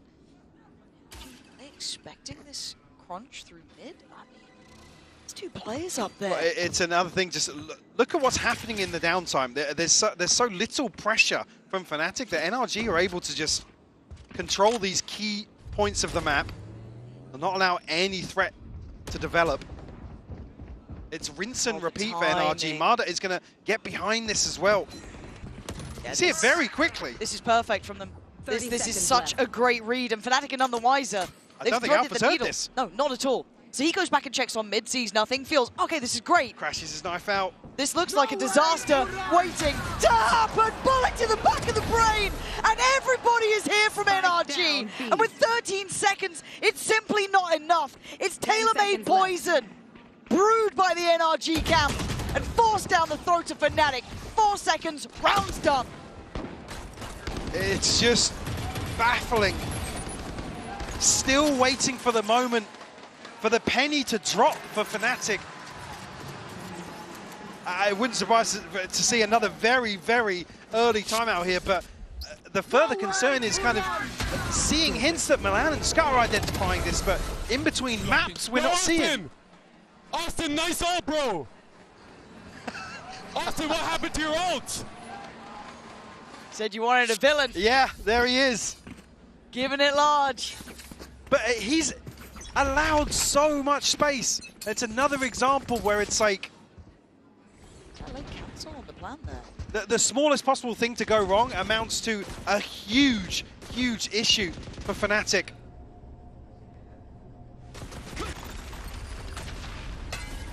Now, a mid-attempt with Marder, operator ready, gonna hear Kayak close. Sends him away, but Som's lost in the meantime. This is a much better tempo from them. They found a body to drop untraded. Marder also very low, oh. But fortunate enough to find that kill onto Scuba. Be able to bait out the... It's an extended bonus. You're not going to do this again, Ethan. This could be everything. Smoke comes in. How many? They've fallen for it. How many? Hook, line, and sink. Oh, he's cleared! But someone checked. Someone looked. But Marder is on site. 5 HP. He's holding this down. Crashies. Hesitation on the steps up here. Fear shown. But a found player. Marder gone. 3v2. Hard fought for. Crashies trying to over-deliver. Scuba down low as well. Hesitation on both sides, but Crashies in the middle of all of this fight. Finally, Fnatic get one on the board. I mean, thank God for that, because Alpha is a million miles away from this. Again, still seeing hesitation to go forward. The op is noted. Marder finds a kill, but Fnatic freeze on the back of it. You see Crashies edging further and further towards site. Oh, beautiful closer there from Chronicle.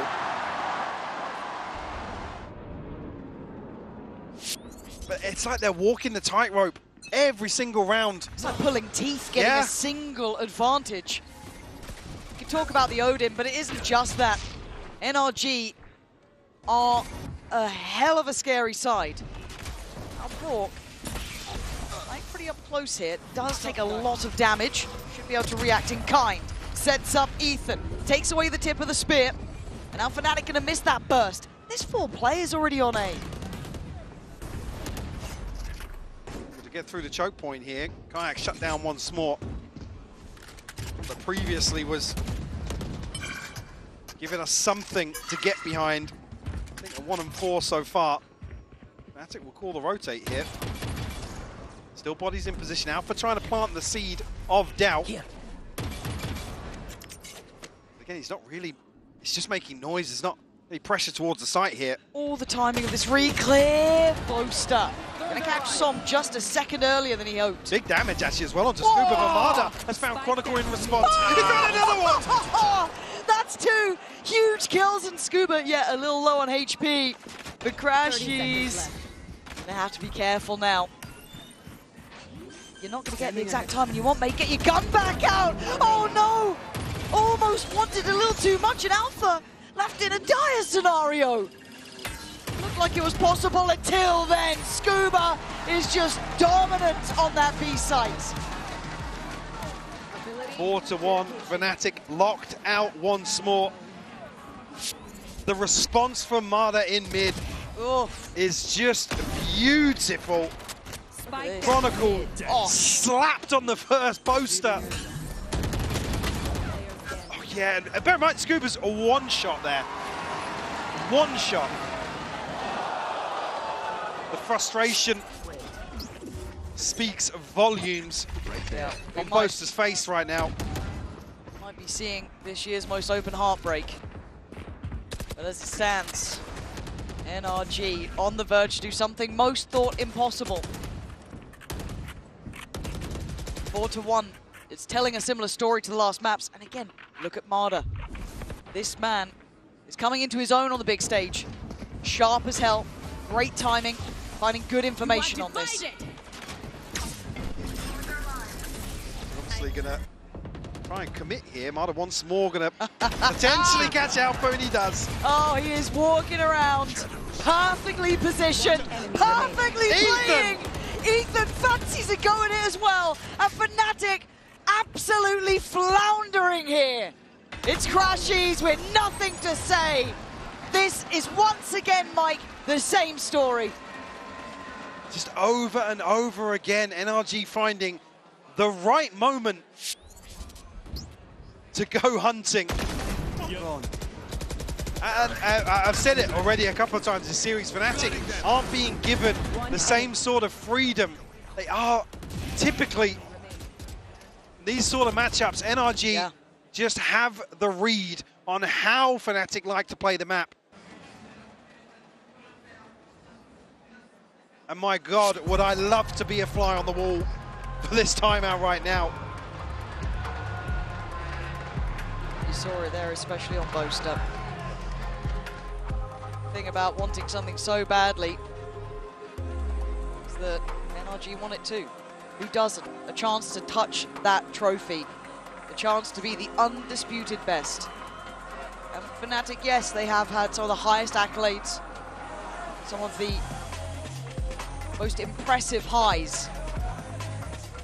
There's also the downside, Mike. I was going to say, yeah, the opposite side of that is Fnatic are no strangers to the lowest of lows. I mean, Boaster is an IGL that has been forged through failures, effectively, in the last 5 years of VALORANT. Absolutely no strangers to this sort of situation, being down and out. But it takes so much to ask that once more of this team. Cutting through. For NRG, it's round by round. It's kill by kill. They're going aggressive here, potentially. Why not? Kick them when they're down. Make it hurt. Make them know you are that next generation, that big threat that's coming up. And Crashies has the spike here. If Marder strikes now... Oh my God, it's just... The timing here. And Marder, again, is running rings around them. He has had his finger on the pulse these last few rounds. He's feeling it perfectly. And then you look at the rotations over towards CT. He is orchestrating this entire stack. And Fnatic are none the wiser once more. Not a clue. An Alpha given freedom, but only to be put back in his cage, it feels like. They know that that's the area he could have taken up residency in. Again, look at the time it's taking Fnatic. Marder has shift walked this entire way. They can't back away now. Stalled out, held at the door. Not again! Marder! Morning, noon, and night! He has Fnatic's number! And now Som, now Ethan, all waiting. They know, in between them and Marder himself, is the enemy. And Ethan is just perfectly poised, still doing forward so much. Ethan, he wants that trophy again, and he's so damn close. Fnatic have no idea what's going on across the map. Once more, Crashies backstabbed in the Hunter's Fury. Look at him. Ethan TPing forwards here. Flank again, flank again. And the frustration really starting to show. They're better than this, we know they are. But the worst thing is, with things like that, hearing Crashies say that, Fnatic are going to slow down even more because they're so scared of NRG just dominating the entire map. And look, if you're a fan of Fnatic, I know this hurts, but the caliber, the quality that NRG are bringing is second to none. Brook reading the play again so well. There is no access here. There is no chance here. Deploying drone. This is the brutality of it. This is where we ask the best to show us what they can do. Maybe there's still hope. Maybe they're not done yet. Maybe there's life in Fnatic. They still need to get past the man of the hour, Marder. Scuba as well. Don't forget what he's been doing. But the plant's in play. They're getting flanked again. Spike planted. Well, it's going to be able to reveal both positions here for Scuba, who has to deal with the trip, so at least will be noted now. Marder tanked up a little bit, but still 80 HP. Pushing them together, that's both players spotted. Scuba can take a breath here. And Marder behind him again, man. This guy is the assassin they can't get away from. Alpha might have heard the crowd for a second, or maybe just considering it. But he has to make something happen. They have to make a move now, NRG. And they are! They fight together! Hope is lost for Fnatic as NRG again reigning supreme. Just can't get anything going in their favor. And there isn't a single face on that stage for Fnatic that gives you any sort of hope. And almost anticipating double timeout. A double timeout. Yeah, I'm seeing the timer pause. Hey, Adam, come on now. That's us, bro. That's us. Like I said, before that first series versus NRG, Fnatic hadn't lost an attacking round on Abyss.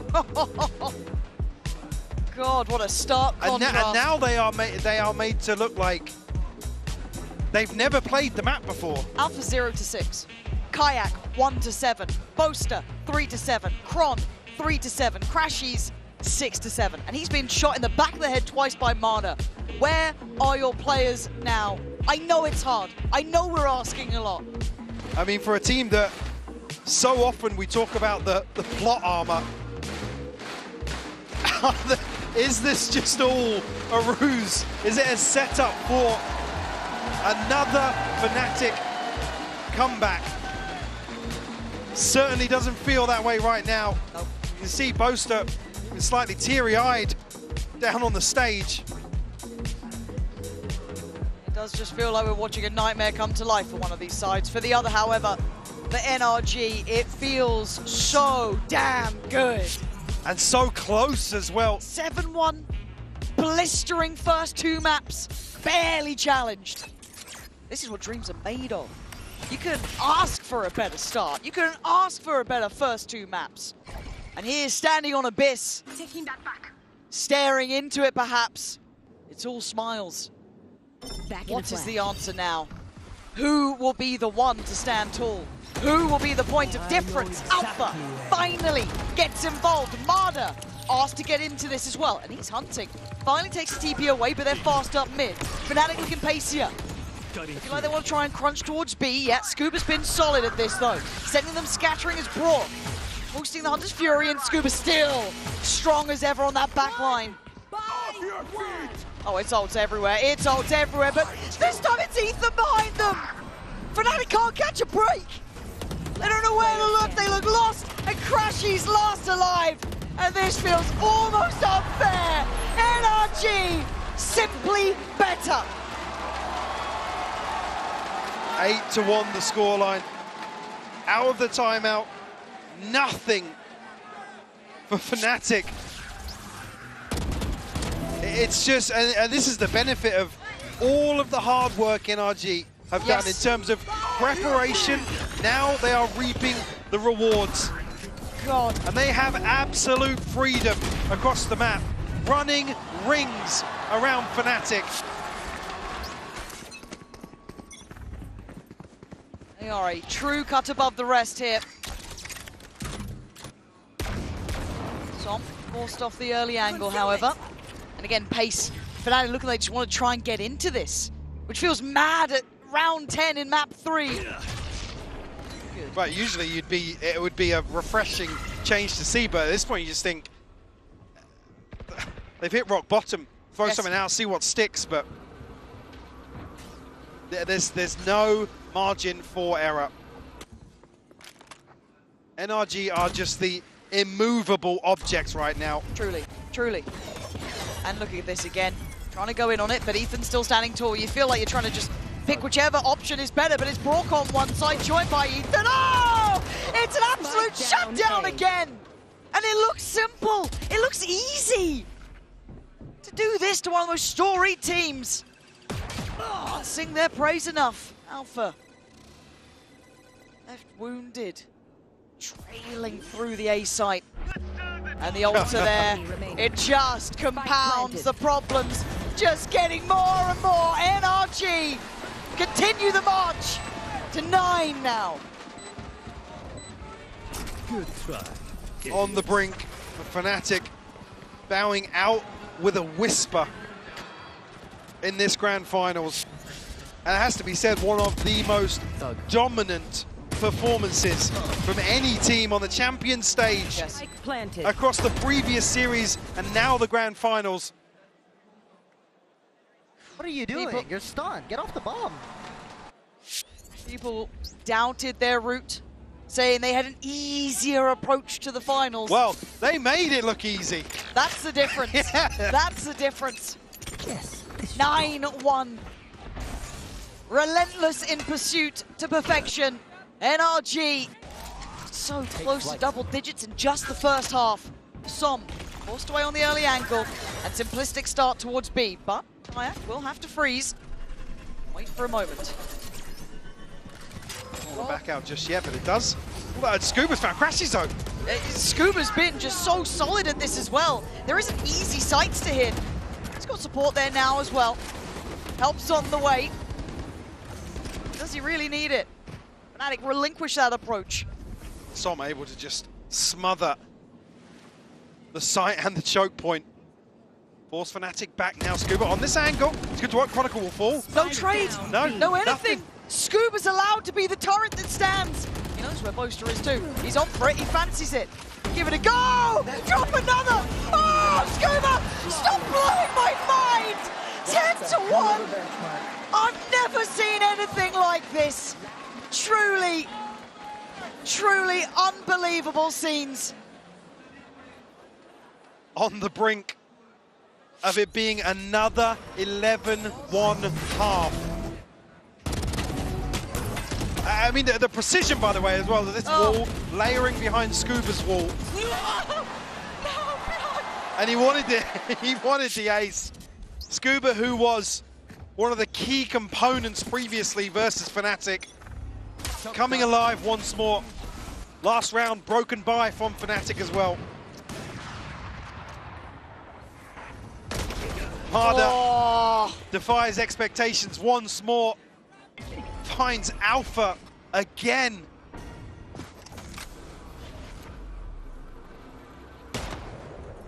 Nothing is open, nothing available. Damage again, good damage from Ethan there. They're just not even really getting a look in at A. No, no. It's another round where Crash is very lucky to get away with his life here. Hunter's Fury once more, but we know what's happened with that previously. Rourke doing his best Som. Oh man. You can just see it, the confidence. It's just perfect. It's just perfect. And you can feel how choked out Fnatic are. Yeah. There's no breath. There's no signs of life. There's no heartbeat to this team. On the receiving end of simple, clean, good, well-played Valorant. Boaster and Crashies called to do something they've been barely able to achieve with 5. 20 seconds. And then Paranoia. They go slightly further astray. This choke point is being held. 13 seconds. They have to take a fight! And all they'll do is fall. Michael, it's 11-1. It's just heartbreaking to see Fnatic in this sort of position. NRG once more find themselves with a huge advantage. 30.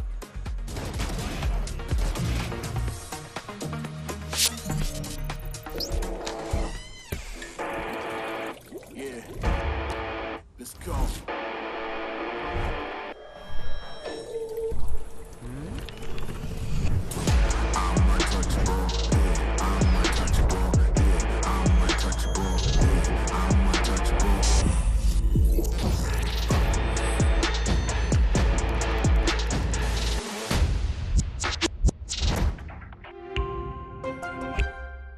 Got the new iPhone 17 Pro, and Verizon picked up the tab. No way. That's me. Handsome and hilarious. It's a rare combo. New and existing customers can get the new iPhone 17 Pro on us, on the best 5G network. I mean, where else would I get it, right? Hey guys, it's Ethan from NRG. Yeah, made grand finals. It's my second one, so I'm excited, and I'm excited for the guys too. Definitely brings back memories. Walking on stage, very similar to LA. It's not every day you get to walk on stage like that. And yeah, everyone played out of their minds in that game, and I expect nothing less from our grand finals coming up. Rightfully so. The guy's been filthy with it. Marder again, though, willing to take a risk and takes their life. Oh, that is fantastic! I think the most important thing is kind of who you surround yourself with. So both your teammates directly and also just your support group around you, whether that's family, friends. That is the most important thing, in my opinion. That's what keeps you grounded. That's what keeps you level-headed, even in the lows and the highs too. So it's very important. And I'm excited to see the crowd for grand finals.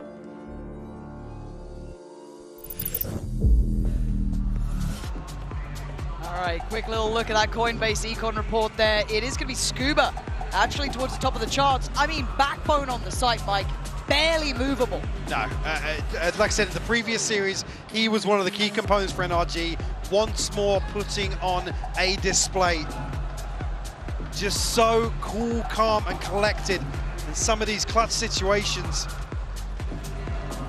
16-2 in that opening half on Abyss.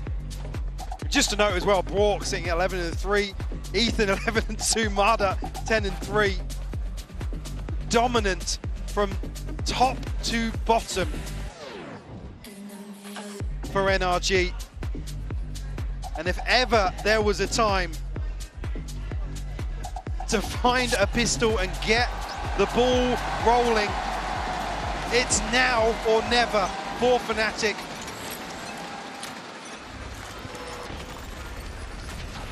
Right off the rip, a little bit of show of force to start with, a little bit of info. NRG within touching distance. On the other side, Crashies, Chronicle, waiting on the B site. NRG just waiting for somebody to rear their head here, but maybe the TP across. Some will nice chip. Cut sight lines here. Decent shock done. Actually, Fnatic get ahead of the curve. Yeah, much better. Looking proactive in the play and taking down two. A little bit of chip on the way certainly helped down matters, but don't right out Rourke and Scuba. And the masters of Fnatic's downfall before. Scuba with the evasion, can't quite stand. Now just Brock in a 1v3. Very nice. Chronicle with 4. A sigh of relief from Boaster. Chronicle fairly muted after the 4K. Just a second on the board. Fnatic hopefully be able to get themselves back into this game. Oh. Yo, boys! Boys, okay, just for you boys, I will send that boys. You see? Trying to keep the atmosphere light. Ignore the scoreline. Ignore everything to this point. Start fresh. It's maybe the name of the game and maybe all they can hope for. But it takes one round and one mistake. Well, I was going to say the round twos, after conceding pistols, have looked lethal for NRG, but Chronicle once more will find Marder the most slippery on the side of NRG. Kayak will thread the needle. Second kill in this game so far, just to tell you. That's how hard he's been having to try and work, and just nothing had worked out. But a very good start. And a show of confidence here, not playing passive, not playing defeated. Heads held high. Maybe off the back of that, a little bit of work from Kron, making it feel doable. Alpha though, set up on A, to deal with the other three. Wow, my eyes are down. Campbell obviously identify what's coming, but they struggled with this wall previously in terms of contesting this site. Once NRG get up close. Boaster, caution, careful. You're hoping that no one's going to try and push you. Luckily, Alpha's got your back. Just one man alive, he can't quite get his hands on the Vandal. Score will live. The scoreline takes another step. Be able to maintain the purchase. Just taking a moment to have another word. Drag this out as long as they can. So Crashies, I mean, looks very deflated. Usually one that's... He's right up there helping. Yeah, right up there with Boaster. Yep. The crowd now with something to cheer for at least, but how far does this half stretch? Where is the breaking point for Fnatic? Could be here. It's the bonus. 3 Vandals, 1 Bulldog. On the other side, a purchase, of course. And the ult from Som. Early start towards middle. Early exchange, but Kayak backing himself. That's where he's been. Remove Marder from the round. It's been causing a ton of problems. But NRG will actually find an advantage in terms of positioning here. Ethan, they don't know about him, but the flash in on both sides. Kayak coming alive, leaving just some standing. Trade there. Fnatic finally looking a little bit back in this. Long road ahead of them, but early positives to be found, and Uriah's Kayak digging deep here to try and be the trend setter for Fnatic. Bonus conversion, but they cannot miss a beat here. Just one mistake will give NRG championship point. Good progress from Chronicle and Crashes in terms of ultimates. Kayak as well. Gotta be conscious of NRG's threat. These lesser purchases. Oh, he's got to be careful from the overwhelmed here. I don't know if he's reloaded yet. Boaster could be... he's lucky to be alive. Playing that by a very fine margin. And NRG are on the site. They're going to get a plant. They do have 2 sheriffs here too. Don't think it's out of the woods just yet. I'm worried. You and me both, Mike. You and me both. Some key utility, yeah, missing for NRG, but Fnatic locked out still. Boaster putting his body on the line, gonna be the first man in here. And oh dear, Marder gonna get things started, but a good reaction. Can't leave this too late though. Can't let NRG get tucked in on it. Alpha, big fight. Good follow-up. Scuba removed as well. God, the fans are desperate for it, aren't they, Mike? You can hear the arena explode. Like I said, few things to cheer for so far in this series. Yeah, no timeouts left. Fnatic to really ride the crowd now in terms of the mental reset. 4 in a row. Still a 6-round deficit. Odin's out. Operator's out. Big guns coming online. No ults to play with in this round though. Maybe Marder could work towards it, 2 away. Still, on the other side, already got Quans here. Looking at Kayak's not far off. Crash cheese. And speaking of Kayak, to pick himself up after a disastrous start. Yeah, 1 kill in the first half. Yes, he did. And his timing could be spot on here. Waiting for a moment. NRG, swing. And this time, they are going to miss on the first, but Brock with a good trade. Spike will be noted in transition, though. Now, do Fnatic overreact? Still 2 towards B. See Boaster toying with the idea of leaving Alpha to anchor. NRG are drifting to the west. 45 seconds. Smoke placed over towards middle. We know where it's going now. It is towards B. Bron's still here. Bron's going to catch this TP. Crash is still here. He's seen it. They're going to hear it. And Chronicle's still going to catch it. Brilliantly done by him. Denying the paranoia build-up there. A little bit of a TP, but Ethan does get affected. Can't get away from it just yet. Has to dip out from this, bow out from this. 20 seconds. I think the door might be shut, Mike. Yeah, it's too many question marks now, knowing Fnatic could have sent an extra body here. NRG gonna have to just settle for the 3 weapons. Fnatic will find number 6. Starting to piece together something that could potentially be absolutely magical. There's no hurry for NRG, not yet. No desperation needs to be played. Yeah, they can wait out. Timeout. Actually, a good chance for Fnatic too to be able to check back in. Yeah, almost a godsend for Fnatic to find a reset of their own. But it also takes that momentum away too from Fnatic, it feels like. They're in a bit of a rhythm there.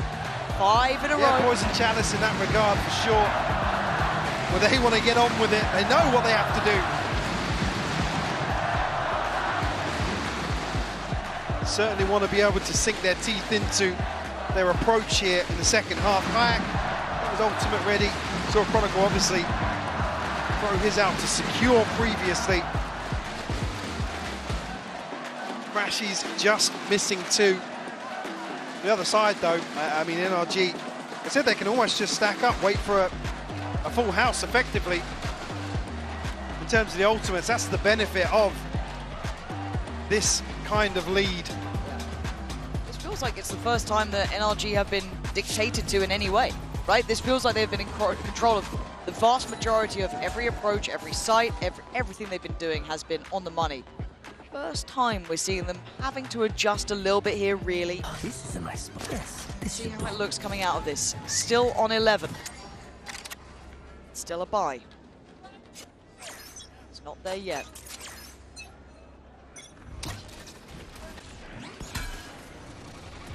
I'm going to try and make use of Operator. Marder left behind in the previous round. NRG look as if they want to explore mid slightly. At least the drone here going to open up the possibilities, but I think with no confirmation now, maybe a more traditional approach towards A. But Kayak is deep on this side, and he's just giving up. Yeah, and on right now, he's on the run. No one was really near here, so maybe banking on a retake, but he finds some ground to stand on. He goes back for seconds. Gotta be careful! Kayak! What in God's name was that? But Ethan still standing in control, gonna take the site into his hands and get the plant in play. Time on their side, 3 to defend. Set up with paranoia here, but gonna be stunned off. Has to send it out very early on just to counter the fault line. Okay, clearing close with the utility. Posting in Crons, Ethan still standing here, still in their way! Ethan again! Brock as well! Bullet by bullet. That heart is breaking on the Fnatic side. How they dig Brock out of this position? I don't think they can. Time's starting to tick. Chronicle does find him, but Scuba! Pushing NRG up to 12. Any margin they had now stripped away. It didn't cost much. NRG will bring some key ultimates into the next round. Kayak still fighting with heart.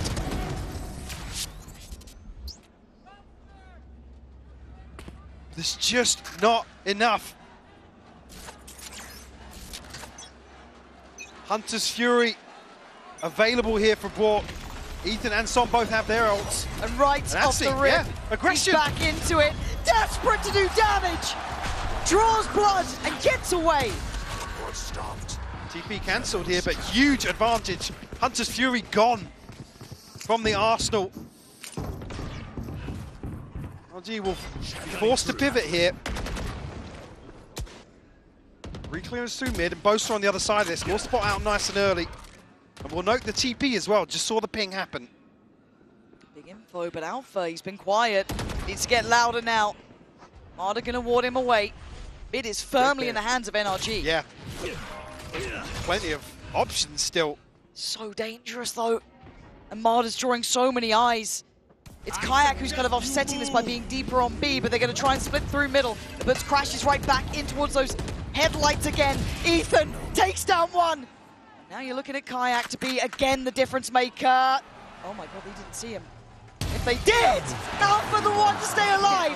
Take away the spike, pop flash in, it's harder to find. Giving away on position though, that spike is still an issue. And Crash is getting closer.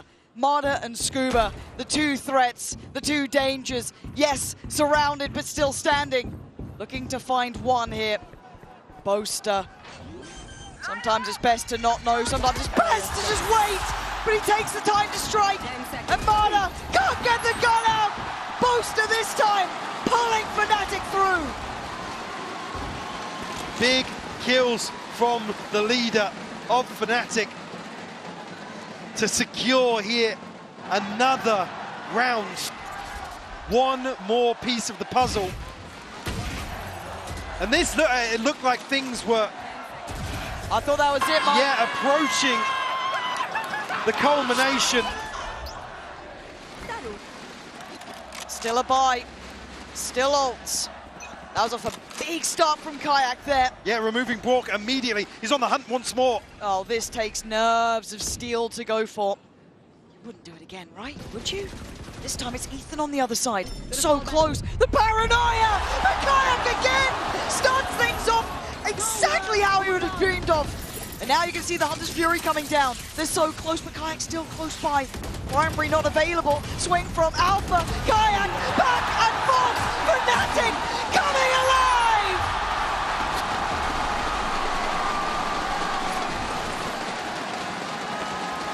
Now I think people might be starting to believe the round to break the economy of NRG. Kayak digging so deep. A rookie, by the way. His first time. What are you doing, you? Under this sort of pressure.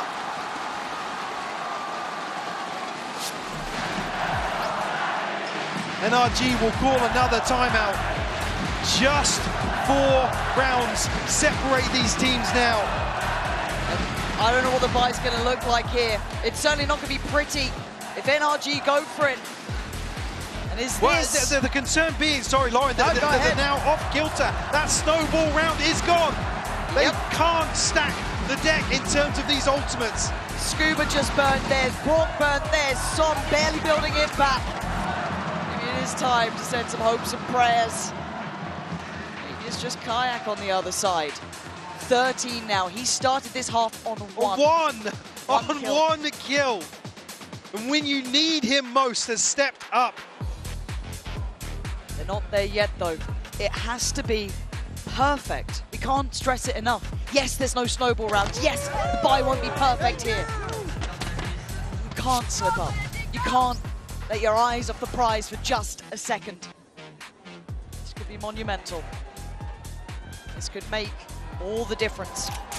Another round, potentially up to 9. In their way, 2 shorties, 3 classics. NRG standing as 5. Test the A site once more, which was a problem previously for Fnatic, but it's as if they've learned from their mistakes previously, but NRG with a ton of freedom to move into. Yeah. Ethan up close and personal once more. This is very nice, but that's even better. Alpha finding security, crashes as well. Pistols on the other side. This should never have been the threat of the round, but they do have a plan. Marta's going to get caught. Very well timed again. All right, Ethan and Brock trying to take a stand here themselves. Oh!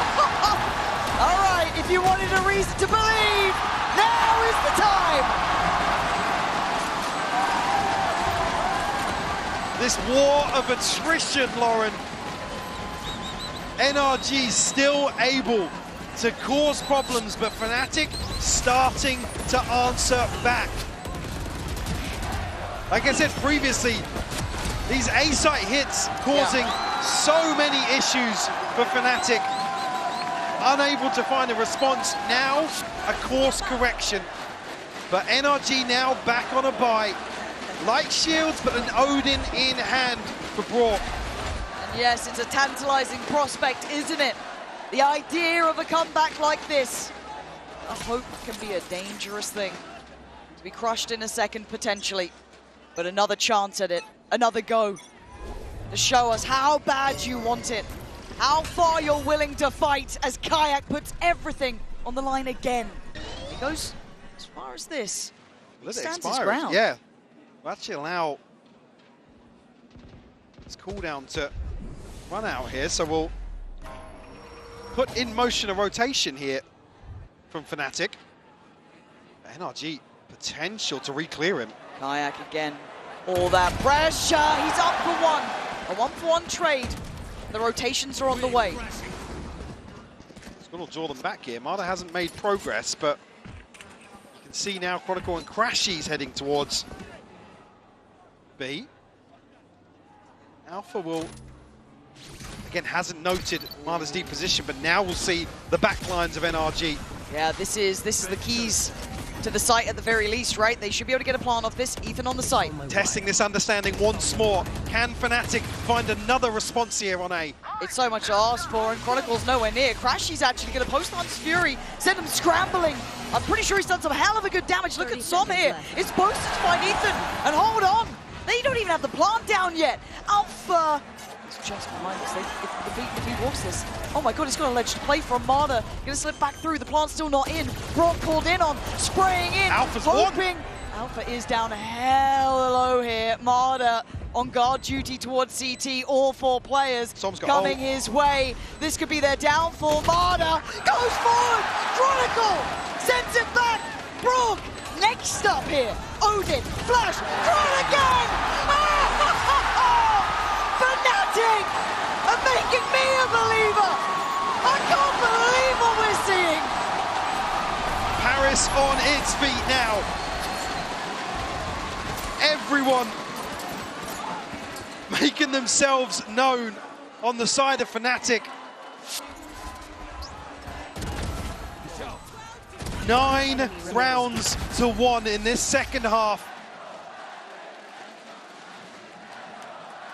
And with that frugal purchase in the previous, we'll give NRG another shot. Can't believe it. But the crack's starting to show behind this. Marder going to be struggling. Yes. If Fnatic find 11, it won't be a full purchase they're facing off against. Different start this time though. Kayak not going to go diving head first.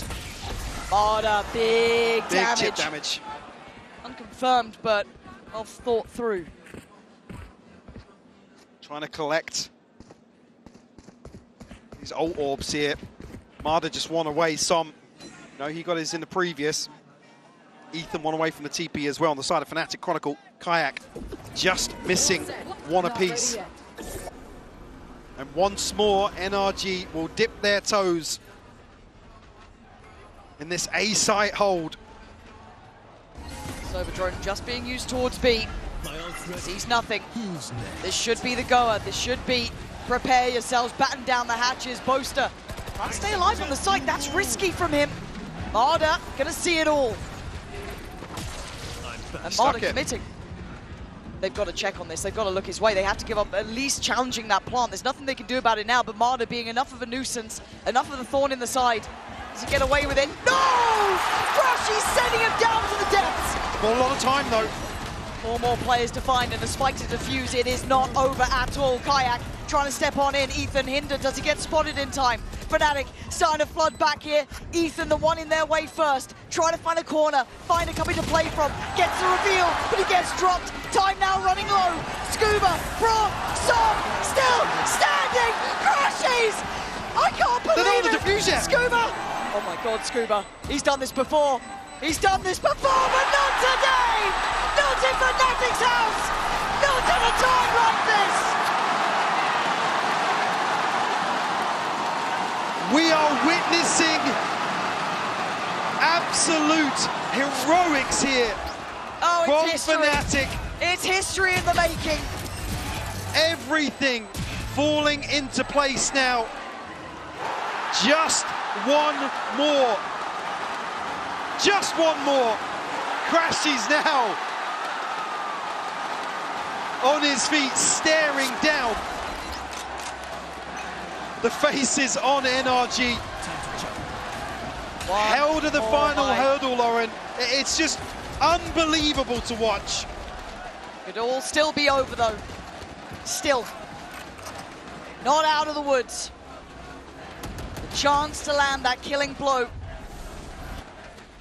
Fnatic doing everything right. Don't lift it too much. Now, right here. This is dangerous though. We can see the positioning of Scuba. Kayak is investigating this. We'll tuck in this time. Go any further forwards. NRG drifting back this way.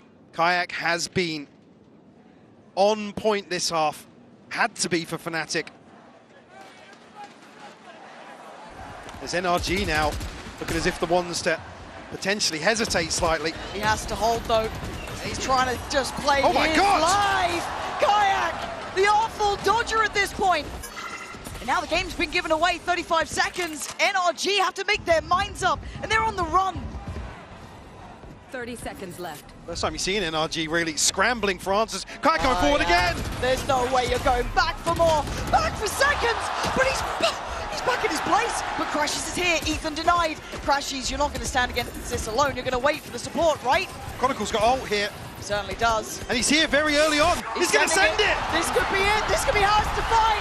Denied on the first step. Crashes again. I said it last time, but this time he is burying him in that jersey. A 1v3 required would be a miracle. It's looking like OT is here! Crashes above and beyond!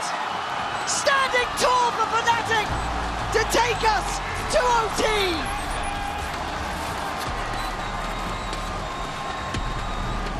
Who else but Fnatic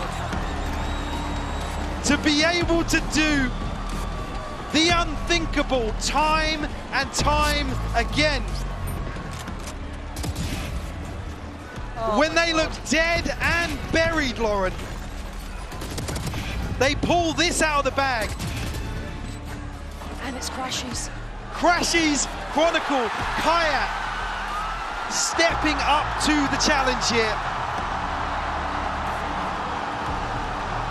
Job's not done though, Mike. All it is yet another shot to close out. That's what it takes.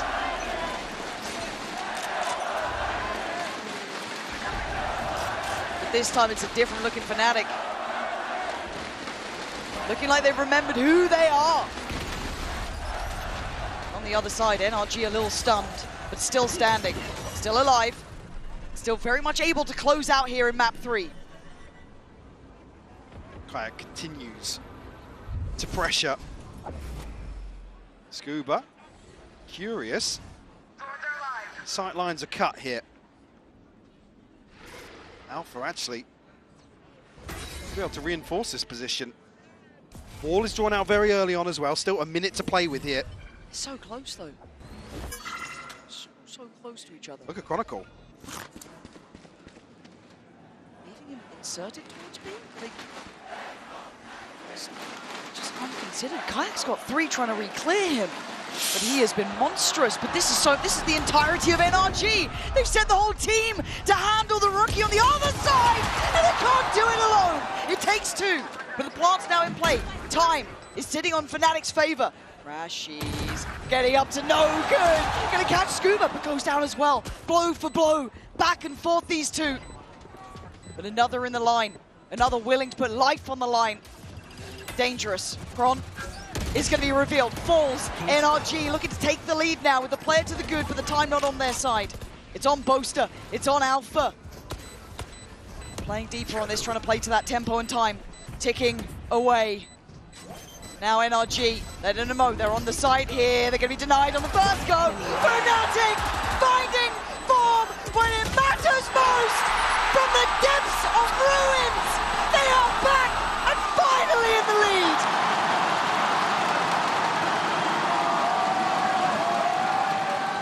You simply can't deny it. The heart that this team is able to channel in these sorts of situations. like I said, in the very exclusive club. And on the brink of starting that very process. Map point now for Fnatic. NRG going to be rattled after this half. Oh, they will. Still need to close this down, though. It's taken this much to bring NRG just to one knee. Certainly not out yet. It's the A site again. This time a little faster, a little bit more direct. Boaster wants to stand his ground. Yeah, trying to desperately get a kill. Through these smokes here, obviously the Cove going to be blocking a lot of that damage. Ooh, big deny. Big deny. Still don't have the plant, and there could be problems here. But denied up towards heaven. They can't actually make much of that, but they slow it down for just a second. Pre-tape! Alpha! Finding Som and putting him in his grave. NRG down to 4 now. Ethan on a bit of an island, but NRG back to back!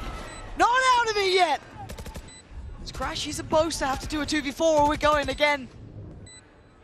Ethan. Looking to play spoiler here. Oh man, Ethan! He's got another smoke to play into. They have no idea that he still waits here. Gets cleared, and now it's on the back line. Boaster gonna get it towards halfway, comes off from this, but Murder! Breaking their hearts and silencing the crowd again. 13-13. First real-time NRG have found comfort in terms of I'm hearing boos too. I'm hearing boos. I love it. In terms of standing their ground here. Yep. So like I said, once this plant doesn't happen on that first wave, it's so difficult for NRG to actually contest the site. All tied up once more. We go again.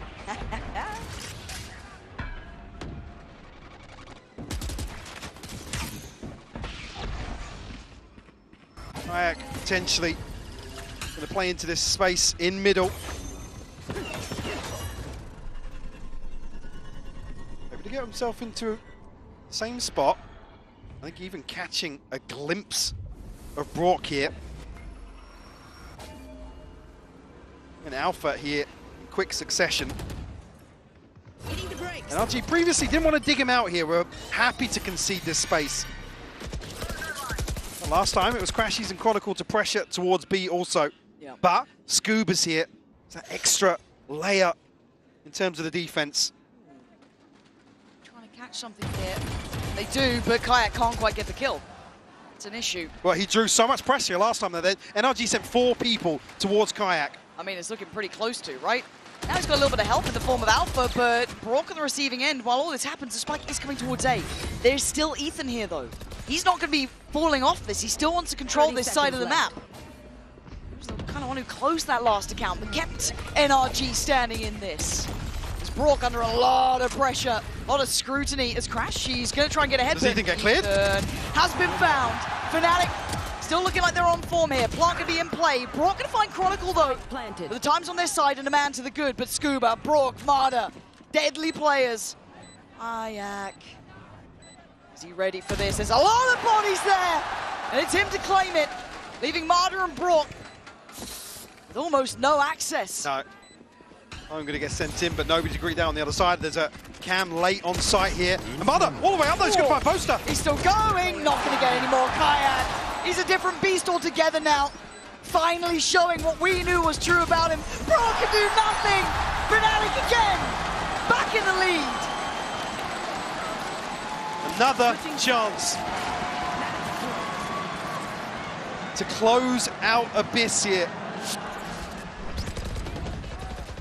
And to set things in motion, potentially, for Fnatic.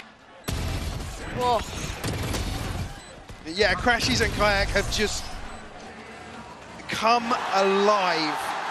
And we've complimented Kayak in the past of having that capability of activating even after a very hard game. I didn't expect to see it at this level. He's doing it here and now against this opponent. After those scorelines, but an early loss. Boaster sent away. Yeah, early casualty. Not even sure how that happened, actually, seeing where the death marker ended up, but... Just a pre-fire spam over towards A. It's been a bit repetitive from Boaster there. Alpha now tasked with being the anchor once more. As NRG, you can see on the minimap, starting to make moves this way. Maybe second-guessing themselves. But Fnatic making the right moves elsewhere. You can see Kayak already on a deeper sideline. So we'll set things in motion in terms of this rotation. I was wondering if they path back this way, but actually it looks a little bit like what we saw from Marder in regulation. Yeah. Very well timed, seeing nothing following that utility, allowing that cheat of rotation over towards A. Alpha, prepare yourself. NRG are on the way, and this time they look like they mean it. Marder can't quite make it. Kayak, he's trying to be as fast as possible, almost catching them in their heels. There's problems from both sides here. Doesn't think about Brook. Now he does! Fnatic standing tall on the verge now. As Som, the last one alive. This will be something you will never forget. Fnatic pulling off the simply unthinkable.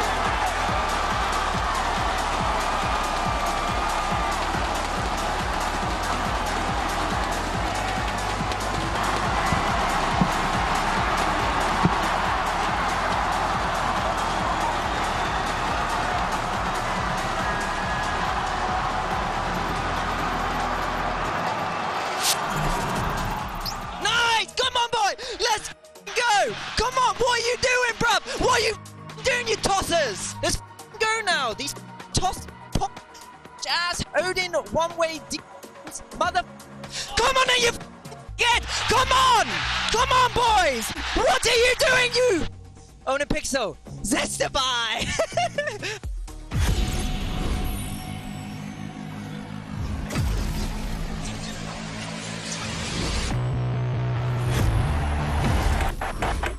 Esports World Cup, where we are starting off with VALORANT. If you want to win, you have to win against the best. So looking for revenge.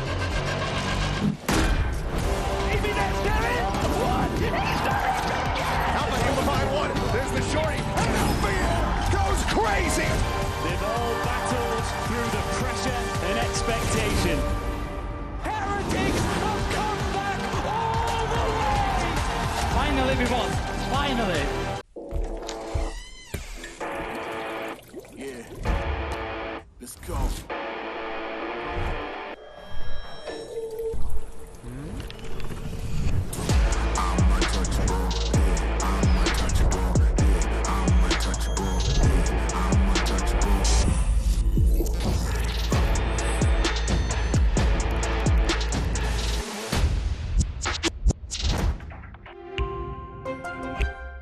Game changers. It's about competition, pure happiness. It's like a crazy experience. We're making history. It means so much to us. It's good to be back. I guess you know what I've been looking for, success. The beauty of gaming is it doesn't matter who you are. And as long as I'm good enough, Everybody's getting a 4K. I can go as far as I want. That's what I like to see, baby. 全世界都会知道我们的厉害。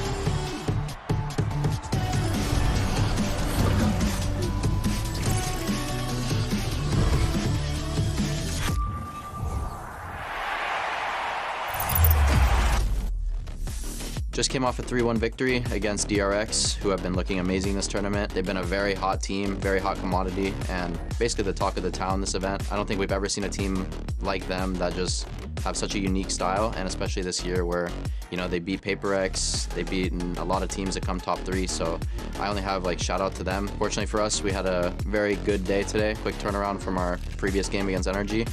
Instincts kicking in, the awareness in the back of his mind that he's being pressured from multiple locations. Crashes! No way! No way! Fnatic's journey at Champs has definitely been a fun one, very stressful as well.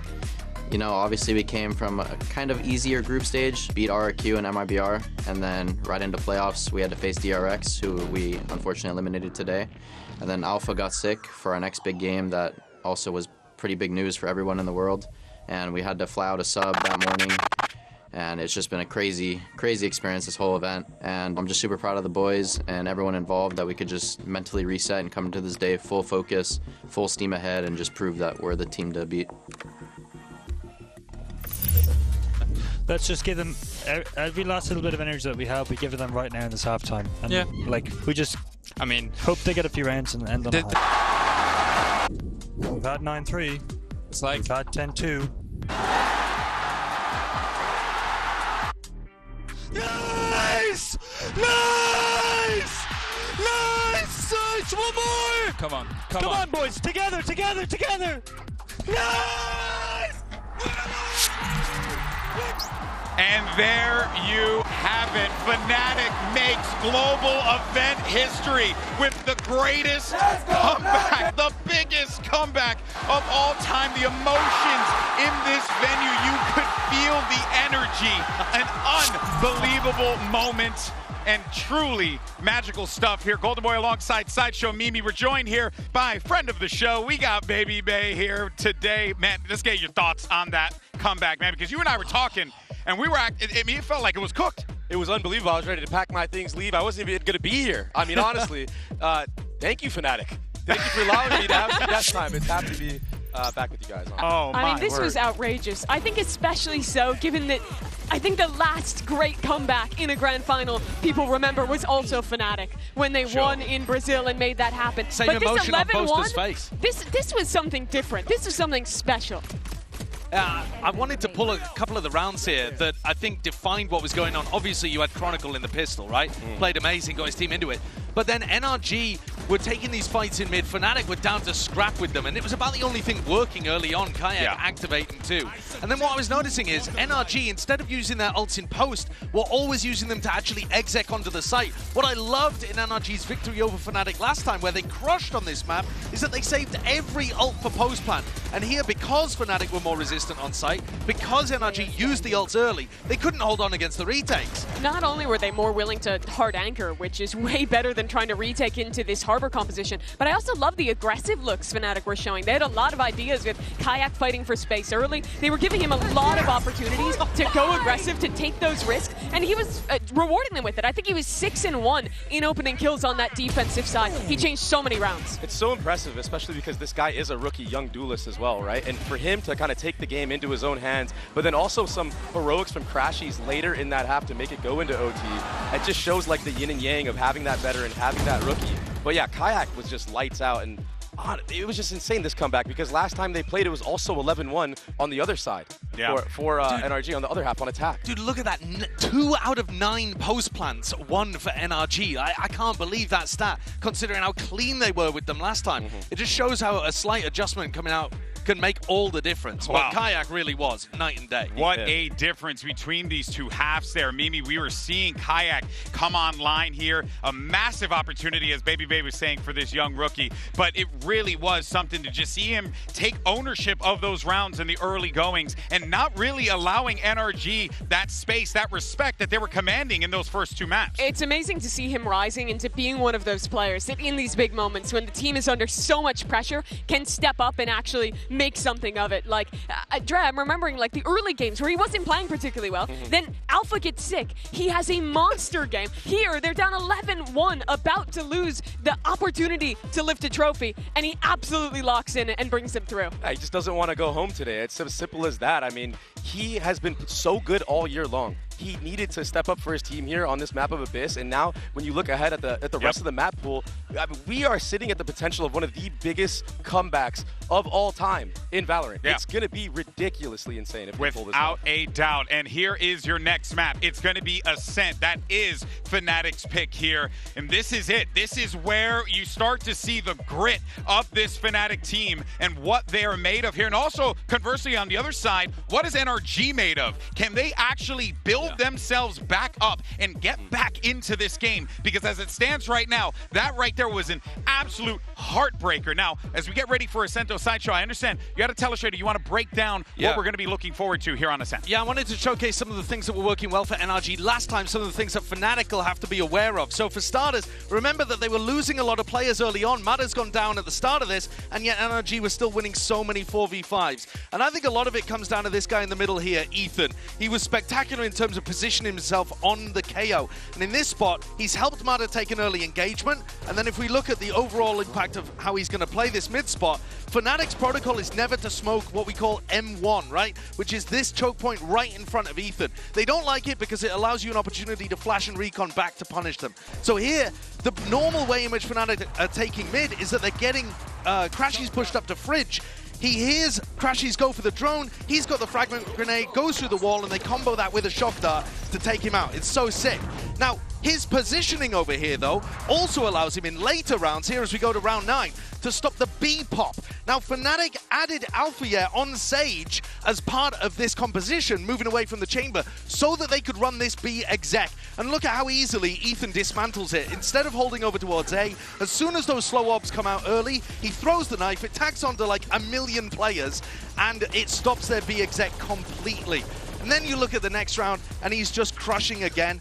This one's a bit of a long one, so I'll give you the idea and then we can move on. But he's worked his way all the way down mid. Take a look at this on the full screen. He has anticipated exactly where this gate crash is going from Kayak, and he just stares at it the whole round. He's so ready for what's happening. He comes to his team to put pressure over towards A, to force the gate crash or force a rotate, and eventually, after all the patience in the world, when he sends his team in that direction, he's able to pick up Crashies instead of Kayak. They had such good ideas overall, despite the fact that they ended up losing this round. They had sick ideas, sick prep. That's what won them Abyss. That's what won them Ascent last time. It's on Fnatic to make the adjustments to make this comeback a reality. And that's what brought NRG here. But now what I look at, Dre, when we go into a map where they just choked an 11-1 with a crowd completely against him, how Ethan, as the only man on that stage playing in the server who has won a Champs Trophy before, can keep his young players in it. Because that has got to be so much pressure for them right now. It's going to be extremely hard. I mean, it really did feel like they had that one in the bag, right?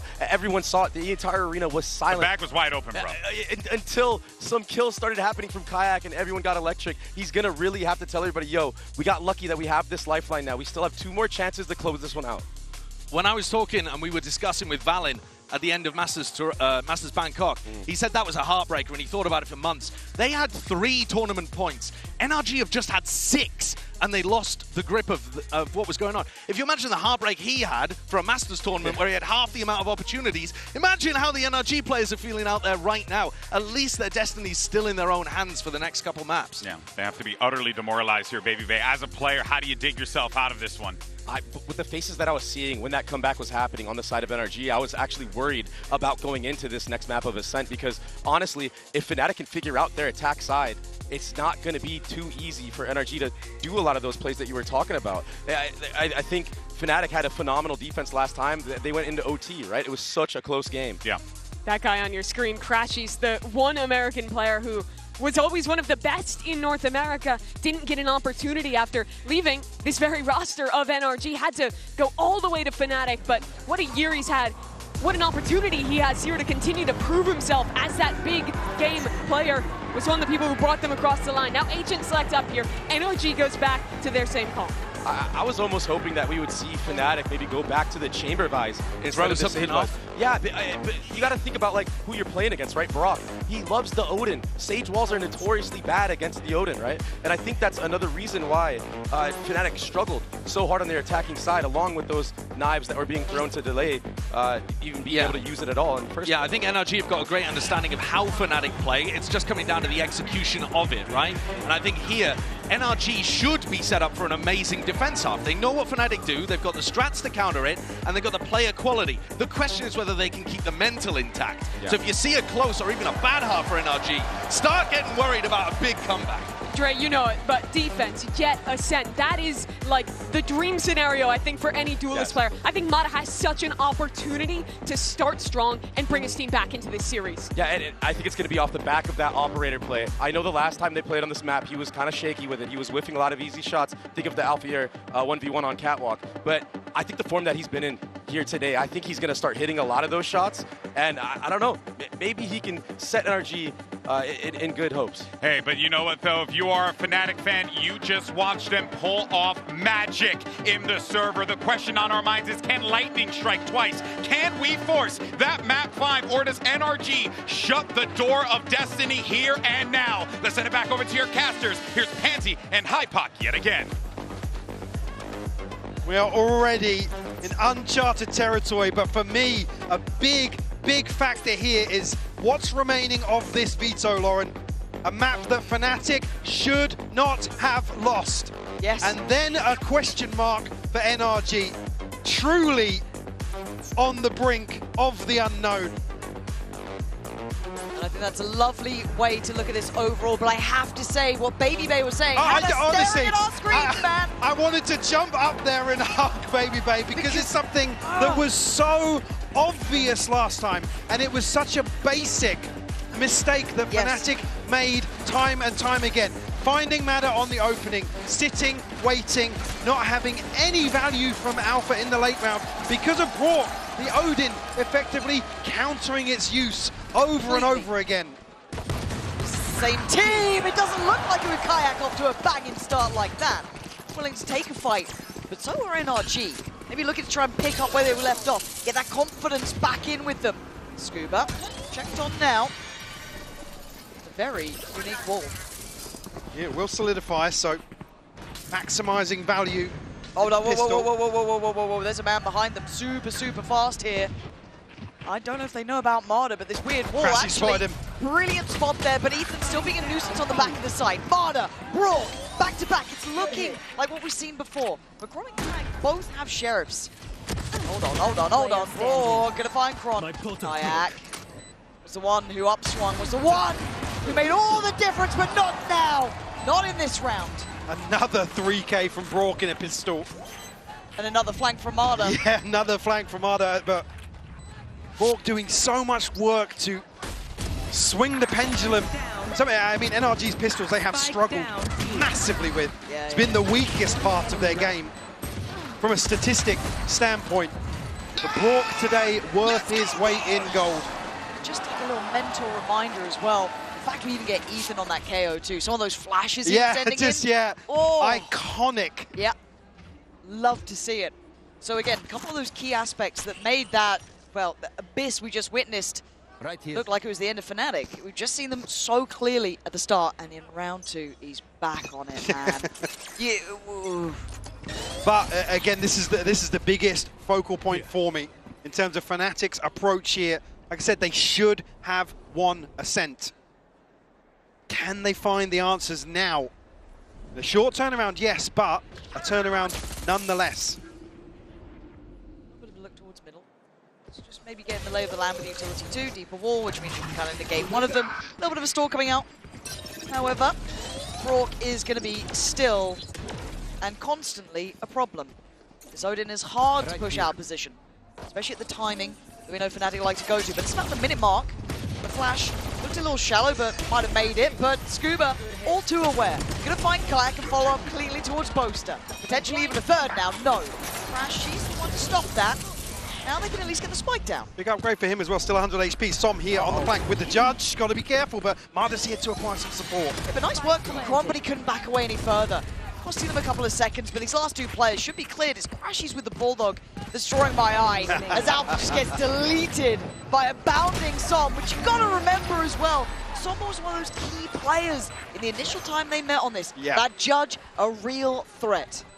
NRG leaned heavily on him in terms of controlling the A site early on when NRG were establishing themselves in terms of the economy, in terms of control overall. back-to-back defuses here. But this is the round now. Eyes back on Fnatic in terms of how they approach Ascent as a whole. Can they right their wrongs? Even actually, very comfortable bonus here for NRG. Almost an extra player allowing funds to be sent Brock's way. Yes. Outside of this, so obviously Marder carrying across, Som carrying across, and Ethan only on a Bulldog. This does look a little bit more active than we saw Fnatic last time, right? NRG were given complete free reign before. When we looked at them on this map, and maybe some of the earlier maps today, there's a lot of freedom for them. Dictating pace and everything else. Yeah, on the side of NRG, actually, it's just keeping Marder in check, really. Like I said last time, he was getting absolutely bodied in terms of the opening engagements, but NRG were recovering rounds time after time. But Marder's had a phenomenal series so far. Night and day, mate. Night and day. Something that's also relatively consistent is that Som near a smoke with a judge. If we know it, Fnatic better know it. One suppressed. Som hard to handle, even if you do know about the positioning. Slight adjustment to the way he's playing, actually, this time. Much more attentive towards A main. Oh, there it is. Crashies on the receiving end so early. That's huge. It delays the split through, and it gives away those pressure as well, coming through towards Tree. Paranoid didn't hit as well. Som's still a main. Yeah. This could be just simple death. A blender on the way. Finally bested, but Scuba's still alive. Still standing his ground. Ethan there with him. It's looking good for NRG. Just Kron in a 1v3, and the time's not really there. NRG, lovely little adjustments. Bonus converted as well. We'll get 2 upgrades out of this. Like I said, previously Som isolated towards the door, now creating further problems with an adjustment of this smoke in main. There's only Crashies to approach here and wants to maximize the value from the drone, so he's using it right on the choke point. You don't necessarily want an extra body inside that smoke, but another reality check for Fnatic in terms of these early protocols. When I say early, I don't mean in terms of the clock, but in regards to getting closer to the site, that checklist. Again, I still think it's one of the maps that I love Ethan's calling on. Have to say it, he knows exactly how he wants to implement his team. It suits his style as well. Yep, hands down. So, check on short, Som, by the grace of timing, not too fussed about the clone. It's quite close enough to even hear that, actually, potentially. I don't think he was. He doesn't look for, I mean, he's waiting for it to expire, but... It looks like the test on Marder potentially in middle. A look towards short, but Marder just playing behind the... Oh! Both POVs, please. Talked about previously him being removed on these early op angles. Ethan now answers back. Chronicle will fall. And it's a great answer, but Crashes is still firing. Still getting some bodies here. And the position can be given away, and Ethan now paranoid. He can't live! Fnatic, out of nothing, making something. The slip through from Alpha here is fantastic. Does he get cleared diligently? Left. That's a barrel! Making a body. Leaving just some alive, not gonna happen. Fnatic showing they have worked. Showing they know it. Showing some smiles. Another thrifty conversion here. Not sure of the count on this series so far, but Crashies making them pay. And that early stretch of this series, it was only a couple of rounds outside the thrifties that Fnatic were able to string together.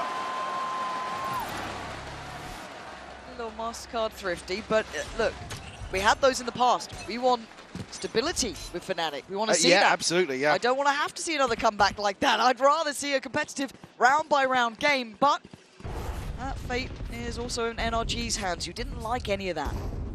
Rather this not go the distance. Give us one of those early map scorelines. Move on from Abyss. Rock back with the Odin. Som playing near smoke with the Judge. Marder with the Operator. Similar scenes, but the outcome... Som, man. He's just such a nuisance. It's something that I think NRG, you have to credit them for today, is doubling down on some of these tendencies that caught Fnatic off guard and going even further down the rabbit hole. And also playing to their own identity. Whether you love it or hate it, you will respect it at this point. They've made every team bow to them at this point. With this style, the way they approach the game, the way they see the game. It's impressive. 40 seconds, it's time for a commitment, but Ethan threading the needle pretty well until then. Flashed up, forced away. Fnatic finally on guard! Reading that repeat, reading how NRG manhandled them last time. Have an operator here. It looks as if they might just commit towards holding on to it. Maybe look for an exit. Did actually swap out here to try and pass across the Odin. Mada unfortunately not able to have a say here. Alpha on the hunt. Ooh. Nearly gets a haircut. Great isolation. It's actually Alpha that finds a kill. I thought Boast was going to find it on the back of the spam, but Kayak setting things in motion. Fnatic on the hunt here. To remove probably one of these tools. Well, Mada's not on the angle. He just switches. How far do they go on this one? Again, you don't want to lose too much, but they fancy a crack at it. And yeah, Summon Mada not letting these slip at all. These are going to be kept. Okay, hold on. Mada! Yeah, that was pretty sick. All right, he gets to keep his. We'll force out a few repurchases here. On the side of Fnatic. Again, catching these refights is what I'm impressed by. Because it felt like Fnatic were caught off guard on those kind of recheck timings, those re-engages. You and I kept talking after the series, actually, of how happy Fnatic continued to be in coin-flipping scenarios. And the reason I say they shouldn't have lost Ascent was because they lost so many coin flips, where they were happy to just slowly drift into a weird engagement late round where they're actually in a 5v4. They don't have to sit and wait. They can take the initiative, find a numbers advantage on a site, and play off the fundamentals. They did not want to do that. So if they can, I don't want to say come out victorious in those sort of scenarios again, but continue to gamble and win out, actually, it's going to be NRG that are going to have to adjust. They're going to have to be the ones to adapt to Fnatic actually doubling down on that themselves. The adjustment is now. Just check it. Letting this one run away. Keep that mental in check. Obviously, Abyss, as much as you can imagine they'd like to move on, put a pin in it, ignore it, that'll still be there in the back of their minds. Young players on this stage. We've been impressed by how, you know, they've hit the ground running, how comfortable they've looked across the board. But there is still that keep everything on the right page here. Good couple of ults to play with too. On the other side, Finance is starting to look pretty solid. So after Kayak's investment here, I mean, boasted 2 off the TP, but everything else available for Fnatic. Still an operator and an Odin on the other side, though. Scuba. Lucky to get away with his life. And actually, Chronicle had a ton of issues last time, but Som on the other side. No trade to be had. But the res played in so well. And now Ethan, do you swing on this? Yeah, they're ready for you now. Fnatic have figured it out. Nice. Hunter's Fury. It's going to at least keep Alpha tamed. You are in a 4v3. So I was just saying, Chronicle was tested time and time again. As much as Marder didn't have maybe the most highlight of games, he was controlling B main very well against Front. Yeah. But it's good to see at least a plan in place to even use the res this time around. Alpha, last time, unable to find much value, if anything. Do go for a late round here. Chronicle's got his ult here as well. Marder is an issue. What do they have to force him off the line? Actually, still a decent amount of kit. I think Boaster's going to be able to sell something here, at least on the back of audio. But Marder needs this first. Yeah, Marder's going to walk about to middle pretty well timed. excuse me, not Marder, it's Scuba. Yeah. And the timing. The operator going to be removed from his hands. Yeah. Boasting gets his TP now. Yeah. He can all regroup. coming together. Oh, Scuba cancelled it! Scuba, hold on. They're still holding on to this. And now, do you really want that fight on CT? Are you really up for that? The plant was so late, but it's fine. Just about in time. Need a connection here, at least one. Not going to find it. 3v3. Chronicle is feeling like he wants to be brave about this, but it's such a solo endeavor. Yeah. There's no backup plan to that. Just on your own, going for it. So now Crashies and Kayak. We're just sending it now. Oh, but they're both going to be removed there, Crashies! That's so sick! But still, it's on the pistols here, right? Marder trying to get involved now, trying to hunt them down in time. But they are going ring of Rosie! Fnatic! Just elevating time and time again. Crashies with another insane performance in this round. Yeah. Again, the timing from Scuba, perfect. This kill, actually Scuba's ult still goes off, but it's Crashies' kill here. Then it's Marder left with an operator in a 1v2. And he's trying to chase him down. Yeah. He knows what he has to do, but... What can you do in that scenario? Hands off the wheel. Okay. Bunny's broken. Cutting through. Pendulum feels like it's swinging here. That momentum that sat so firmly with NRG really doesn't feel quite so secure. Test up towards middle. The sun is going to be really bodies on the other side of the NRG. Kayak, good for the burst, but Marder going to trade things out. Chronicle now. Swings back, grabber, he's pinged off. Yeah, but look at Alpha flying up above. That's what, Alpha! He's up and over the top! Finding so many! And now, do they know about Brook? I feel like they certainly do now. Alpha is waiting. Back to guard his wall. Yeah. Good luck, Brook. It certainly isn't happening.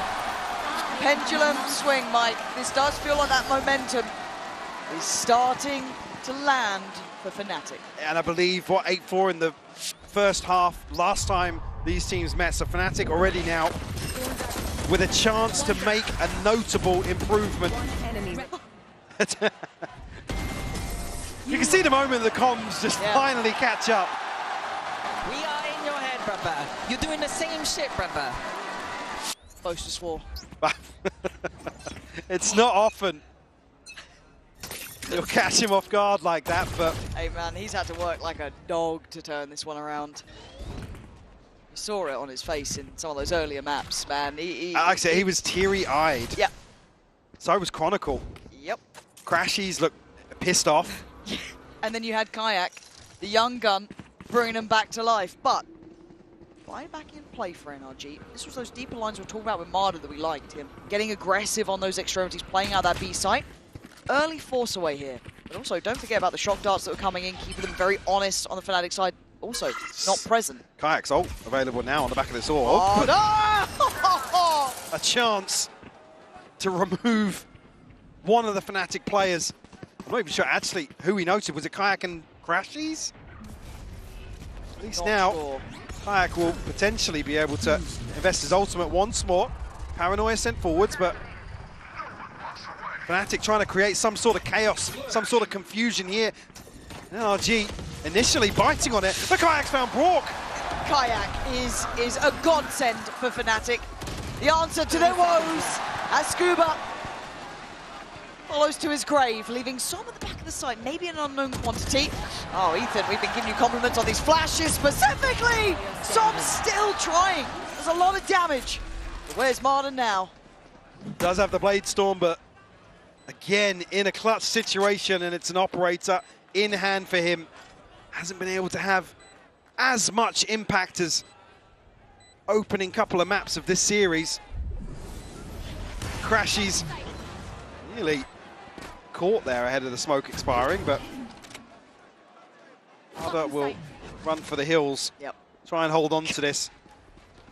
Seeing Alpha trying to employ this wall a little more creatively. to secure certain situations. Like I said, I just wasn't seeing the value of the Sage last time from the res or the wall. It felt like we never saw the res, right? It just felt like one of those things that was Well, simply it was like missing. Alpha was going forwards in the rounds solo that he had res. And then others, I mean, particularly on the defensive side for Fnatic, it was an over-reliance on the wall kind of. Yeah. And like I said, it gets stripped away so quickly when you've got an Odin player on the other side. And I do want to say as well, something that actually, it was Doma saying before the game started, they'd rather face a team they've lost to than one they'd won against before. Yeah, I'm not sure. Now, Not you sure. sure you feel that way to this point, but when it comes to this map, that feels very poignant. Yeah, I absolutely love that sort of mindset, but with these opening maps of this series, that's a bold statement. But like I said, we come to what's left in this veto.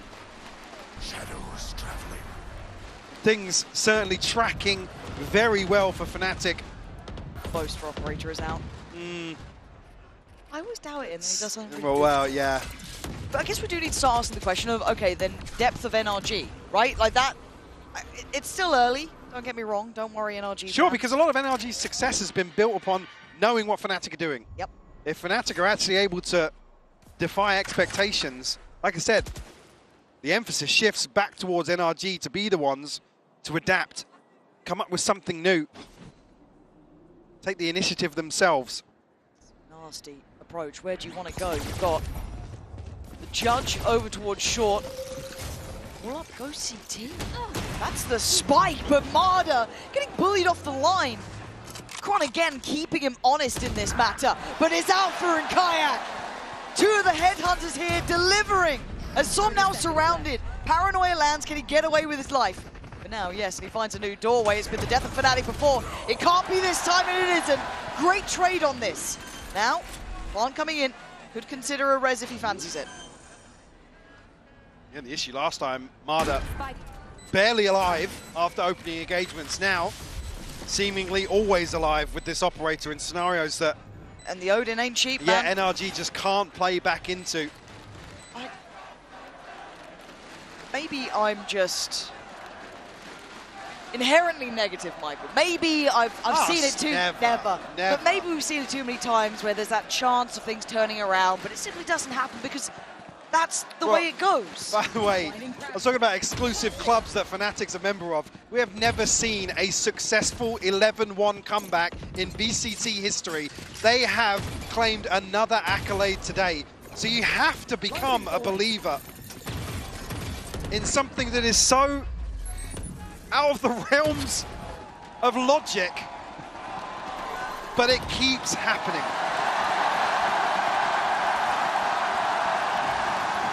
Certainly made everyone in the crowd a believer today.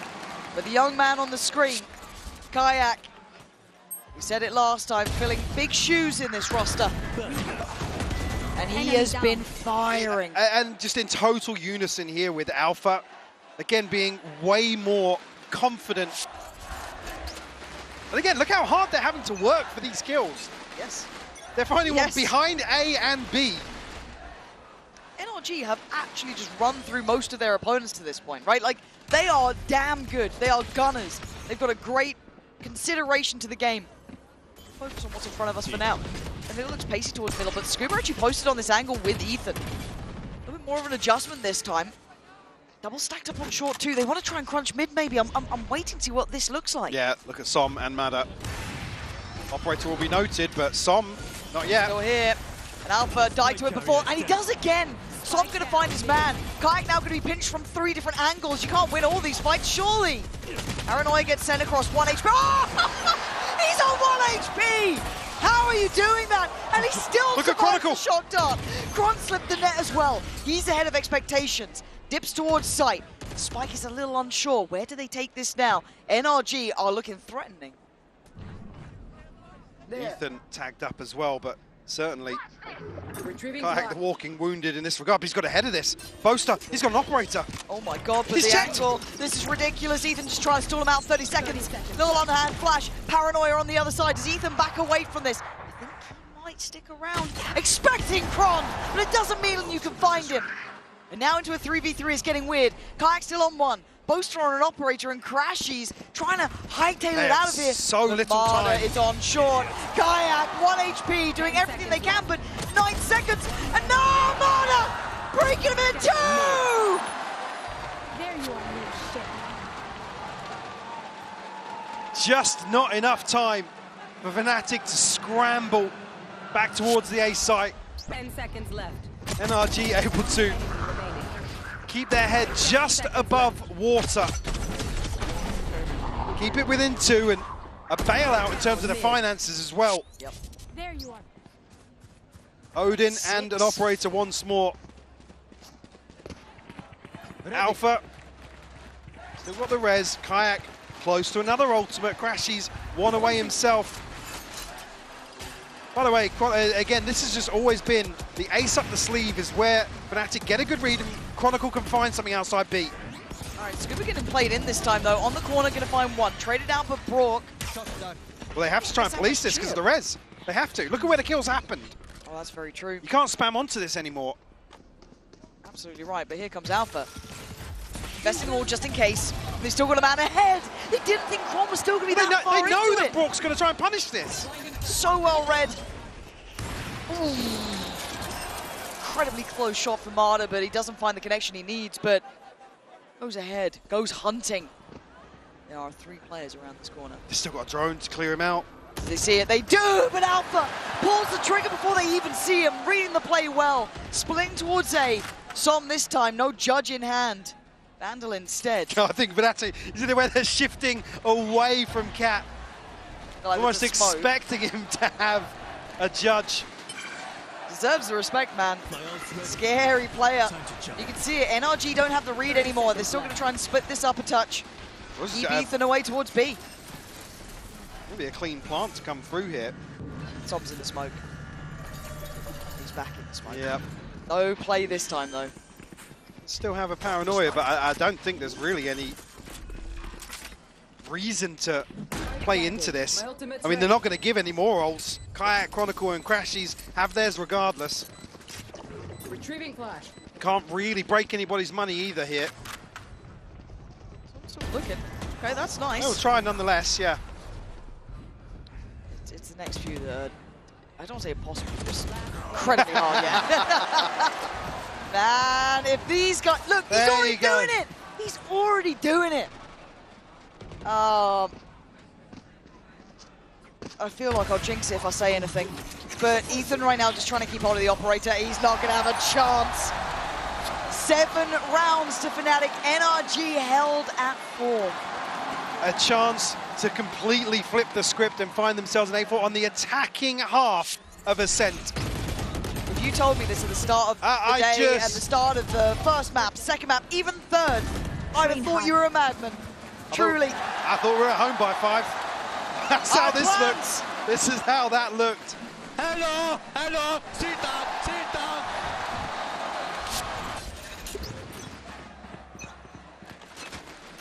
Som back on a judge now.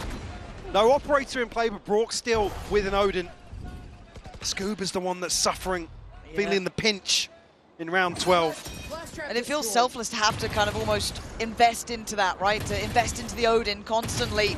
How many people, how many challenges will Chronicle get? 3 put to dealing with just him. He's reading this nicely. Yeah. He's playing it very well, feeling a lot of pressure, seeing a lot of presence though. The role reversal, look how hard NRG have to work to try and take something away from Fnatic. So it amounts to nothing. I mean, look at the HP, but Marder comes away from that, looking worse for wears. And then it almost feels obvious they're going to try and, funnel in towards A. So you look at what Ethan and maybe Som can do, but they've gambled on towards short, they've gambled on towards tree. Pretty winds clear. Kayak not going to be hindered on the way towards site either, so all good here. Checks towards hell, it looks good. Wait for the pop flash, wait for the pressure. Is there going to be a swing? No, NRG humbled down here. Yeah. Hunter's Fury going to get invested as well. Oh, that's a good connection. All the way from the back lines. Look at this Som angle. eating that. You better be ready for Alpha up here. Chronicle's going to be very late in A main, but he's got his ultimate. Not going to come in. It looks like he's going to counter it as well, yeah, but the paranoia posted. Kayak Gonna find one, but a great trade out. NRG gonna still carry on forward. Timing is a factor, but do they count on Alpha? Defuse begins. Anyone there to stop it? Fnatic digging in their heels. Kron and Crashy's still alive. And oh my god, Crashy's. Chronicle drawing their attention, but it could be Crashy's being their downfall. Another shotgun takes away Ethan. He dives in. Some back in his smoke though. It's Fnatic all day. 8-4 by NRG, stunned, dazed, and held on merely 4 rounds.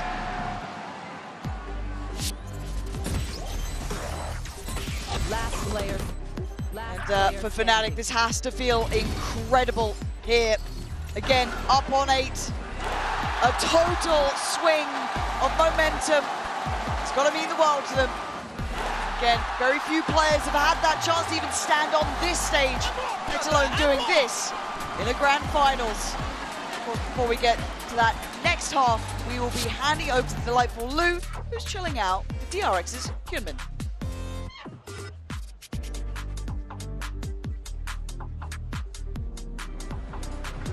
Et TRX Hyunmin est venu voir cette grande finale à Paris. Faites du bruit pour lui. Mesdames, messieurs, the Waylay expert, the wingman hat. Enjoy. It's a pleasure to have you here. Hyunmin, thank you for coming. First of all, the question I want to ask you is, did you see that Fnatic comeback on Abyss? You've been able to experience that on Heaven earlier in the competition. So how do you feel the NRG players felt? Like, yeah, what are the feelings? So yeah, all 5 players on Fnatic are very experienced.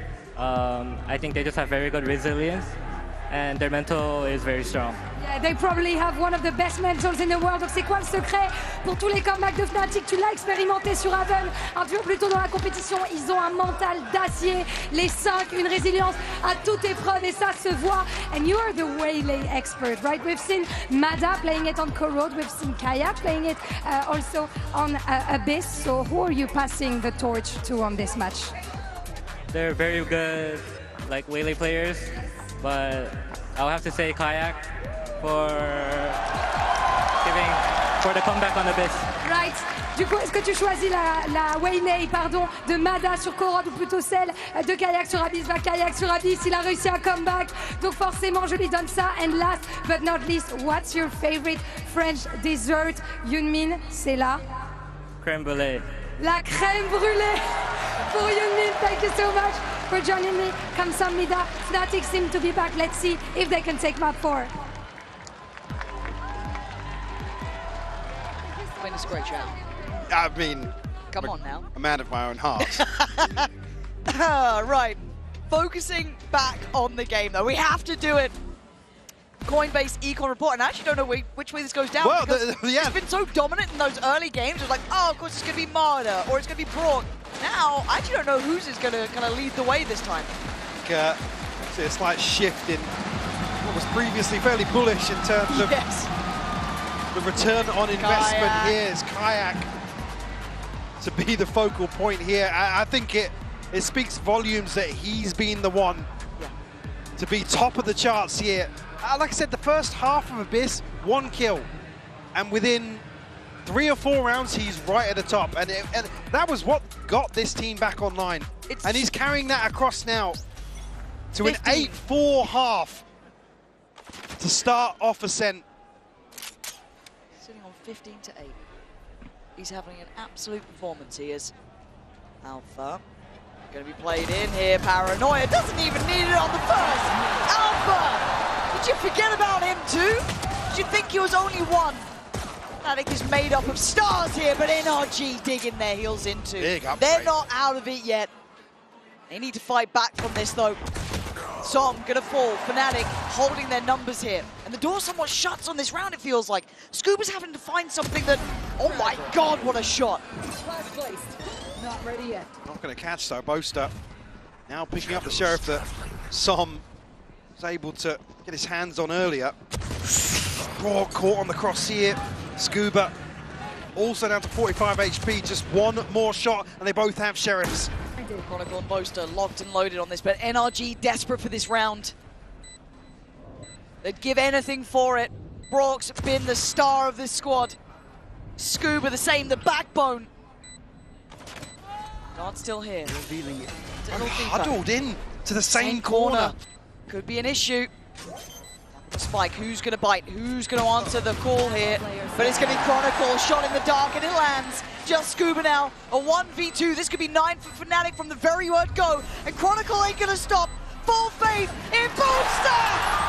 Leading his team in more way than one. The culture shock strikes again. 9 on the board for Fnatic. Total faith from Chronicle. Alpha opening things up at a point of the map that was a real weakness for Fnatic.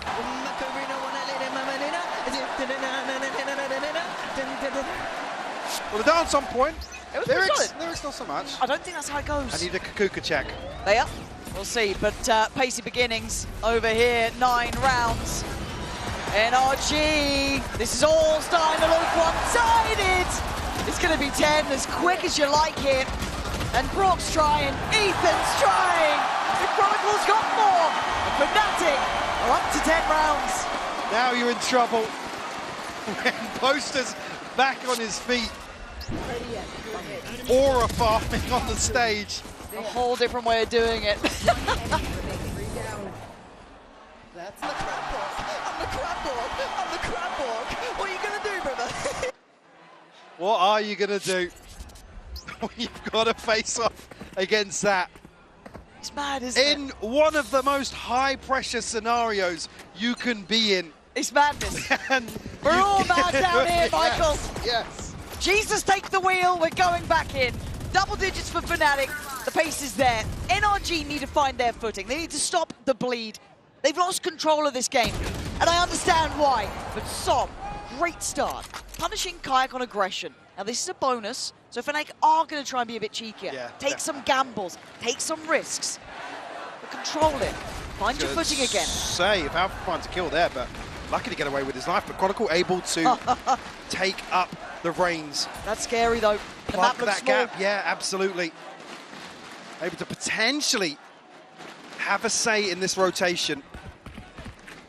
It's the first real instance of NRG being the ones to rely on this dead space. Oh, is Alpha? Oh, he's going to hear this. He's hearing it. He's hearing it. Deep out drone higher. By Som. We got two! What is that, Alpha? Oh, Quan is being slippery as well. He's still controlling middle, but he's in no man's land. Spotted. Got back out, but he falls. Brought quick enough. Still got to find the final 30 seconds. Where do you go? Crashies. Oh, God. Boaster also going to be in a position Coming to his way. capitalize off this, Still but has he's got everyone paranoia. here. The only one, but they turn from him. He takes down one. They still make this possible. Crashes with a chance at this. He's here so early. Does he get a glimpse under the door? He does! Oh, can't catch him though! Brock's still alive. That's a problem. The door, vulnerable. Oh, he stopped him! 1v1. Ethan against Crashies. Dart back in! Ethan! Solid, safe, and necessary.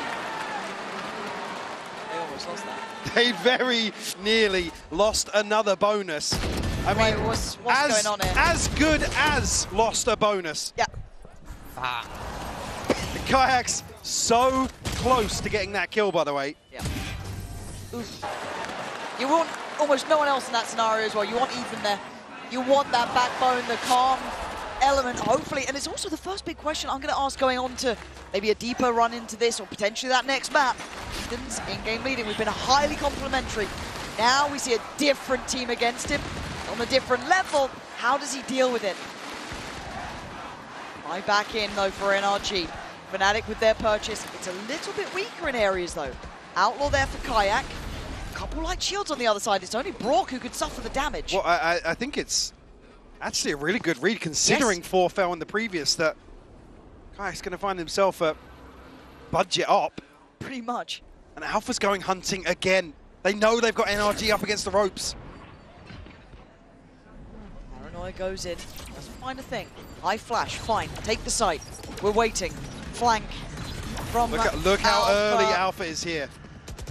Again. He is going to fight Scuba. Oh, dearie me. They're being herded, Michael. 1 kill. Kron's got ult here. could really turn the tides now that they don't have control of A main. They're all huddled into sight. Looking for Crashies to get his dart back up, though. How far off is that? A bit of a spam from Kayak. Smoke going to go in, and Som playing in it. To be almost expected at this point, but it's Marta. Wait, how did Marta fall in this? Som going to do well in the smoke, but the ult going to come in. Ethan stands up, tries to take a stand, but Braun to his knees. Rez back in. Five still alive, and Braun's not going to be able to do it this time. Fnatic have learned their lessons. They're a whole new beast. Textbook from Fnatic, over and over again. All of the things, the simple, basic, fundamental issues they had previously on this map, addressed on the fly. And the stars starting to align. Hey, I want you. Look at me. And like I said before, Crashies happy to stand up and take his place. This breaks the money of NRG. They have a no command. Scuba, one away from his. Brock, two away from the Hunter's Fury, but Fnatic sitting pretty right now.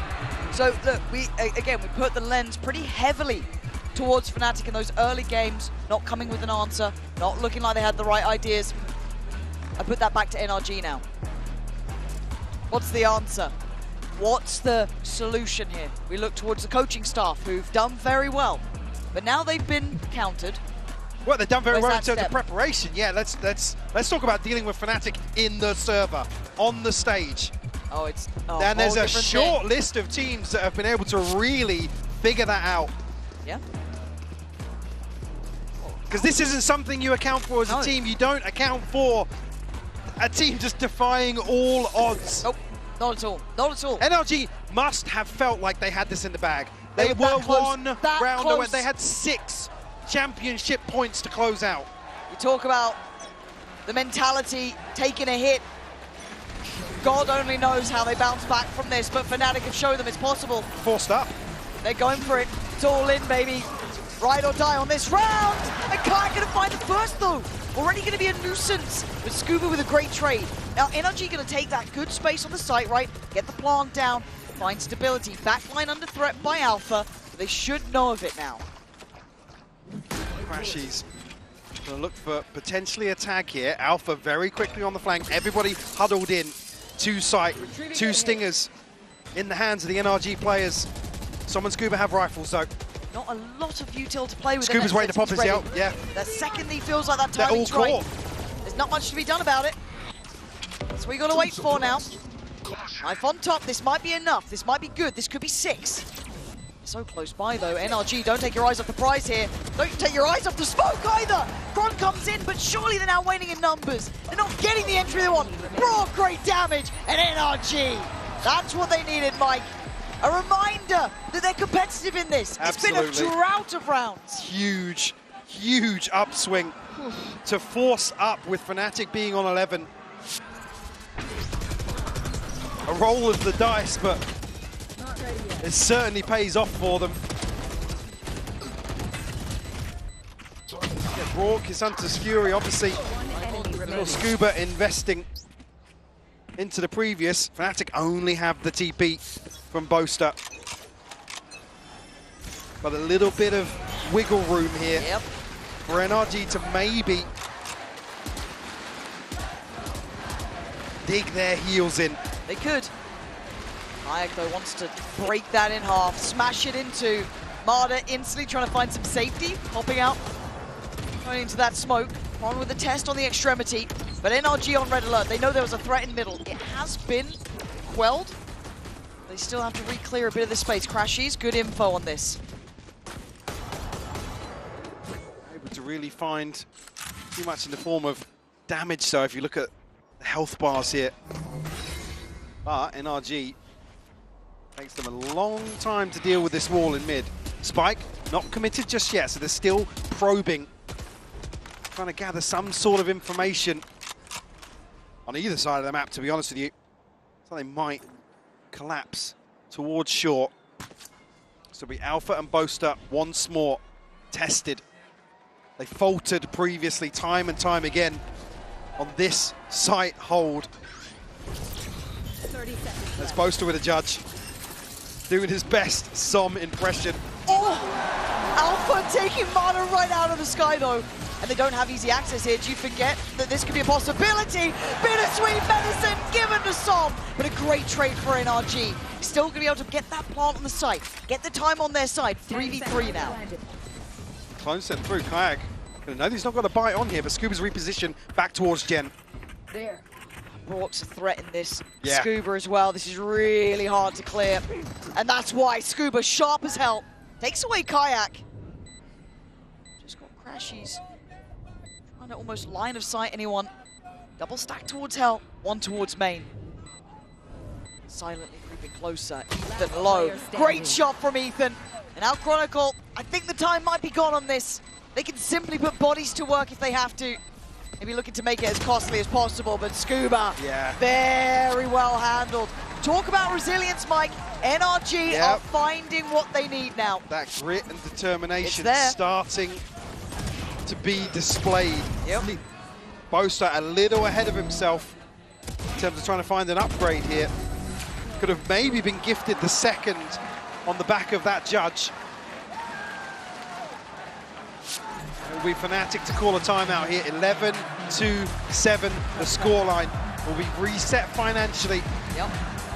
Just a couple of orbs away from finding themselves a very comfortable ult cycle, though, and potentially being back in control of this half. That's the important thing, right? Is feeling how that momentum has shifted. And as much as we can give credit to Kayak, to Boaster, to the Fnatic side, because obviously that Abyss game was something to be remembered. But in this moment, you can't take that away from NRG either. Great timeout from them, coming back in with a great plan, finding stability up against, honestly, one of the hardest teams to handle as well. You don't get an easy game normally against them. That's just something that doesn't exist. But coming back in, finding what they need, getting people to believe again. Barda's having a quiet game here, quiet map, should I say, not game. But in his stead, you got Som, you got Scuba, Ethan, Brock, picking up that weight. But just to note, it was a very different quiet map last time for Barda. He was getting slapped about by every member of Fnatic. It wasn't necessarily one person farming him. Talk about NRG having to consistently flip 4v5 situations. It was Fnatic that really played into their hands in that regard. I was talking about this coin flipping over and over again previously. Fnatic leaving nothing to chance this time around.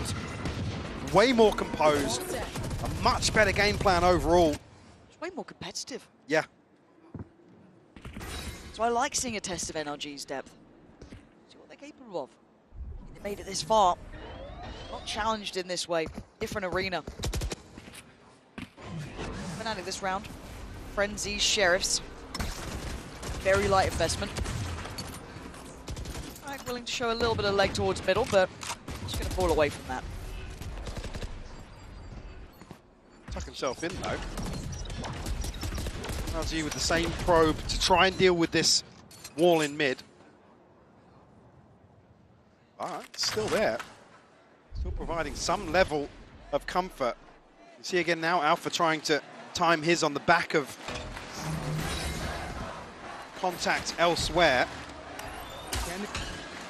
I think NRG might just be able to find their way into market. Yeah, Chronicle's going to fall here.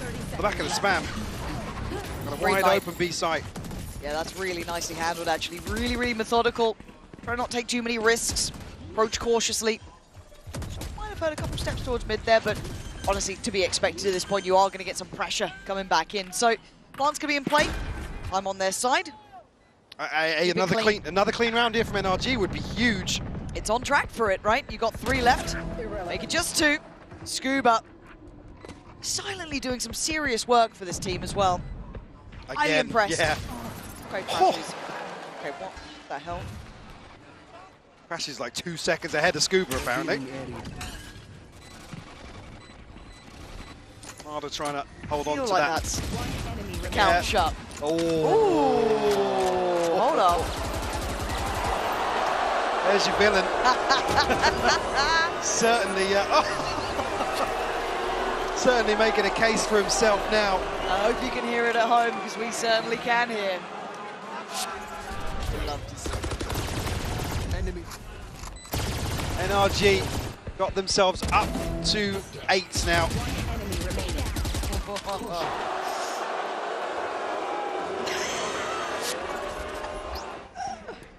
Our resident gun buddy distributor. Crazy, the cameraman caught him there to be fined by, obviously, Riot Games Obviously. themselves. Booing not allowed. 11 to 8, though, we focus back up, fly back in play. Odin out, the Boaster Armada instantly back to business. Wanted to be pacey about it, want to cut right through towards A. Deny this utility.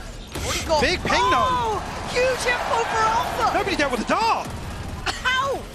Just maybe comms, maybe all the chaos, but composure found for Fnatic. Hunter's Fury here for Crashies as well, though. Looks like he's gonna getting apply further pressure. Issue being Kayak. Oh! What? Hang on, he didn't move out for free! How the hell are they this lost? Crashies! Fighting Brock, it's 5 standing against the 2! Minus 17 HP. NRG looking so lost in this. I thought that pace was a sign of it's hit confidence. both of them. The paranoia is heaven sent. Espada! That's what you get for shooting the body. Put right back down to play Scuba. Scuba, there's no way in hell you're doing it to him. Fnatic, Hunter back in the round, getting up to 12. And I think they're shooting the body right back. Karma.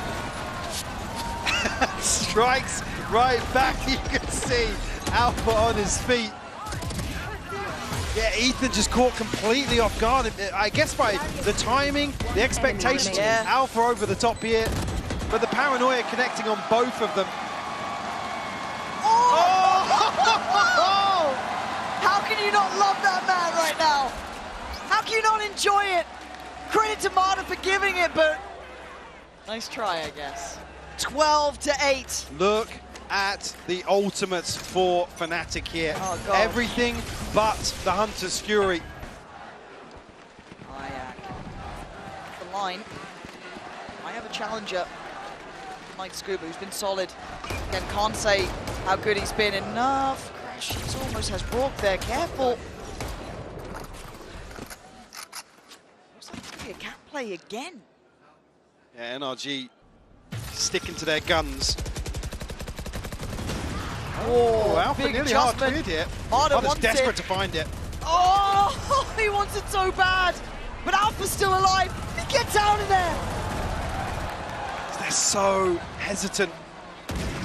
Oh, the big kill for fear. Scuba potentially, but doesn't find it. Again, NRG have to reset. But walking towards both Chronicle and Boaster, and Alpha and Crashy's not too far away either. Alpha's got the res. Chronicle, a chance to potentially stop this from happening. Marta's gonna have to go huge with the Blade Storm here. It's all on his shoulders to try and set the path forward. Oh, what a shot! Can't get any more though! Som flies in! Back and forth we go! Alpha, Crashies, Kayak! We've got Som, Brock and Scooper on the other side. 17 seconds, the spike's not down. It's going to be pressured, but there is a back line threat on the way. Scuba with it all to do. He does the best he could, but it may not be enough. As Brock, iconic with the weapon, can do nothing. It's all but done. watch. We are going the distance. 13 to 8. Fnatic finds salvation.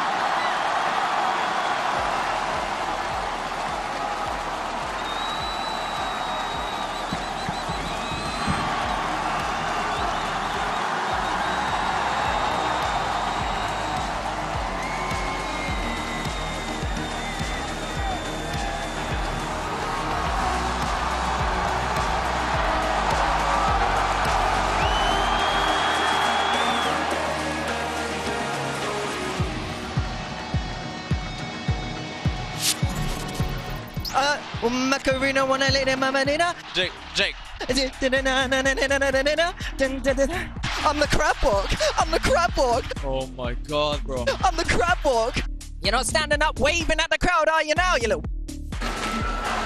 Sit down.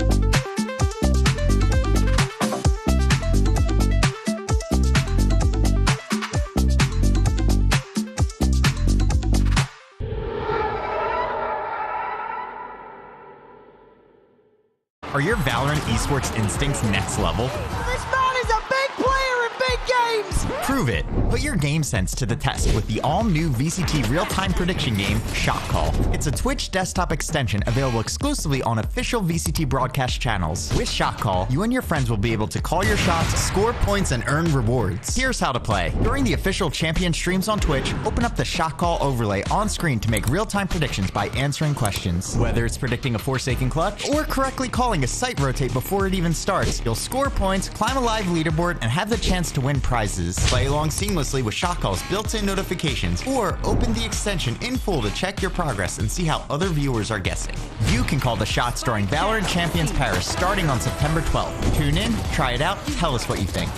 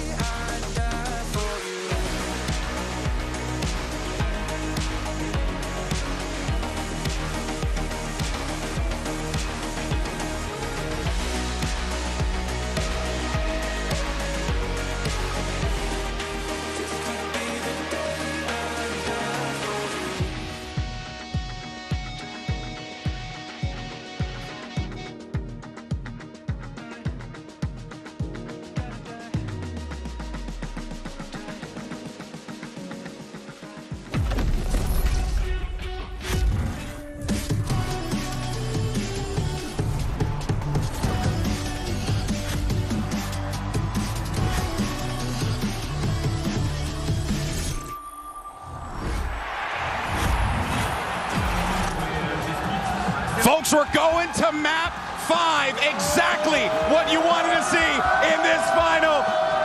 TMV, you might got to oil up, brother. Oil up, brother.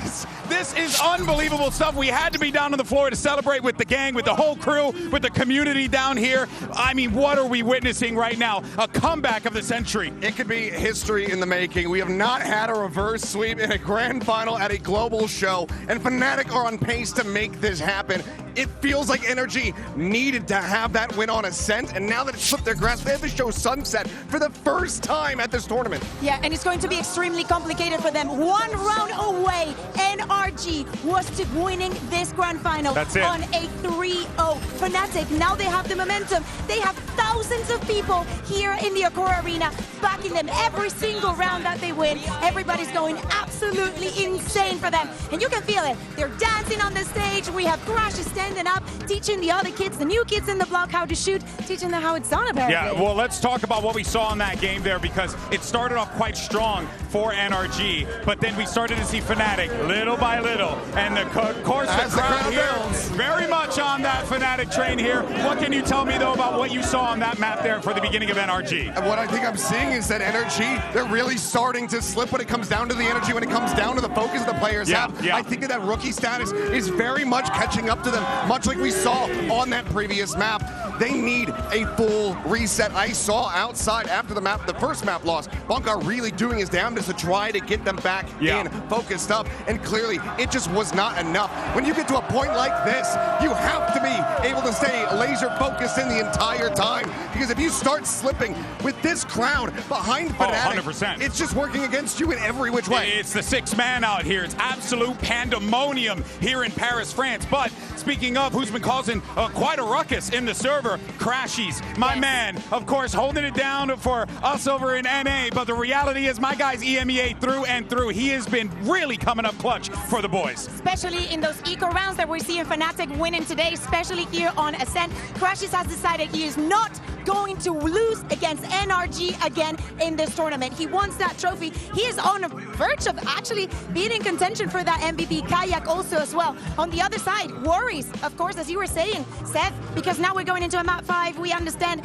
the pressure that is going to be onto them. And I think that probably is taking the most out of Mata, missing shots that I have never seen him miss on this map. Oh yeah, it's absolutely shocking to see what's going on with NRG. A bit of a crumbling here, Seth. And now we're getting to the final point. We're getting to the finish line, and we need to see who wants it more at this point. Who wants to dig deep and pull off this win and lift that trophy? This map has been hidden for Fnatic the entire time. We haven't seen it, but the last 4 times that they played it in VCT back in Americas, they have not been able to collect a single win on Sunset. They've had time to cook, but with the pressure building up against them, I feel like Fnatic have the upper hand. I get taken back to what happened yesterday, Bea, because we saw Fnatic pick Sunset, and everyone was like, whoa, what's going on here? They knew it was going to happen. They knew it was going to happen. Out of the way, but I agree with Seth. This is all against NRG. I think that they really thought this was going to be an easy day in the park, and that they would not have to come to this map number 5. Not a single win in the entire year,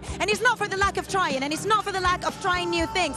So we expect probably something new coming in from them, and I think that Fnatic, even though they did not find the comfort yesterday, right now it's not about the comms, it's not about much else, about shooting and the vibes that they definitely have. NRG need to restart and recollect this narrative. It was talking about these rookies getting their first trophy here at Champs. We were talking about Ethan being the first player to ever get 2 Champs trophies. That narrative is about to go out the goddamn window if they can't get this Sunset corralled. And it feels like this crowd is against them through and through, and how can you blame them? Fnatic coming back with the greatest comeback of all time, 11-1, and somehow by hook or by crook they were able to make magic happen in the field. Now it's a question of whether or not they could close this out here. We have Agent Select coming up. Let's see what we get. Bea, what are you looking at? I am looking at Crashies. What is he going to do? I'm looking at Alpha going on the near, running it back. No breach to be seen here. Double duelist for the side of Fnatic, and honestly,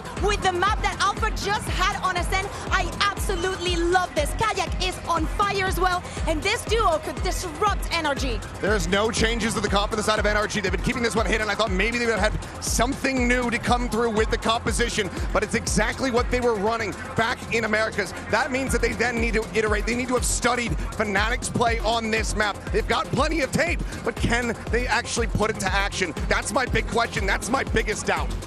And I think that everyone who is an NRG fan is feeling that sense of doubt right now, Achilleos. Bea, is this it? Is this happening?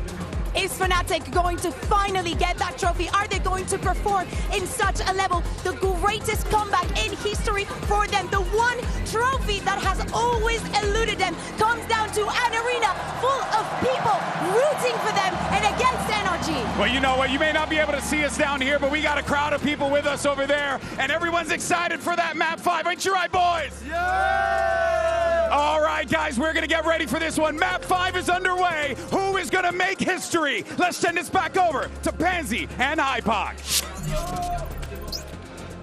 It is pandemonium here in Paris. Mike, this is what you dream of, man. It is. We are on the brink of absolute insanity. Yeah. NRG have the weight of the world on their shoulders, the weight of what feels like inevitability when a team like Fnatic gets the ball rolling. But they can fight against the odds. They can stand tall and face down the opponent who is coming alive. As said, this is what you work for. This is what you fight for. This is map 5 Sunset. It's gone the distance. It all comes down to one more map. This is a hell of a game of VALORANT. Like I said, we are stepping into the unknown. Yep. The unwritten page of this chapter. And Fnatic looking to pull out all the stops here with this composition. 2 heroes potentially in their midst. But NRG certainly going to be looking to bounce back here. They have the chance. A seasoned veteran at the helm. Ethan knows what it takes to lift that trophy. He's worked before for it. He knows how sweet it tastes as well. Could spend a lifetime chasing that, but Alpha needs to get out of danger. Already Marder close enough by, but it's only Alpha here. Support from afar going to come in with that smoke going down. But NRG carrying on towards the A site. In a position to anchor, but will concede this space. Holding a tight angle towards elbow. Waiting on the walkout here as NRG now descend upon the site. Confident approach, the cautious. Lovely little C's, but no one there to work from it just yet. NRG trying to make sure they're secure here. See Boaster, Chronicle, Alpha nearby. Brilliant! Brilliant paranoia. And Alpha looking like he's on fire.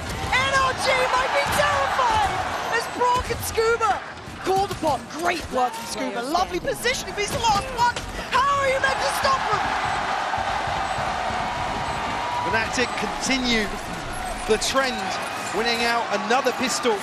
Talked about it being a concern for NRG. In terms of the numbers, Fnatic 1 to the good on the final map here. On the back of Alpha, capitalizing on this paranoia perfectly. And they ain't seen Alpha like this yet. He's been on his sentinel roles. Shaky He's today. been quiet. He hasn't been able to be the man to do the damage we know he can. But now there's a new threat and a new problem, and it's him and Kayak now. That 1-2 blow, aggression, the name of the game. NRG need to learn on their feet. As Alpha looks to punish again. Been caged before now, but finally let loose. Stems the pace as well, blazing Kron. Flash does connect, so he will fall on this. NRG good to deal with that front line, but Alpha's not done yet. He's got Kayak in unison. Oh, the 1-2 punch is landing real good right now. Both picking up 3Ks in the opening 2 rounds. Fnatic now poised. You see laser focused. I mean, I was glued to the screen. We were watching Boaster ahead of this map starting. What a roller coaster for him. Can't believe it's been. NRG obviously back on the purchase here, but Ethan down on the Guardian with investment previously, prioritizing that utility. Need to see an answer back for NRG. Because this is momentum. This is threat. Kayak actually going to take the way out here. You can see the Marder checked on it, aware there was a chance. Well, going to struggle with full shields across the board to find value here, Alpha. But he made good progress towards his ultimate regardless. Now it will be Crashies. He's got a stinger, so he has to respect this onslaught. NRG second guessing themselves. Maybe just want to pull a rotation. But Fnatic not taking the bait. Kayak's still in a position to greet anybody exploring on the back of that pressure. And Crashy's actually re-clearing, so a ton of information playing into Fnatic's favor right now. I'm scared of these guys. I'm scared of him. Not stunned up. Kayak going to take away the TP though. Plays in Alpha next layer. Nice utility work from NRG, trying to scale towards the site. They're still struggling to find some sort of security as Boaster and Alpha back-to-back doing the work on the site. Look at the HP! How are Fnatic doing this? Ethan taking matters into his own hands. Get out of here! He's still standing. He's still got a chance. But time is a factor, and it's going to be the cross for the spike. Ethan single-handedly doing what was necessary! Brock! Brilliant in the end. Breaks the hearts of Fnatic, potentially converting another bonus, getting another. But it took Ethan doing this. It did, yeah. And again, this is uncharacteristic of him to play so aggressive, but there he is. Answers the call for NRG. Damage done for sure. The byproduct of that is the gaps. The purchase here. Alpha to Bucky into this. He's one away from his ultimate. And actually, Kayak on the hunt here will find Mada. And gets away. The fact he got away, Mike, I can't believe it. Genuinely, so many bodies there, but untraded. Confident display at the start. It feels like there has been a good conversation. Hold on. Just has to be careful here. Right here. Rotating the additional player towards that B site. Alpha adding the seed of doubt, but he plays ahead. Nice little trade there. Brock doing well to keep this one trucking in the right direction, but the spike still held towards main. Yeah, there's so many people here. Yeah, they're not through this smoke just yet. Finally drifting through. Kayak, TP away, now joins Boaster. Alpha shut down though. Big impact from Brock. I can't stress enough how important he's been with Ethan in this, denying this momentum, denying Fnatic that chance to take step after step here. But a 3v2, ult in hand for Brock. Boaster and Crashies manage it, they don't. Scuba gonna hold that push up. As Crash is trying to gap close in, but 40 HP ain't enough here, you feel. So many different lines to handle. Feels like maybe Ethan the one to do it. Oh no, clear Crashies. Waiting for that counter swing, not quite found it this time. Spot to back. Scuba, quick to the trigger to tie things up here. NRG bouncing right back in the opening couple of rounds of this decider. Hunter's Fury and a Rolling Thunder on the back of Brock, and Ethan doing a lot of the legwork here. This is so important for NRG. After feeling quite shut out of some of those previous games, having to go through that motion of it, be brought to a map 5 after being within touching distance of the trophy. A couple of clean rounds back in. Need I remind you, they had 6 chances to close this out, and now we're here. Looking to capitalize now. The back of Fnatic's finances dwindling early, but still packs a punch. It does, especially when you've got Alpha in the corner like this. Bring them down. You need to clear it. Be diligent with this. Crashy's going to try and set Alpha up here, actually. Can't quite make it around the corner. Lovely stall out. Really good way to deny that springboard in, but it's still a brawl. Crashy's is still alive on 23. It's not perfect, but Fnatic making them have to work for their dinner. NRG look as if they still want to commit behind this. I mean, it's only really Kayak that's disconnecting from the stack. NRG very, very wary. Crashies down to 23 HP. It'll be tough for him to make something work with the Stinger here. Scuba actually going to get Neural Theft off the back of this orb. Tension starting to build. Alpha going to tuck into this smoke potentially with this Bucky. Still a problem. Still a 30 lot to be seconds done, left. though.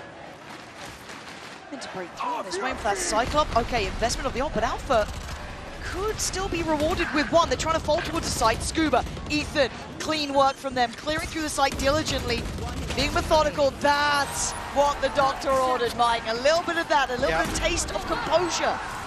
Absolutely, and composure being the key word here. Said almost looks concerning. They're still going to try and force the issue here towards A. Way out, Rolling Thunder invested. Again, a big win actually to draw out this ultimate on this round on the side of Fnatic. Marder one away now. Still got the Hunter's Fury, still have Neural Theft, and NRG feeling as if they have a point of weakness maybe, something to exploit once more. Yeah, pace change. March fast towards A, but the paranoia not going to be able to be capitalized on until then. Som actually, the one to claim it, but Boaster stands tall on the site. He's got to go huge. He still might. They're hesitant here. They're reinvesting that smoke towards the elbow side almost, and Boaster gets to live, gets to breathe on this. Can anyone help him? Is there any utility on the way? It's Alpha on the way, apparently. Still noted, they know Boaster's here, but they can't pry him out of this corner. I don't think he spotted Ethan there. Does know about Bork now, though. This time you're looking at Kayak, trying to find maybe that pixel on the push-up, but they're stalled out here. They can't quite gap close him. Finally forced away. Ethan, the one to claim it, but everyone's present now. Neural Theft going to go in. We'll ping out the remaining players here. Kayak going to go forwards with his ultimates, try and figure out some attack, some angle of approach here. Oh, but Ethan, that's the leader that NRG will depend upon. As Kayak in a 1v3, it's an uphill struggle. I think he knows this one might be wraps. Trip will go up and still looking to do damage, but I think NRG are going to play into this. God, I have to keep singing the praises of Ethan, though. Ethan is going above and beyond the Call of Duty right now. Yes. On the breach as the leader for this team. And again, it's for those other players to look at, to see that it becomes a reality. Kayak, really work on the exit, get himself away, as does Scuba. And a good couple of strung together rounds for NRG. Going to challenge though, Scuba. Want to give away potentially another ult orb, or force the repurchase. Alpha's really unlucky not to be able to find something else behind this smoke. Looking fierce. It'll be Fnatic to call a timeout here. 4-2 scoreline. Going to be able to piece together much of a purchase, but I did hold on to the operator. See if we get a chance to bring that in, but for NRG, it almost feels like finally getting a breather. Finally getting a little bit of something on your side, getting a bit more of a distance to it. You look at the last couple of maps, it's just felt totally different, the mood changing. And again, look, we hate saying the sixth man, but it's there. Definitely. Trying to hear that silence again. Bear in mind, one of the other notable grand finals that Fnatic have been in, they were not the ones to have the crowd on their side. So this must feel like such a boost to their confidence.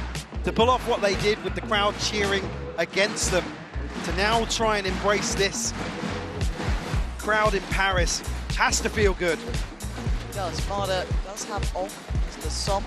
Taking a very good purchase now, finding finances in the right place.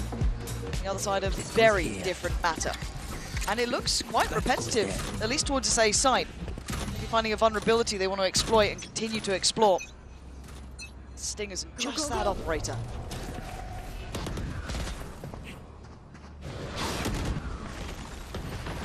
Change of util here, Fnatic.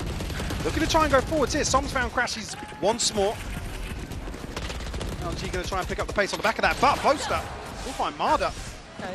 An absolute freebie ahead of NRG making progress. A little bit worried about Ethan's HP too. Down a bit lower, and does Fnatic double dip? No, they're just going to try and stack up around that smoke. Play on the corner. They have called over Kayak. He was initially on that B side of the map. Now stuck on the line. 3 bodies! Gonna get a follow-up chance here. Does dip away on the paranoia, but he's dropping them as they go. They are still continuing towards this A pathing. Still one in the plant on this side of the map. Yeah, and it's Ethan to fall, the one that was tagged up previously, so standing ahead. Had no further advantage really other than the head count, but it's Stingers around Kayak's op. Did you try and play it in? They're actually going exploring NRG. Brave in the face of adversity, and now they're going to see they're close. Boaster can't get away from it, but he sees the info. Calls out to Alpha and Chronicle to get active. They are. Alpha then looks towards the site. Can't control the spray, but Chron can. Not fast enough this time, Kayak. Couldn't quite flick to the right target. Brock then. He's not going to be expecting this, though. God, Kayak is. Points another miss! Where did the bullet go? It certainly didn't land as NRG. All the right moves in all the right places. Where did that bullet go? You had him dead to rights. Again, the walk-up not being held for Brock here. I mean, hopefully we see that in slow-mo. Fnatic do so well to get into this position.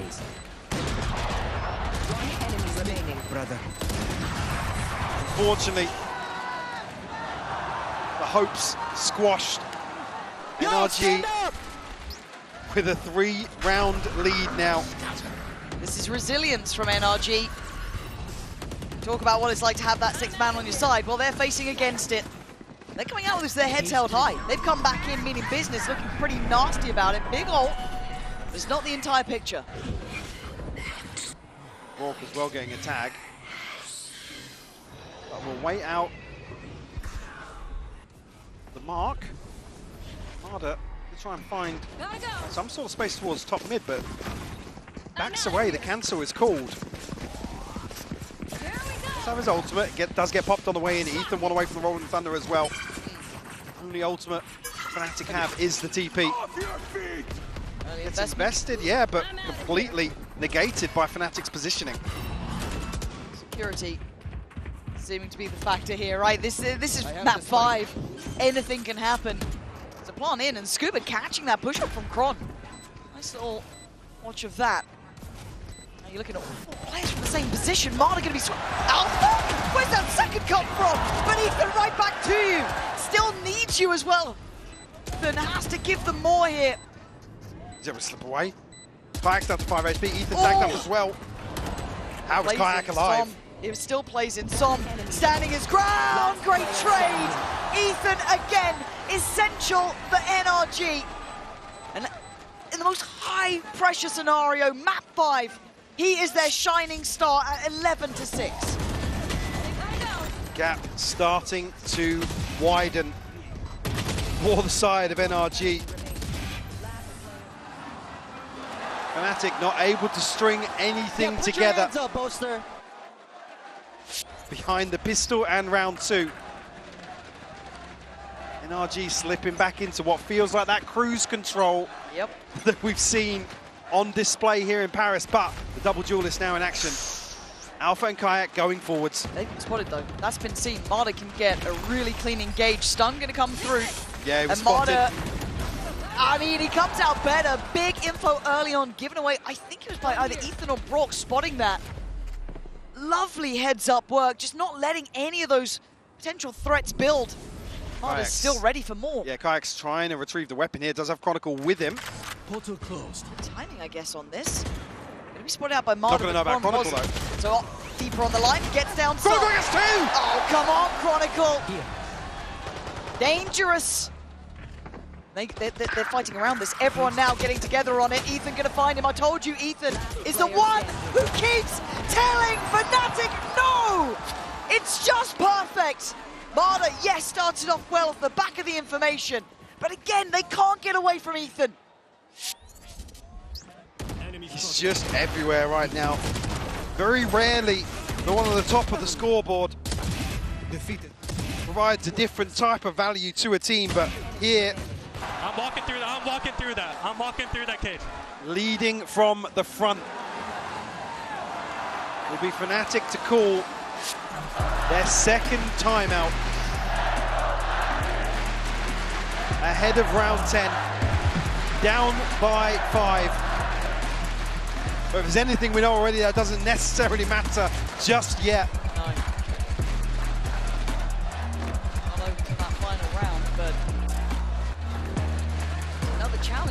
figure out. Another puzzle they have to try and work through here. And a couple of close rounds. Yeah, I actually don't think Kayak and Alpha are the problem either. The front line's looking okay, looking very aggressive.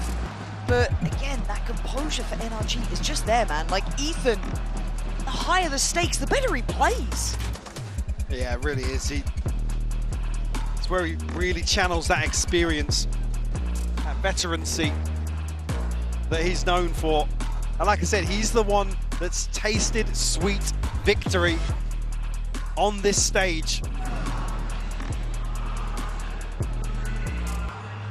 See it all laid out in front of them. Do we see a switch up here from the side of Fnatic? Alpha does have his ultimate. They're bringing just a shorty here. We saw the hero rifle in the previous round, and NRG looking to pace change once more. Alright, gonna feel a bit nullified with that operator. Not gonna be able to kind of pick away at them super early. Get affected by the shock dart, but still, he's called the rotation in. Already Brock gonna take himself to the other side of the map.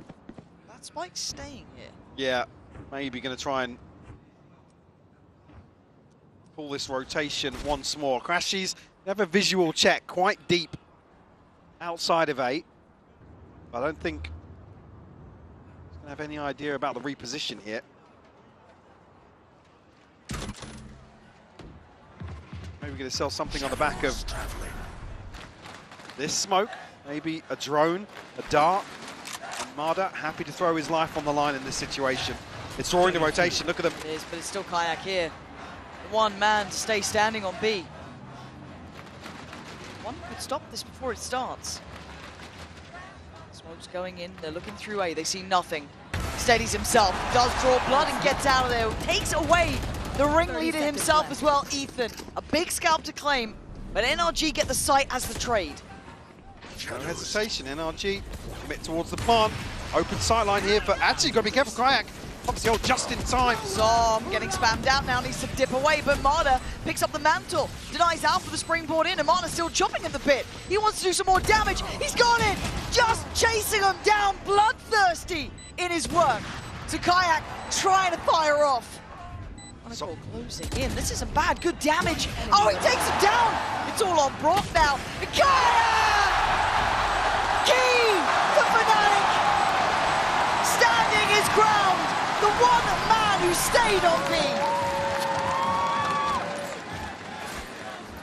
B. Once more, the rookie is the hero to find number 3. Again, Som stuck between a rock and a hard place here. He's tagged up. Can't really make moves here. One round, run. Come on, boys. Come on. Som asked him. Boaster back on his feet. But certainly not out of the woods just yet. No, not at all. First man to get dropped there was Ethan, who's been the big name, right? Like, you do it again, you find repetitive success because NRG have shown they can. NRG have shown step by step they have that possibility there.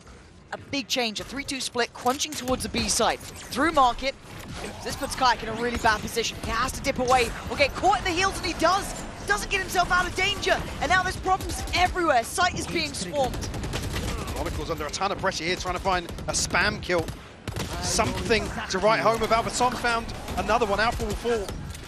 Brilliant problem solving coming in from NRG to pinch towards Kayak's position. Remove that comfort on the angle. Chronicle on 17, still going to do some damage, but he gets overwhelmed. NRG getting active. They wanted backside control. They've got it. Plant's going to be in next.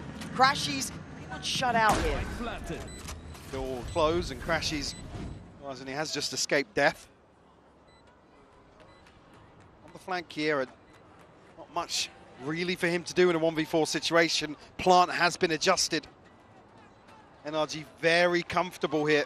Going to find themselves an 8th round. Buy is going to be shaky for Fnatic coming out of that.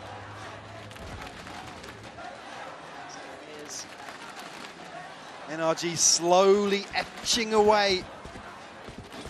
Chipping away at all that confidence, all of that belief that was the X factor, the momentum that only Fnatic can ever channel. It's been shattered here. 8 rounds to the name of NRG, 3 held for Fnatic. They haven't found the solution overall at all. Kept humble. In this tempo change, I love to see it. That pinch towards the side. Problem solving on the fly, and this is the credit you got to give towards NRG. It is no easy feat to face Fnatic. No, Most have fallen. But to find solutions in this final map, after having some of the biggest comebacks drawn against you, and still have your head held high. It's magnificent from them. So we go back in. NRG. Go. Eyeing up the A site this time. Looks like Kayak on that deeper line towards B. Retreat away. This time Alpha does have a setup.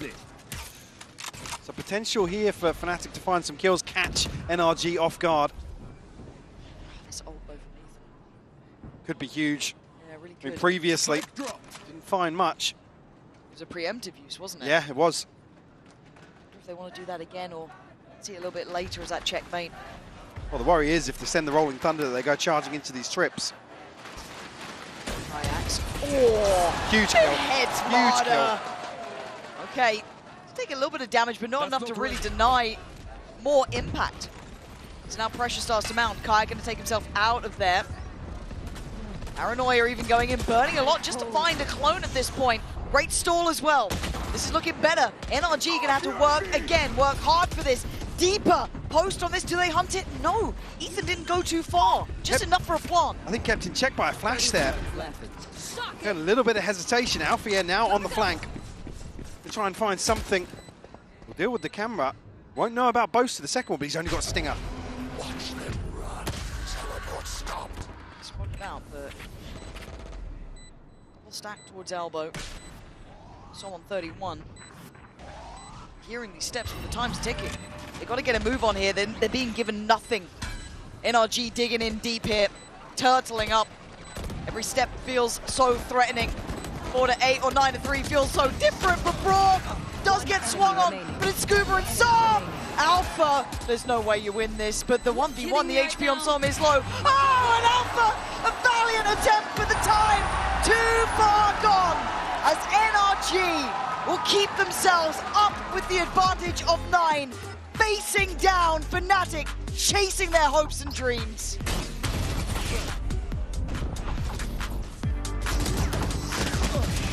One enemy remaining. Last player standing. One enemy remaining.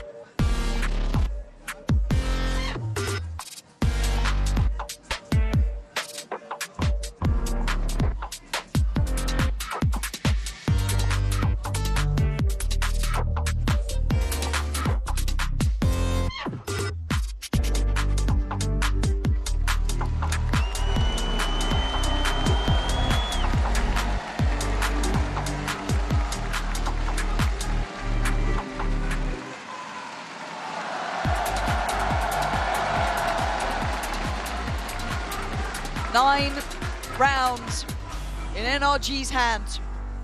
Fnatic down on 3. Now, I ain't saying it's over, Michael. Map 5, Deja Vu. Remember Icebox. Remember Lock-In. The halftime score that seemed as if there was no chance to come back. Fnatic have to do it once more. See here with the Coinbase Econ report, it is Ethan. That last conversation. Yeah, no surprises to see me. You can see the amount of damage he's been able to do in that first half. Legacy performance from him. They needed someone to get that ground beneath them again. It's the crowd. They might I believe in Fnatic, but that scoreline is telling me something different. It's been given by the likes of Ethan here. 20 seconds, we'll be back underway.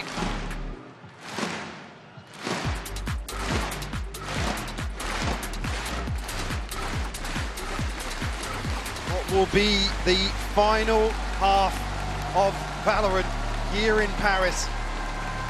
And regardless of what happens now, one of the most insane grand finals we've ever seen. So much at stake. Yeah. It's been magic.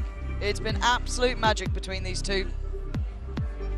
I don't want to hear a bad word about either. The way they played today has been heartfelt and hard fought for. Start to end. We go back in. NRG with a firm lead, but Fnatic still with heads held high. They've overcome bigger odds, but to do it twice, come on now. Asking a hell of a lot. Kayak looking to find something. Marta, though, going to shut down Chronicle very early on here. No chance for trade happening. Kayak, though, answers back. Walk will fall. Yeah, making it happen for themselves, but look at the space exchange. I quite like seeing that B main walkout, actually. Kind of readjusting on the map, saying, okay, well, give you a little bit of space here, get that plant. We'll trade off and come back through market. Got to feel better about the hold towards spawn, though. Looking at the minimap here, unless Fnatic feed back into this fight from mid. A little out of kilter, a little off time. It opens up a chance for them to strike. Crash is good, but a better trade from Ethan. Oh, he got caught though. Kayak hunting down his target. Poster on the swing, gonna find one. Can't quite adjust for the second. A 1v2 for Som, but chipped up. Damage on the cross, but the pass for the final two players. And Som maybe pressure them into a fight here. He's gonna find two though. This would be magical. This would be simply magical. He can't do it! Alpha denies the rabbit out the hat. Fnatic first on the second. Comes down to a 1v1. Som, who has just been phenomenal today. There was a smoke. Yeah, there was a smoke. Anything's possible. We did it once, we can do it second time. And it was 1-11. Yeah, to be fair, already done worse than this, or more than this, of what's required here. Another chance here. I mean, even though some of the thrifties, the lesser purchases have looked deadly from NRG, Fnatic's round twos have been clean. And even going a little further than that, finding bonuses. Yeah, very true. I like the stack though from NRG. Not going to be in the right place for it. So Som, is that shorty? A whole lot of trouble coming his way. Now, Fnatic's quite invested though.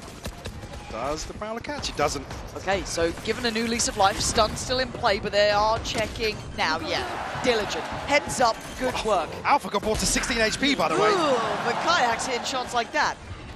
Still go for a little more too. He knows they're a bit deeper here, so does he continue to chase this far? And what's good in these early rounds here, Fnatic being very confident in terms of taking further space. Not just planting, resetting. Little trail might be the downfall. Oh, dearie me. Just falling for the trap there, but Chronicle picking up the slack. And you're right, it is just kind of controlling this, taking the fights to them, being confident in the engagements. Absolutely. I don't want to see any more of these weapons handed across to NRG. Ethan and Scuba. Here. Two left, and looking to try and dig them out of that position. Scuba's going to find Alpha, but no harm, no foul. The reveal will come through here, and actually, well, Crashies might find a kill, but both given to the spike. 5 on the board now. Fnatic. As I said, previous success in the bonus round, and it would be huge to once more get this snowball in motion to come back on Sunset. It's just so ridiculous that we keep finding ourselves here. We keep doubting it, but somehow it seems to happen. Big info in middle, though. They've noted a good couple of bodies behind this. Yeah, certainly have. Now, whether or not they can punish it, though, it feels like a double-edged sword. I mean, look you at try and Summon go Scuba. for one, exactly. You've got Summon Scuba right there. Just out of line of sight. This is sketchy. It feels almost too good, right? Too good to be true. The paranoia. Huge connection. Scuba. Yeah. Oh my god, this is now getting to a weird little fight in middle, isn't it? It's just okay. No one fancies it. It's all got a bit topsy-turvy. Both teams going to drift towards B here. NRG anticipating this, but you actually see Brashy's heading over towards A. Maybe to try and sell a fake here with a smoke, a reveal or something. Swing, double swing. Oh my god, Kron, you got to live from that? I thought that was a death sentence. But at 45 seconds, they creep back through. Yeah, I was going to say, should be the green light to take space elsewhere, and Fnatic make moves towards top mid. I like the Kayak, the timing. This is so sketchy. This is so sketchy between both sides. 35 seconds. The pressure's on Fnatic to start looking towards which side of the map to go for. They've chosen A. Well, the pressure's on Rourke actually to hold down the fort. Does have a trip to playoff, but he's not going to be able to have much of a say on some of these other angles that Fnatic will approach. He's great with his dart though, but he looked a little off on that first encounter. Great flash. Ethan's here, kicking down the door at 13 seconds. Bring it back to life. Ethan finding so much damage for NRG. Alpha left on 34, Bogs to 61. This is rough. Oh, that's made it even harder. Alpha, the original Wonder Kid, 14 to 11. Trying to find a way to make magic happen again. With step by step, their gap closing. NRG. Wind out of Fnatic sails. A 10 found. Double digits. Getting closer and closer for NRG. Fnatic a chance to reset here. Obviously, trying to convert a bonus. Able to do some real damage. NRG's inventory. Not really close to an ultimate just yet. And for Fnatic, Kayak 2 away, Boaster 1 from the TP. So a slight advantage in that regard, but... Slight. But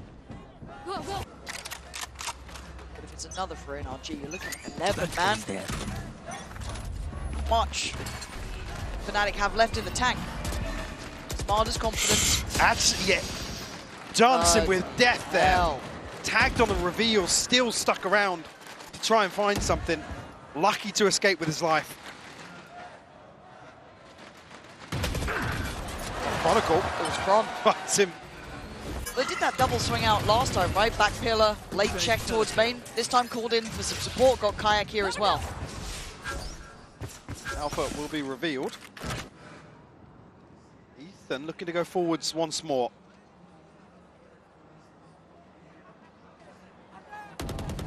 God, it's just perfect. Pixel perfect work from Ethan, but now in a little bit of danger. Can he stay alive? Can he get out of here? Not sure. Yeah, he can. Who am I to doubt him?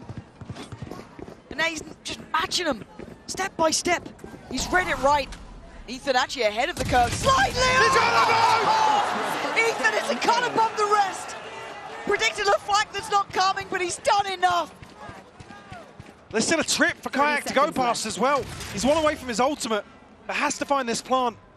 In a 1v2 now, Ethan down to 16 HP. Scuba still looking pretty healthy. NRG are drifting back this way at the perfect timing, Lauren. Yeah, they're reading it really nicely. They didn't quite have that beat on where Kayak was.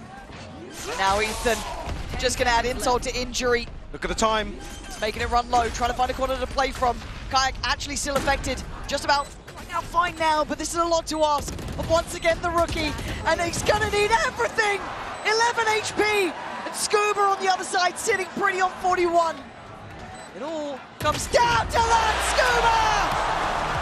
Sensational earlier for NRG, but Ethan, heaven sent for them. Would have been an insane clutch to pull off, but NRG able to get that across the line. I mean, Ethan is just playing absolutely out of his mind right now. Lights out, 22 to 11. You can see how much he wants this. To be the first true two-time. And he's certainly not a passive participant. He's been active in this map. He's led this team. Look at the buy. They are so close now. I mean, ults are plenty. Crashy's the only one missing, but it's 3 Stingers and a Sheriff. Alpha has his ult short. Rourke back on the trademark. Fnatic with a pace change. They're trying. They're digging deep, trying to set them up. That paranoia actually going to catch Marta. A chance! But Scuba on the deny. They are holding strong here. Backside remains under the flag of NRG. It's just looking all in their name as Crashies. Hate to say it. Might be time to face the music on this one. Som sends him down. It's 12. 1 round away. Back on a championship point. They've been here before. Yeah, not so long ago. I mean, you just can't make this shit up. Fnatic, again, going to be asked the impossible. NRG able to reset entirely here on this final map. Yeah, it's just mind-boggling. Marta's going for a walk middle. Operator in hand. The other side, there is Kayak. Gotta be a bit careful about this. Can't let the moment get to you, he doesn't. He thrives in it. Drops Alpha for dead. Now what does Fnatic do? Down at 4. Plenty of ults, yes. What opportunities? Certainly able to piece something together here. NRG already drifting 3 back towards the B site. It's going to be Som to posture up. Outside A does have Ethan. A little bit disconnected, but still support in place for him. 50 seconds left on the clock now. Fnatic letting this one run its course. Kayak to try and open up the site here with some information. Final hurrah, it feels like. Leave nothing out of this round. All invested, Marta waiting, good seas. Rourke though, still present, denies any of that util scale up. Plant looking to be next on the cards. Come through, chance to really contest here. Still an advantage here for NRG. Crashies able to slip the net. No, Ethan goated at top mid. I'm pretty sure Ethan saw him too. It's just beautiful from Ethan, but he does get caught out. It ain't over yet, but a 3v4. Kayak, oh, he gets his ankles broke in a round like this. It's all falling apart as Crashies, the last one alive. Bitter, sweet for sure, as NRG are your VALORANT World Champions!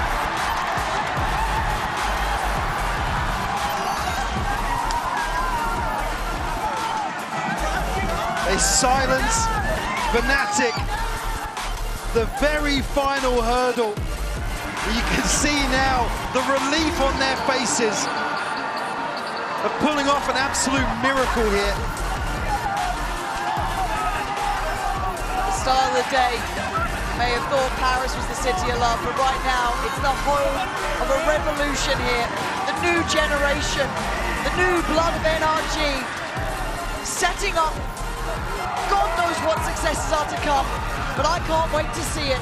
I mean, just what a run from this team. We talk about EG being the dream run, right, historically, and it's Ethan back here to replicate the same thing again with similar odds, with similar circumstances. Untapped potential here, and Ethan's the one to really, really carry them across the finish line in this map 5. See what it is. All of that tension finally off their shoulders, having to face odds that most would crumble under. A comeback from Fnatic, one of the greats, and it is heartbreak. Truly, truly is. To be so close, to know what it means to reach this stage, is only understood by very few, and they all spend a lifetime imagining what if. Will have to take their exit here. And very few teams would even be able to stand up to this sort of pressure. You can see the respect being shown now two absolute titans of this game. And it will slip through their fingers once again, the last accolade to claim. Yeah, it always is. Something to imagine for the rest of your life, really. Something to strive for. I can't believe we finally have our first back-to-back winner, really, to understand what it's like to achieve this twice. See just what it means to boast up. You spent a lifetime chasing this dream. Not many people even get this close. No. Most have spent their lives always wondering what it would be like to even have a chance to stand on a stage like this.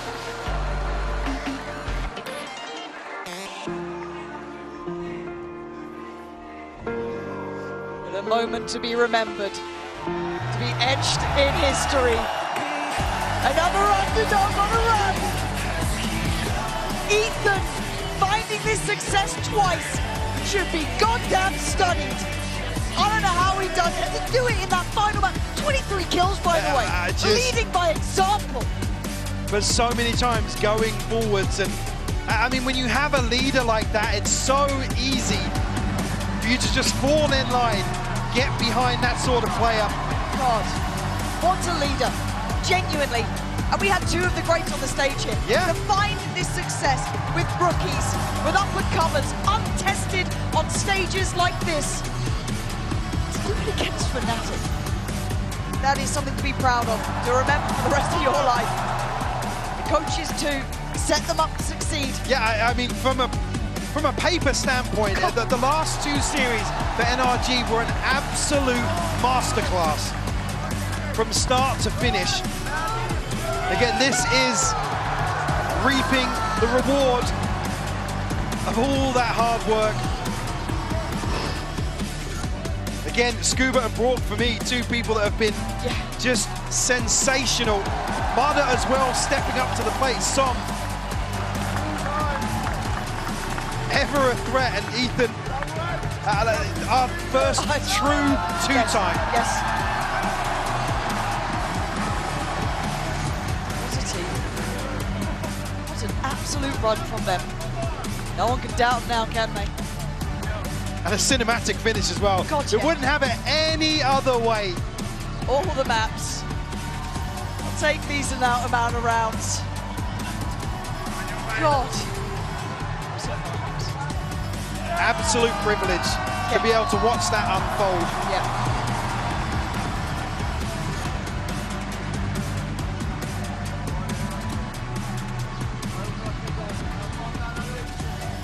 Do it against the crowd as well, man. Yeah, Ethan, just letting you know. If you weren't fans before, you should be now. Yeah, ever the unsung hero. So for him to come out on the map 5 and have that performance to seal the deal, there's absolutely no way. Well, because even in his own thing, coming out from that EG roster, he wasn't the big name up in lights. No, he wasn't. He wasn't your MVP or anything like that, but he's the one to rebuild. To have that trophy in his hands again. God. Unreal.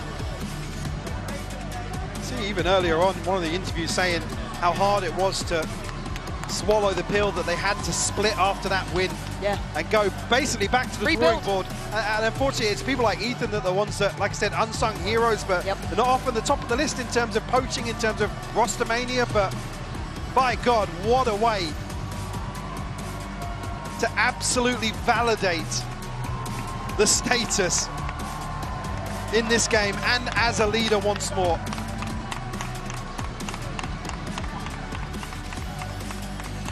Proud of everything they've done today. And the entire way, every game, every step. They can take that with them.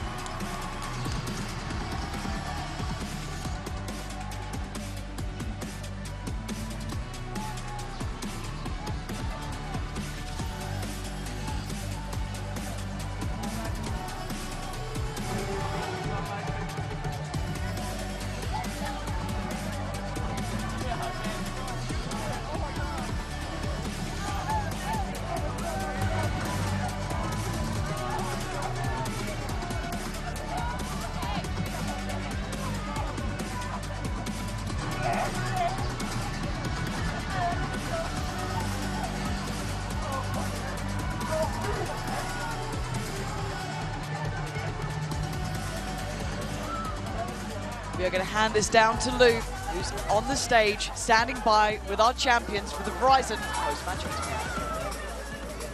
NRG sont vos champions du monde.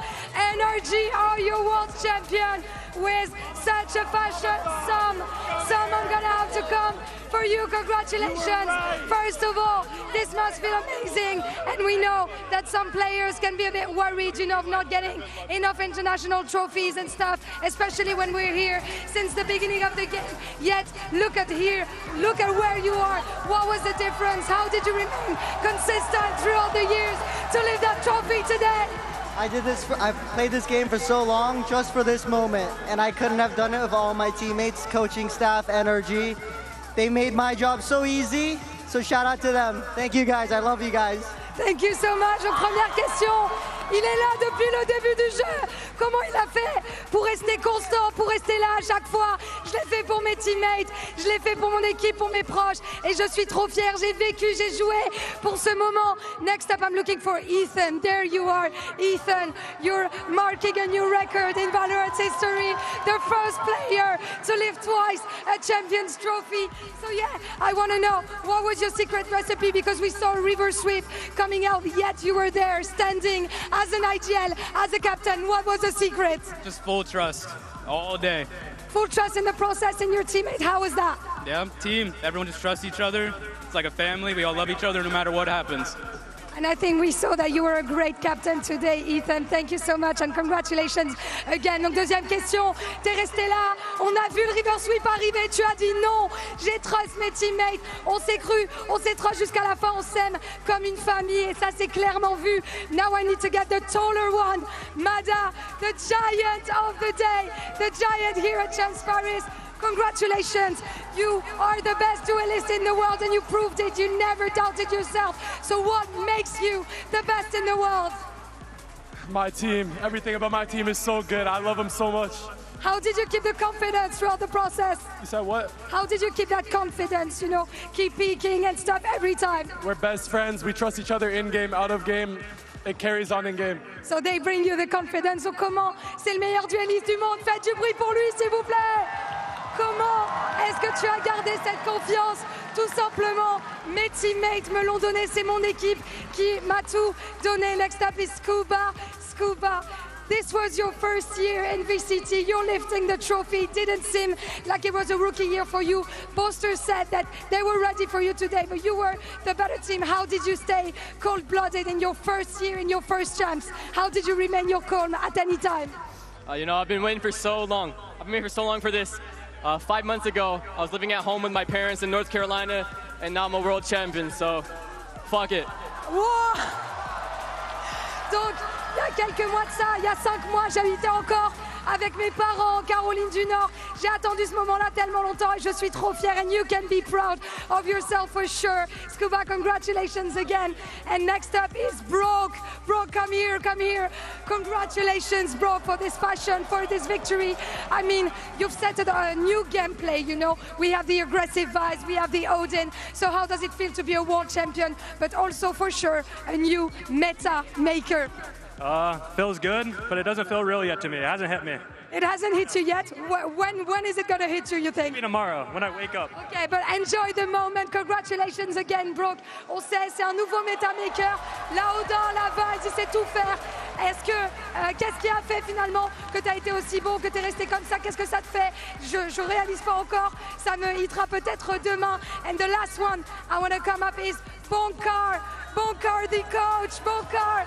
There was some doubters, there have been some doubters, but yet here you are, world champion. What do you want to say to the doubters? And moreover, what do you want to say to the arena? I want to say to Mimia, I came back over to Puddle, grabbed that trophy, and I'm going back to NA. Oh, Safe. That's all you have to say. I think that's pretty solid already. Congratulations, Bonkar. Thank you so much. Ben voilà, j'ai pris le trophée, je suis venu, j'ai vu, j'ai vaincu et je rentre à la maison, je rentre en NA. Juste après, we have our winners, but we're gonna have another GOAT, another prince, because it's time to elect and to choose our Champions Paris most valuable player, our MVP, and who better than our head of esports at Valorant, Leo Faria, to answer that question that we are all asking ourselves. Leo, who is our Champions Paris MVP? Thank you very much, Lou. It is my honor to present the Valorant Champions Paris MVP. This player represents an incredible success story in Valorant. His journey is what believing in the dream means. He has been a pro since 2020, the launch year of Valorant. And for 5 years, he's been grinding through challengers and VCT Americas, one game at a time, proving why he deserves to be on this very stage. He is a total Odin abuser. He's known as the Broctagon. Please give it up to the 2025 Champions Paris MVP, C'est Brock! Brock le MVP, il joue à la Odin, il sait tout faire, il est là depuis le début du jeu, il est monté en Challengers et il a réussi à gagner les Champions Paris. Look at those diamonds earning, they're gonna be on the wrist of maybe one of the best rookies of the year. Congratulations, Brock, that's amazing. Thank you, thank you. I think everyone here agrees that he's an insane player. Mesdames, messieurs, du bruit pour Brock, s'il vous plaît. We're getting that selfie ritual. Let's jump in. Brock, wow. Wow, congratulations, first of all, bravo. This is your rookie year. You've done so much. You're the best player in the world. I don't know if you're realizing that. So what are you the most proud of? Like, what do you want to say to all the rookies that might be looking up to you as a model? At the beginning of the year, it didn't even look like we were going to make champs. And we ended up winning it, so always just keep grinding. Yeah, trust the process, right? Ce que j'ai envie de dire à tous les rookies du monde, continuez de croire en vous, croyez en le process. J'y croyais pas au début d'année, regardez, j'y suis. And now the next question I wanted to ask you is, who do you want to dedicate this bracelet to? Who helped you in that process? Who helped you getting through this hectic year? I think all my teammates helped a lot, and I think thanks to my family for supporting me all this time. And I would say mainly my family, bro. They've been supporting me the whole time through my career. A nice family support. We can see that in Paris. À qui est-ce que tu as envie de dédier cette victoire? Eh bien, tout simplement à tous mes coéquipiers, à toute ma famille. Et je me permettrai d'ajouter à vous aussi, mesdames et messieurs, qui avez donné de la voix aujourd'hui. Congratulations again, Brock. I think you're going to be flexing this bracelet everywhere, just as you should. And that's already the end of VALORANT Champions Paris. It was an honor to be your host. Thank you so much for following on watch parties at home here at Accor Arena, and I hope to see you all very soon. Merci à tous, merci pour tout.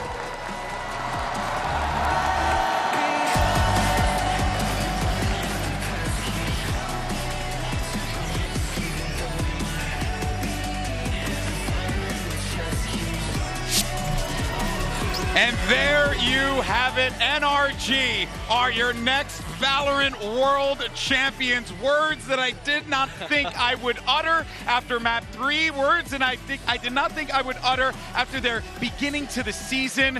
What a run these guys had. Seth, your thoughts?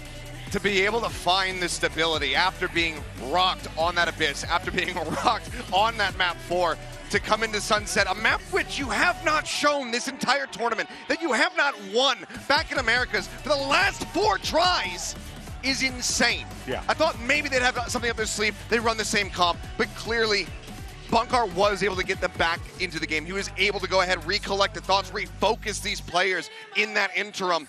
And my God, what an accomplishment. None of us could have seen this coming. Barely a few months ago, they re-added Bonkar, changed their IGL, picked up another rookie coming out of Challengers. In that incredibly short amount of time, this team's expectations shifted completely, making the finals in America, but even making it to here, I think, was already achievement. Yeah. Much less going all the way to win it without dropping a single series. 3 rookies on the team as well, who are now champions. Valorant might be the last place where the American dream is alive and well. They come straight out of Tier 2 into Tier 1, and they are farming. And honestly, they had, like Mada especially, has that killer instinct, the complete confidence in himself, the aura that he's exuding in the first 2 maps and the pressure he's putting on Fnatic, they don't look like rookies, they didn't play like rookies, but they impressed the hell out of me. No, they really did. It feels like a lot of the other American squads need to level up their scouting processes because these guys, they've been there for years. Yeah. Any team. They were available in the mid-season. Like, they weren't even picked up in the off-season. They were mid-season pickups. The thing that makes me so excited, though, is what Brock was talking about, that, you know, trying to inspire those other Tier 2 players that are out there that are on this grind that try to make it with some of the plans and changes that are happening in 2026. We might be seeing even more of that rookie magic on stage. And I'm just so happy for Ethan, the first player in this game to ever lift 2 Champions trophies. And in what fashion? Dominating on the last map in his individual performance in the mid-season, having to become the IGL, the main leader for this team for the first time in his Valorant career. He was not the guy I think anyone would have expected out of that 2023 roster to win another trophy. But here he is with 3 rookies around him, with Sam still by his side, lifting another. And leading the team as well. It's ridiculous. He was actually asked after the first time he won Champions whether it was the highlight of his career, and he said no. He said that previous accomplishments had been better than the last time he won Champions. I swear to God, if you ask him the same question again, he had so much emotion after winning this time, after leading the team there, after all of the responsibility piled upon him, and the fact that he's a 2-time, he's had an illustrious career across multiple FPS titles, but this is insane what he's done in Valorant. You know, I remember when it was announced that Ethan was going to be making his way into Valorant from CS, and everyone was unsure of what was going to happen with him, unsure if it was the right decision. But Mimi, that was a freaking great decision. I mean, my guy is a 2-time world champion. He's so good. It's not just the leadership, it's individual performance. It's his supportive utility, last map, he was unbelievable. Which was incredible throughout this tournament. And then you also look at this team who is playing a lot of like fairly unique comps, bringing out the Waylay, some always having incredible prepped ideas of how they want to play against opponents. I don't just want to laud Ethan, but Bonkar as well, who got kicked out of the team after kickoff, has to go out, look for a job, doesn't find another opportunity after already having not found that chance in Europe, to then come back for stage 2 and lead this team alongside Ethan to a trophy is incredible for him. No, it really is. And I mean, he also took a pause IGLing and then had to go back into that. When I saw that was getting re-announced, I was like, oh, I don't know, how is this one going to work out? Because it was terrible. Damn well. It was terrible last year. And the improvement that he's had, I mean, credit to Bonkar too. Also Strong, who doesn't get much talking about, but he's on the stage with them, constantly doing prep work for them. So huge. It takes a village out there, and you can see how much it means to the whole of NRG and how well they've formed those bonds of cohesion between the veterans, the rookies, the staff, despite such a tumultuous year. Yeah, for real. And we do also massive flowers. We have to give massive flowers out to the one and only Brock Odinson, because my guy went out there and just channeled the thunder, and he brought it every single time. And look, you can say what you want to say about using the Odin and how he was effective with it, but the thing is, he was effective with it. Very few people could stop him with it, even when they tried Achilleos. Yeah, as much as I love to ramble on about hating that gun, which I do, if it was a problem with the gun itself overall, then everyone would be able to replicate that performance. Brock, the way that he uses it, he's just so ingenuitive, and that's why we've seen so many people try to copycat him during this event, but no one's been able to really catch up to that same amount of prowess. I wanted Lou to just re-hit that question, you know, of how he was feeling. He said before, it hasn't really hit me yet. I think after winning the MVP bracelet, it probably should have arrived. He probably should have got that feeling by now. Guys, how's this experience been for all of y'all? I mean, we all came at different points throughout the event, but this champs, this city, this incredible time that we've had out here, Sideshow, let you kind of close us out here. No, it's been fantastic. It's great to see the French crowd. They didn't have a French team to support, but man, did they get behind Fnatic. They did. Hugely. They were rooting for that success, for that comeback here. Denied the first reverse sweep, unfortunately. Boaster crushed towards the end. A sick way to finish, though. You couldn't find a better finish to have NRG overcome the greatest team of all time in such dramatic fashion to earn that trophy. And what narratives we were treated to at this tournament. The scriptwriters DRX were killing it. Going on the run. I mean, the favorites all gone. Paper X, G2, now Fnatic losing in this finals. This was an event about some of the new teams, the teams who took risks being rewarded and going on these runs. And also a tournament about like seeing so much diversity in the comps and the way that our teams are playing. Just made it all so fun. All-time best champs?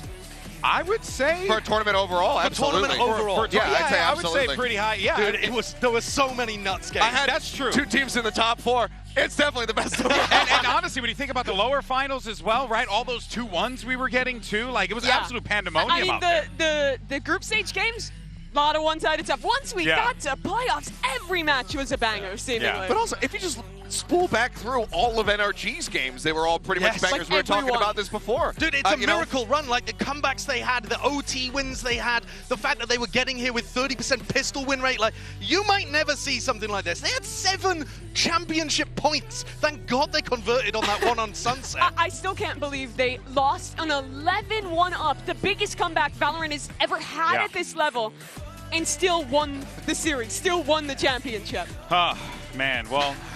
Yeah, it had everything. It had everything. The thrill of victory and the agony of defeat all on display here within this best of 5. It's the reason why we love this stuff. It's the reason why we do this. And man, what a journey. And of course, always a pleasure to get to do this with each and every one of you guys, of course, and a massive shout out to the entire team. And we just want to thank you all so much for joining us throughout this incredible journey. You know, this event isn't just an esports tournament. It's an opportunity for all of us to be able to come together to enjoy a game that we all love. And, you know, of course, more importantly, find a little happiness in these uncertain times. So just remember to lift one another up. Never be afraid to use our voices to support those who need it most. This community makes this sport truly second to none. And let me tell you, I know a thing or two about that. Been around the block for a minute now. And I want to thank every single person who worked tirelessly behind that camera right there. You guys know who you are, to make this show happen, to tell the stories, your hard work and dedication supporting and telling the stories of our players is truly unrivaled in our industry. We started this tournament off with 16 of the greatest teams in the world looking to cement their legacies here in beautiful Paris, France. And this city represents many things for many people, but there is no doubt that this is an incredible city for esports, and we cannot wait to hopefully return one day very soon. And as we bid you farewell, remember that there is plenty more Valorant esports to look forward to with our off-season events, and we are going to crown yet another world champion at the Game Changers Championship in Seoul, South Korea this November. And I know you're excited about that, buddy. Thank you so much from the bottom of our hearts for an unforgettable 2025 season. And don't worry, we'll be back before you know it. So take care of one another, and congratulations to our new world champions, NRG. We'll see you soon. Merci pour tout, Paris. I think I'm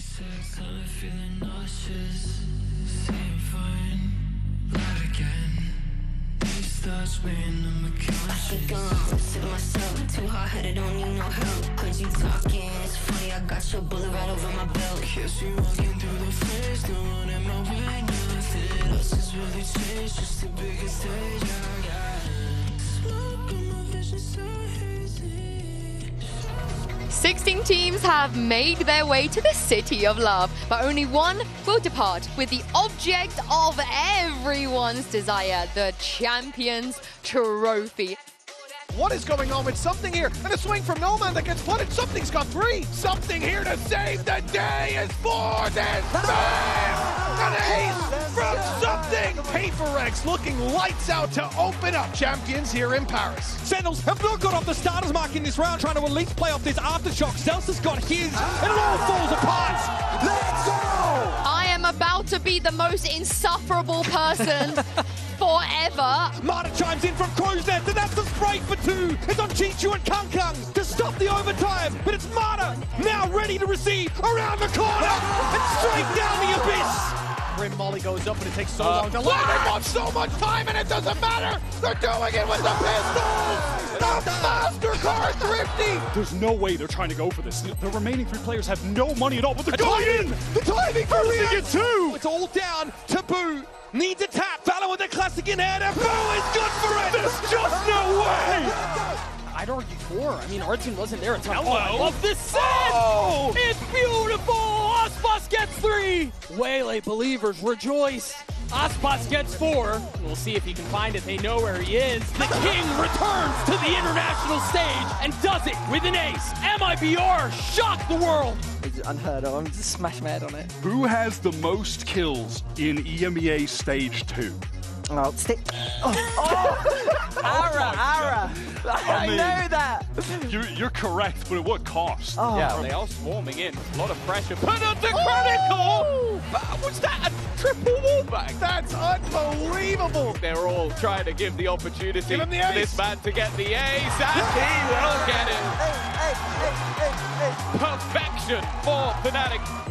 It's Ara now in a 1v3, trying to relay ball his way out of this now. Waiting on the other side is something, waiting for his just dessert. A frustrating moment, there it is, Ara! He's found himself 4. GX, they don't have a lot to work with. Flickless needs the frags. Can be Ara finding his, but Patman comes alive. Now the 1v1, but Defy swings on in.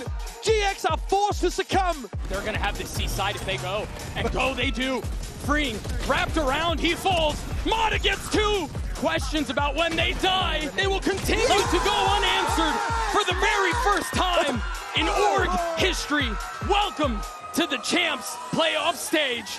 From T1, I don't know this guy. Izu, Stacks, can you buy me something delicious? Of course, no. Rien's up on the corner, makes a swing for it and takes Minion out of the game. And it's all on Rien's. Smokes here for DH now, Horn thrown out. Rien's gets contact. DH is low! Oh, are you kidding me? Los Niños having farts to playoffs. It was like watching a train wreck happen. You knew this was the end of the road for them. They weren't. I'm sorry. Is watching EMEA win a series or win a map a train wreck to you? No, watching T1 give them one. This guy. This started out terribly. They had to climb their way back in. The slide in from Aspas may undo all their hard work. Chronicle in a 1 versus 1. A single shot to lock in playoffs. So this guy wants to take her spot as like Vibes Merchant? Oh, okay. Sorry. Bye, Zalsis. Okay, the paranoia is super good though. Zekken getting mullet though. Melted coconut. Just devastating. What is that? Bang is out of here. Now Happyway wants it. It is devastating work. XLG are sending Sentinels home. Back to Nats. This is his site, this is his domains. You dare try and cross that threshold. You dare try and step up to him, because Nats is online. Making a play that wins them the day, that drags them all the way. It's done and dusted, it's finished up. Team Liquid, not done yet. Honestly, I feel like Kong is getting a bit old, so it's time for him to go back and catch a break, you know? Don't lose to the old man, okay? Don't lose to the old man, okay? Burning down, whistling down as you dare step into this one. What a rocket! Nade's going to be following up as well, and just as those timers tick down, it's desperation for Billy. In a 2v1 yet, time has been bought for him to really pop off and play his life well. Damage done, RRQ, lights out for the finish. Last time you were at Champs, you were playing with him, and now you gotta run into him in the server. Yeah, it's kind of weird not seeing him in the same jersey as me, but I mean, now he's on my crosshair, so, you know, it's gonna be a different story today. Quelling some of that aggression, still sticking around, but these last two don't. Oh my God! No way! There is no one like him! Back on track for G2. Champions playoff chance on a Oh night. He lost it! Oh my God. Okay. Nats is really finding it difficult to get much done into this spot. Still that double dash is there, but he's blinded up. Bane finds his mark. Underhand with a flash trying to pop all the way out. It is being covered, cornered, and well, the dodging Jew King flashback in a 1v2. Needs to try and spot these players out. Oh my God, he's magnetic right now. Could be poetry in motion. He's got that 1v1 locked down. It all comes down to the reactions. Flashback, more than good for it. What a beast. A flying Nomad dives in, Flickless with the blind. It's Cloud from up above again, delivering damage back to back for this man. He wants that plant first, he needs it, but it might be a knife to the side of the head. He's dead! It's over! Giant X are playoffs bound! Take the brace. Do we have a bracelet? I assume, right? Yeah, I think and- something in 5, guys. Yes, but only because Press to get out of there, I think, quickly with the light speed. Wow, and come Oh, on! get out of here, man! Yo, Meteor, can you even shoot back or no? Stacks really stepping up, but now he's the last one left. Nightfall committed hard forwards, and right from the side, the flank, they put them in the grave, and they send them home. G2 qualified for playoffs. Oh, Xterra though. Only good for the one. This is now going to get messy. The call's have of been time. made. Jemkin going to find Cortezia, but Artisan with an absolute round. MIBR looking dangerous. Yeah. We've had underdogs rise, Titans fall, and now we're down to just the Elite Eight. It's just tickling their feet in a salvo, and it's all on Lee. How's he got three? Where has he found that? Big flash though, and an even better swing. Forsaken is putting matters into his own hands. Straight shots and straight bullets. He's barely alive, but he's still getting it done to survive into this one, to play it all together. What a play by Forsaken, and it's Paper-X who survived. Could we have it any other way between these two teams? They have brought the very best out of each other. Yo, Forsaken, you probably think I'm talking shit right now, but I love your skincare routine. Let's go. DRX looking deadly, but Alpha breaks in, down to just one man. 10 seconds and a bit of a dream. He's fighting for it though. Oh my God. Tag is not enough to put down Alpha. You need more than that. Fnatic simply untouchable. I've Typical. pulled up ahead of him. Typical. What is this? That is the stuff of nightmares. A lot of sound cues, a lot of YouTube being held down, and nobody looking. Storm cleans them all up. That is just absolutely unbelievable. Flirting with this midline and getting it He gets the collide. Who goes down with it as Ospas finds another collide. Ospas, however, he's done it again. 3 collides. MIBR burn the Heretics here at the stake. 1v2 to try to clutch it up. Molly's a little bit too late, but he finds the first headshot. Valen going to be struck down. Looks to try to clear out the barrier mesh. And gets him! 13-7! DRX will not be denied! Looking to really get inserted again, but those stingers, they can be nasty business. Team Heretics are really making their mark onto this side. Time is still against them, but again, these weapons handed over into the 1v1! And a wide face from Riens does them dirty! Get out of here. He's a monster! It's all Los Dinos! It's a rematch of Masters Toronto. Crashies gets the spot out, turns around, fights Jing, and what is that shot? Yo, Alpha, that's for you, baby! That's my Alpha, baby. Hello? That is not a clone. That is not a clone! And that is catastrophic as Jing comes flying in from downtown! Going for the defuse, but I don't think he knows where Forsaken is at! But Crashies absolutely annihilates him! Fnatic have gone further than they've ever been before at Champions! He's a force of nature. They want to go hunting. Oh, What it's a read. brilliant! Down to a 3v3. Aspas, he's on for 4. He aces to keep MIBR alive! So damn deep. Matter with 2! Where? The time ticking so loudly now for MIBR. As NRG, true underdogs, pushing their way through to the arena now. It's time for the elimination matches we've all been waiting for. Wu can spring out with a shorty. But no, Forsaken just sprays down 2 of them. Wherever you go, there is a brick wall of defense. Let's go, shit and mini shit. Ain't over yet. His Heretics fighting tooth and nail for this. Everything they've got, Forsaken found. Miracles answered now. The ult has got to catch for Riens now. Starting to feel pressured. Riens has to go above and beyond it. Paper-X look untouchable.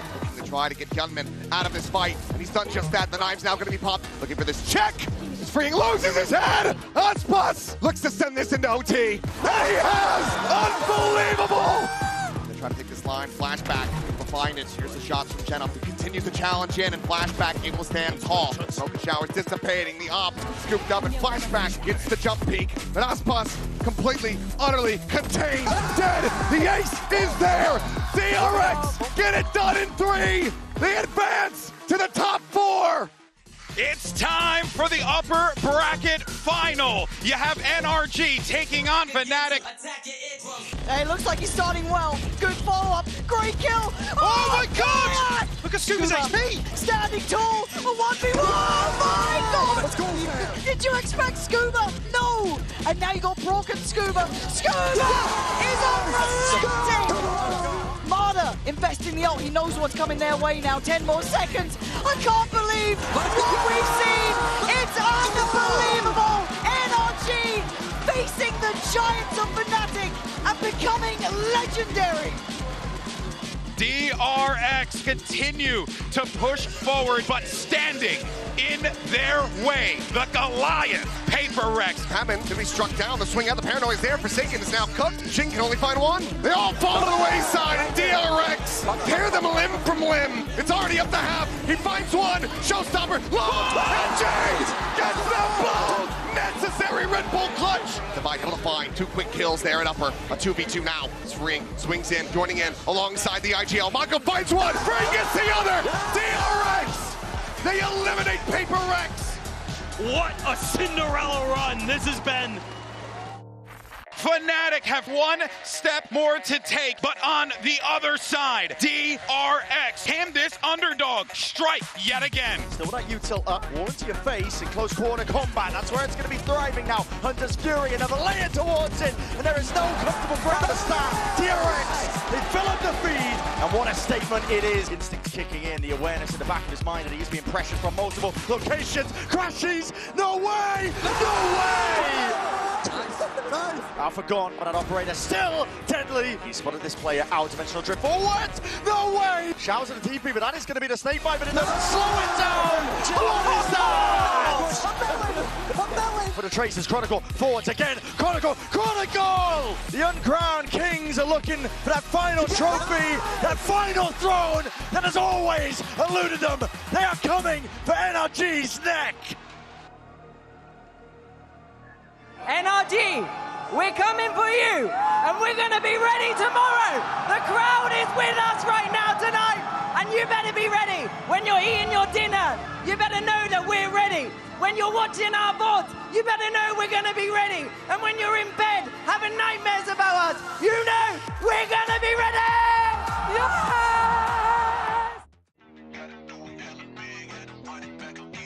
We are now down to the final 2 teams. It's an underdog from the Americas regions that could be the right team at the right time, but they're looking up to go against some EMEA legends, and whether or not they can pull it off is the question on everyone's mind. It's NRG versus Fnatic. Oh, it is devious. The crowd's starting to kick up here. He doesn't even consider it. Scuba sends him 10 feet under. I can't get enough of this team. Scuba's actually playing off the judge here. Are they going to shut down Crashies? There's just a heat-seeking missile flying above you. Oh, he's found a body. Oh, that's Zelda. Nana is out of this world. NRG, look at home under the brightest lights. On the spam there. I'm surprised Marta didn't take more damage. Storm elsewhere. Picking up the kills. It's 3 for some flawless round from NRG. Couldn't quite deny Boaster. We talk about him stepping up to the moment. This would be it. 2 more to find. Spots the first. Great shots from the IGL. Trying to bring Fnatic back to life. Going to try and make the treacherous cross on here. Bork again, though. Going to shut it down. He doesn't even have to see you. It's just a blender of bodies. NRG, back 2, falls in their hands. Boosting the Hunter's Fury, and Scuba still strong as ever on that back line. Fnatic can't catch a break. They don't know where to look. They look lost. And Crashy's last alive. And this feels almost unfair. So close. The Paranoia. A Kayak again. Primary not available. Swing from Alpha. Kayak back and forth. Fnatic coming alive. No way you're going back for more. But Crashes is here. Ethan denied. This could be it. This could be how it's defined. Denied on the first attempt. Crashes again. It's looking like OT is here. Crashes above and beyond to take us to OT. They're on the site here. They're going to be denied on the first go. Fnatic finding form when it matters most from the depths of ruins. This will be something you will never forget. Fnatic pulling off the simply unthinkable. NRG, this is all starting to look one-sided. Brock's trying, Ethan's trying. Fnatic are up to 10 rounds. The Paranoia is heaven sent. As Marta, that's what you get for shooting the body. Scuba, there's no way in hell you're doing it to him. We are going the distance. Fnatic find salvation. Marta gonna be Alpha? Where's that second come from? But Ethan right back to you. Som standing his ground. Great trade. Ethan again. Essential for NRG. God, it's just perfect. Ethan actually ahead of the curve. Slightly. Oh, Ethan. Heaven sent for them. I'll let the the moment get to you, he doesn't. He thrives in it, Kayak. Oh, he gets his ankles broke in a round like this. It's all falling apart as Crashy's the last one alive. Bitter, sweet for sure, as NRG are your VALORANT World Champions! They silence Fnatic. You may have thought Paris was the city of love, but right now it's the home of a revolution here. The new generation, the new blood of NRG.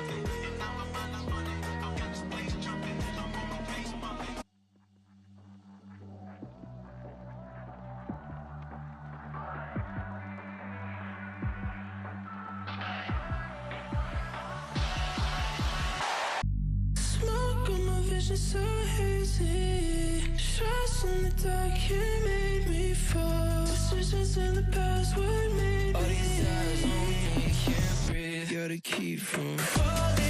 I've been running, but the past keeps calling. Take a risk, even though it might hurt me. With the fire in my chest keeps burning. I'ma put it right aside. Catch your breath, count to 10. Take a sec, I'm feeling nauseous. Say I'm fine, lie again. These thoughts weighing on my conscience. I think I'm listening to myself. Too hard-headed, don't need no help. Heard you talking, it's funny, I got your bullet right over my belt. Guess you walking through the flames, no one in my way, nothing else has really changed. Just the biggest day, yeah.